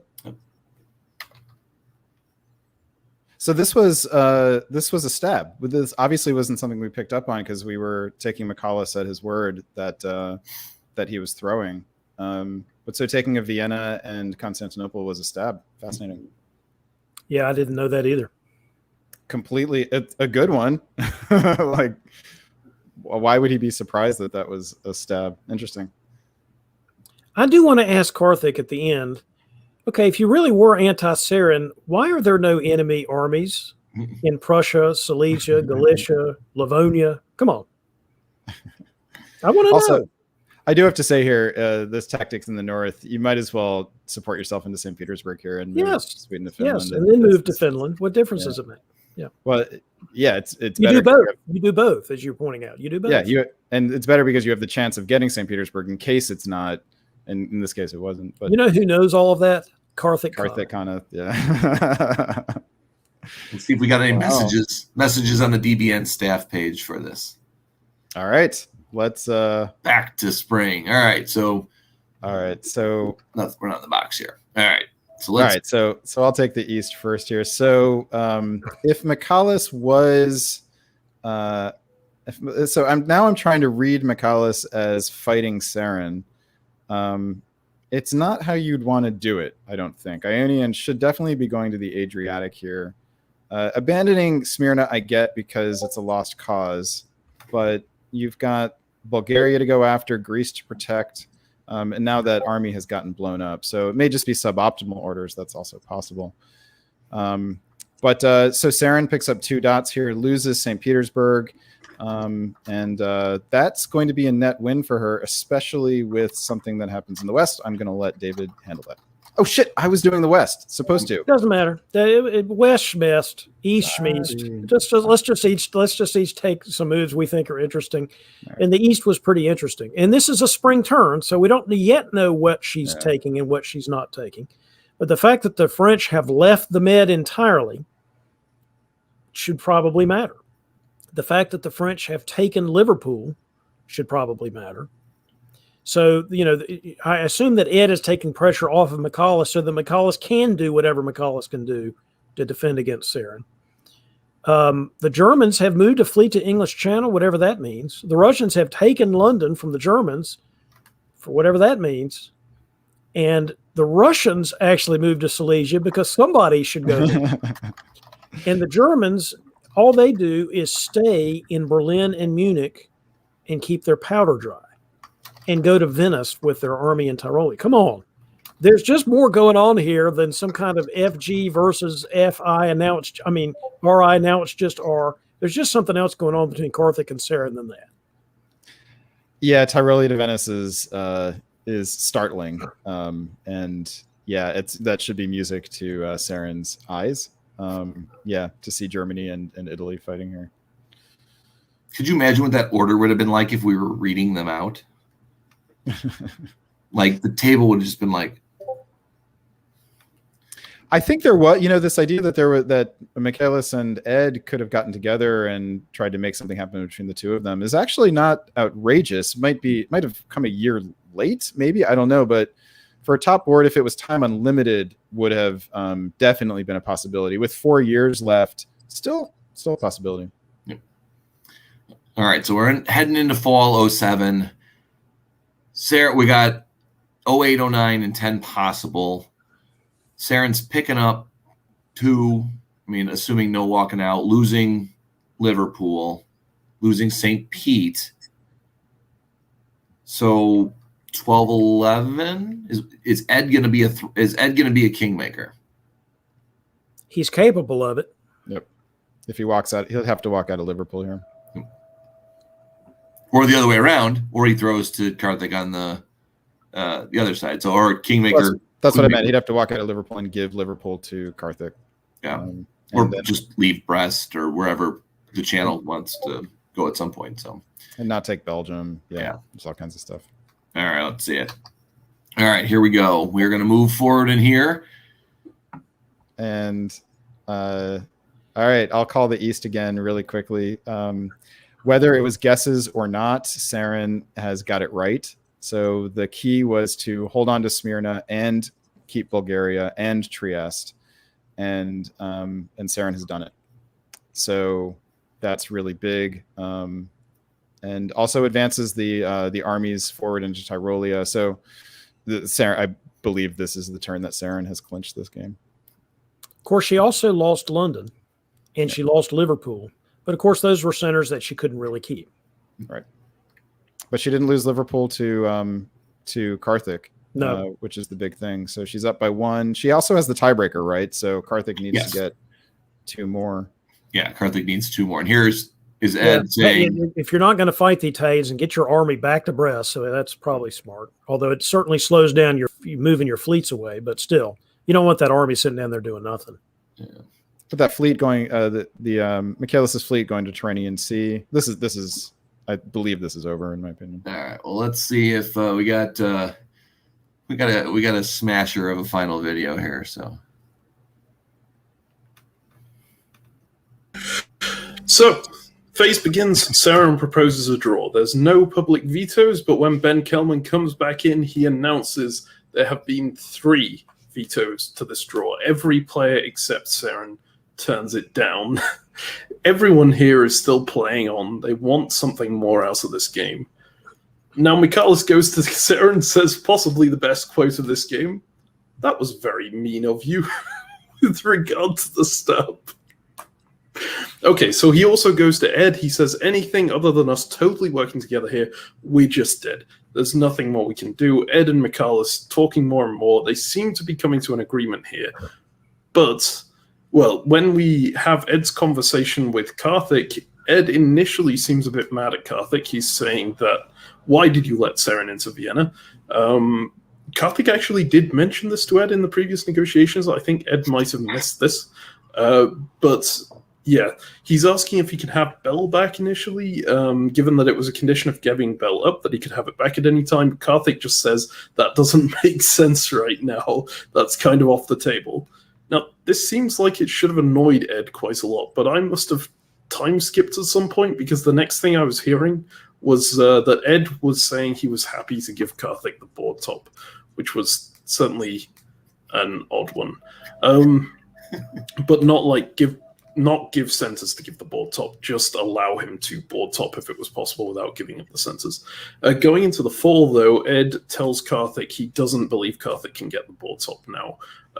Ed is just going to not mess Karthik up and try to eliminate Michaelis. He says that's his number one concern. He has to eliminate Michaelis. He doesn't appreciate the way that Michaelis has been playing this game. They both seem pretty resigned to Saren winning.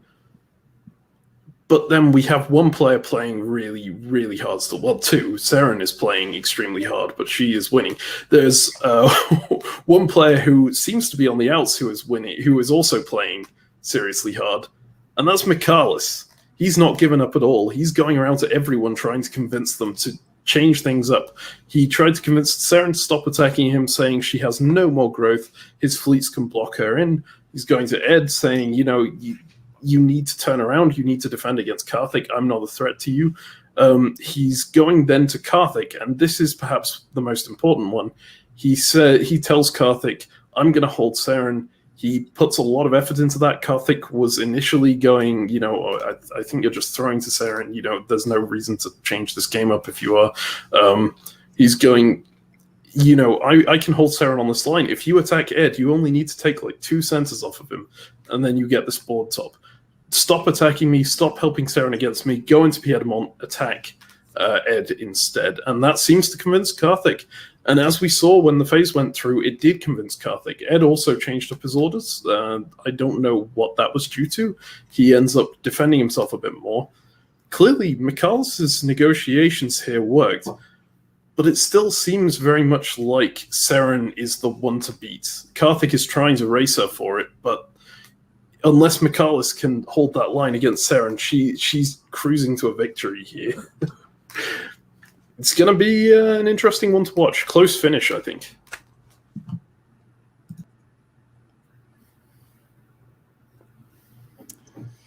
Cheers, Marcus.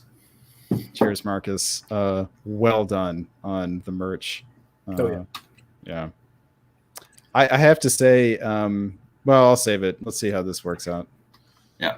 All right. So Karthik's got to put down Army Keel. Nothing else is of significance. Just to see if Karthik is going to push. Ed puts down Fleet Marseille. The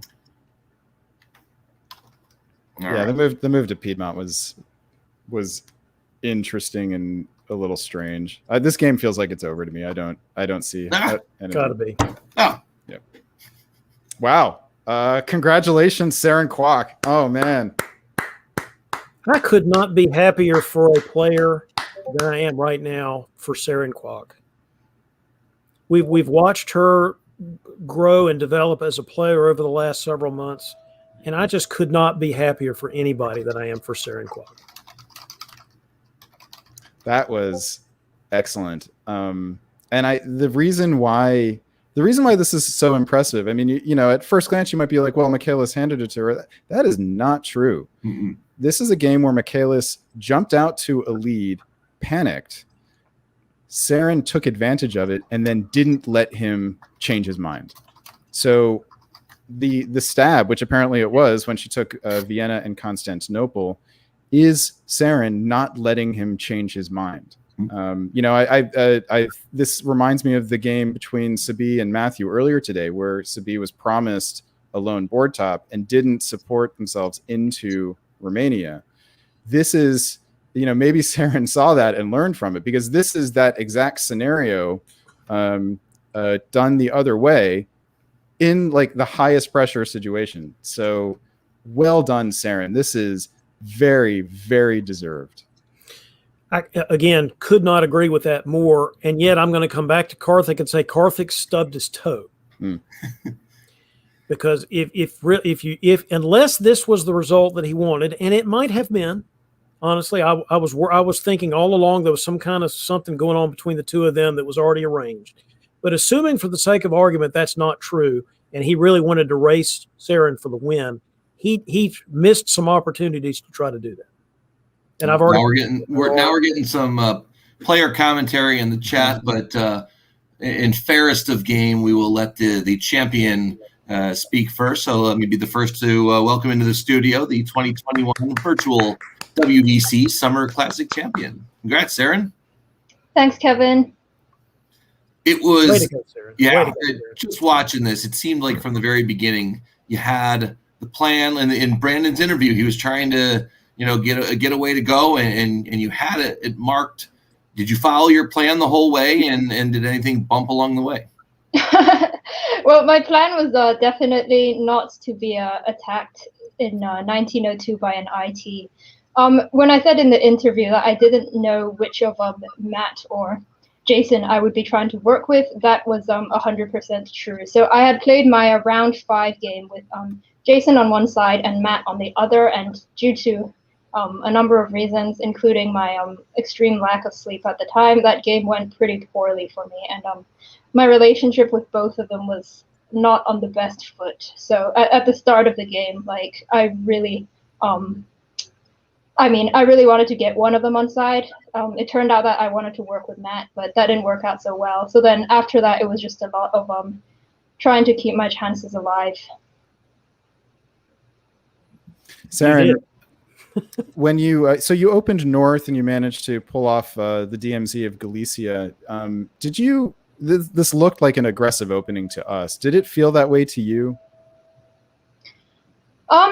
So part of the reason I opened North was actually because I knew I was weak in the South, because I knew that I knew that I was probably not, frankly, either Matt or Jason's first choice of alliance. Like, they are people who have done a 17-17 together. So I was thinking that if I didn't, establish influence somewhere, it would be easy to take me off the board. And if I wanted to make a pitch to someone in the South, that pitch would be more easily made if I actually had a presence in the North. So I really wanted to not get kicked out of the North, because I saw my game ending pretty fast if I did that. And I was lucky enough that Jason decided to honor the DMZ. After yesterday, I had told the truth to him on a turn that he violated what we had agreed. So he had a bit more trust in me after that. Sarah, and speaking of people with whom other people have had a 17-17 two-way, I want to talk about you and Karthik for a minute. How in Hades did you keep him from stabbing you all those opportunities he had and then moving against you when he had the opportunity to do so later in the game?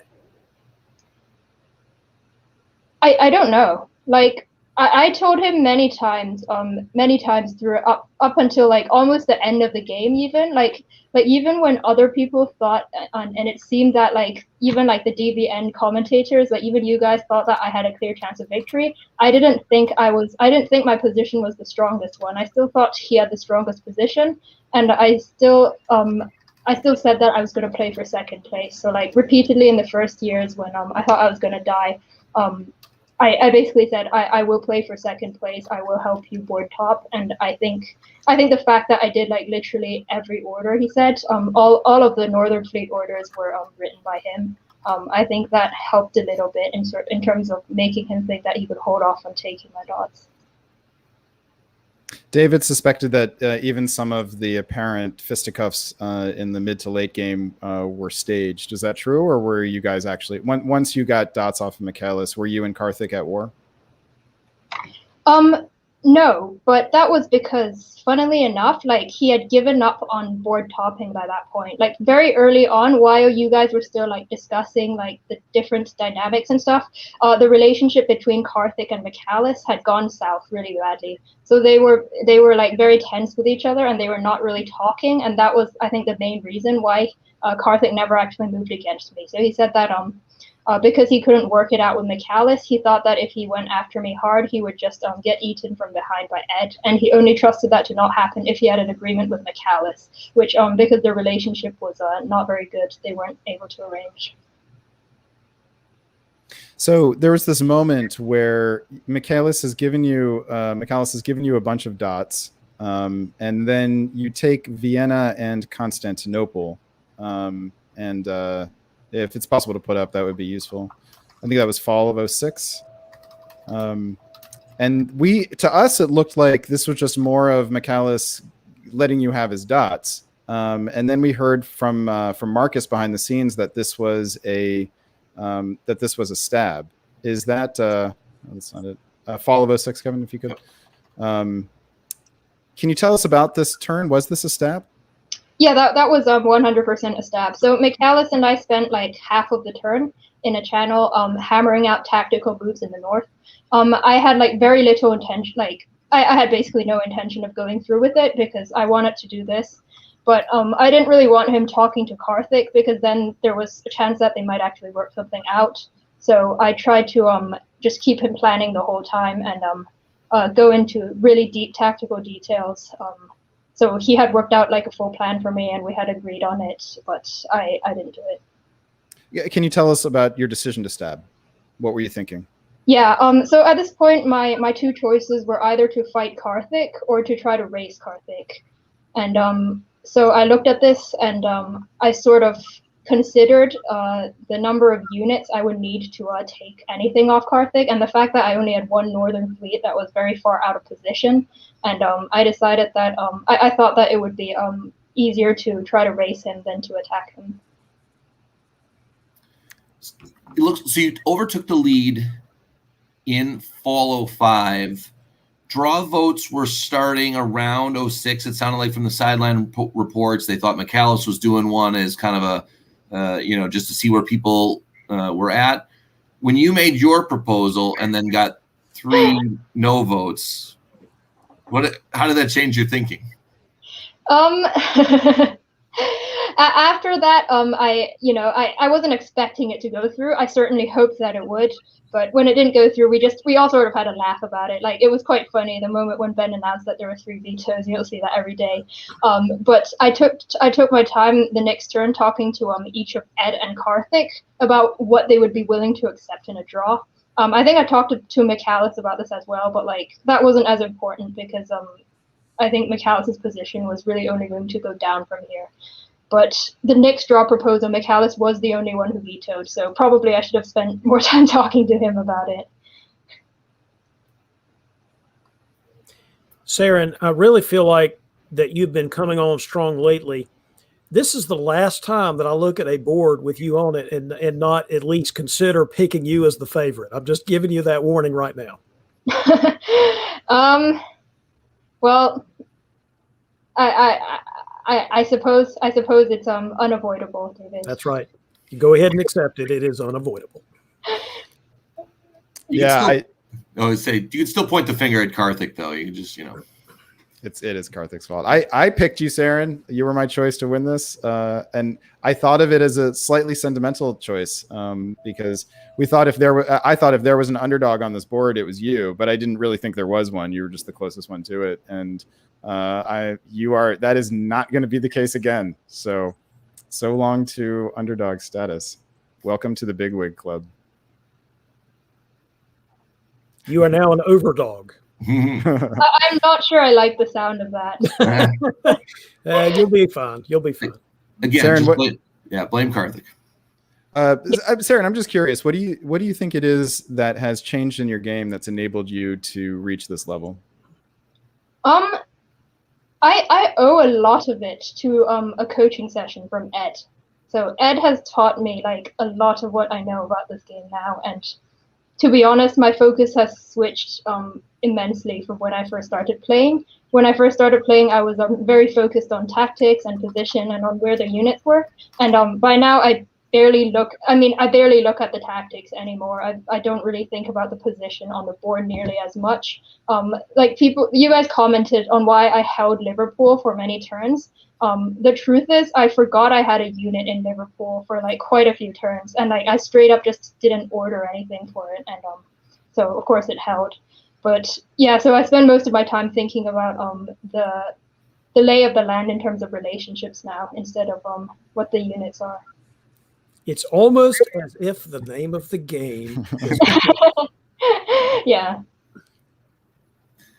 Well, this win will get you an automatic qualification to the 2022 DBNI. So congratulations on that. And we'll be looking forward to the next countdown show to see with points. Although I know you're doing very well in VDL, and that doesn't show up until the end of the year. So you've got a nice start to the season, though.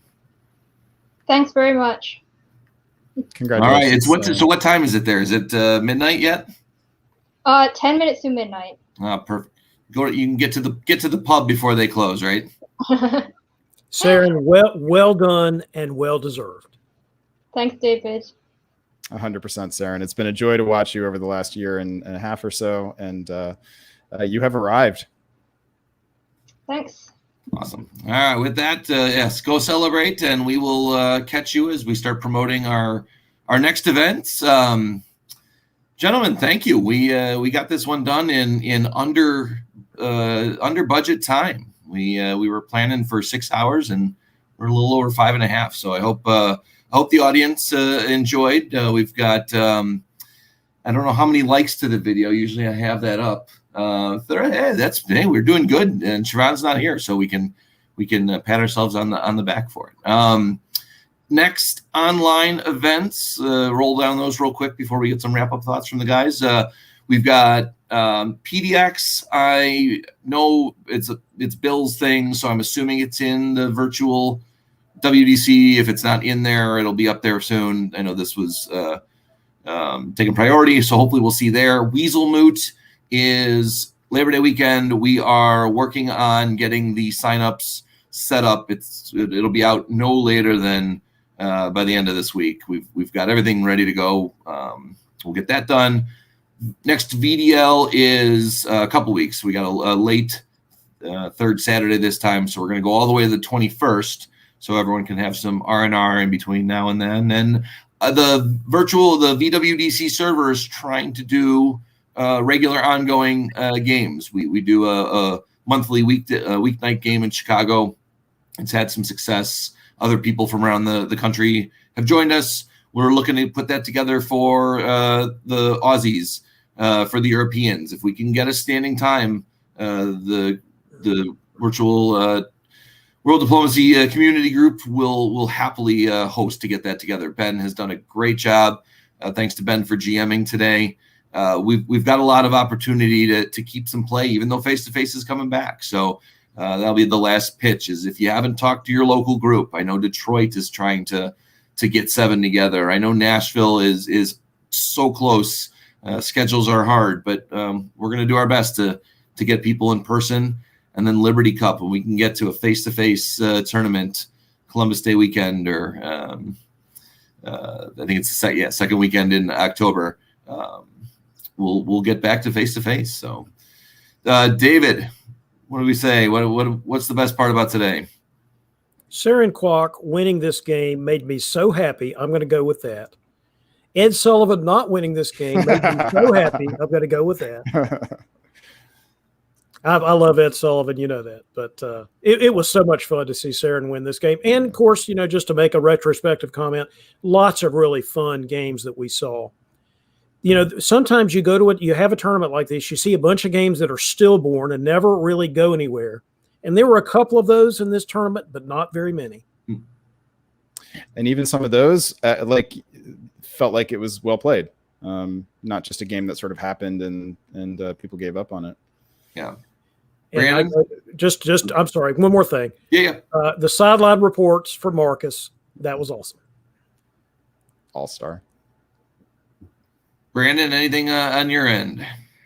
Yeah, we at the top of the broadcast, I said that this felt like a moment that demonstrates the maturation of the virtual face-to-face hobby, and everything I've seen about the games, about the top board, just emphasizes that for me. And Saren Kwok represents that as well as anyone. This is a person who discovered diplomacy last March, a year ago March, at the very beginning of the pandemic. Suddenly needed something to do, found this game, liked strategy, had never played it before, and said, I'm going to give it a shot.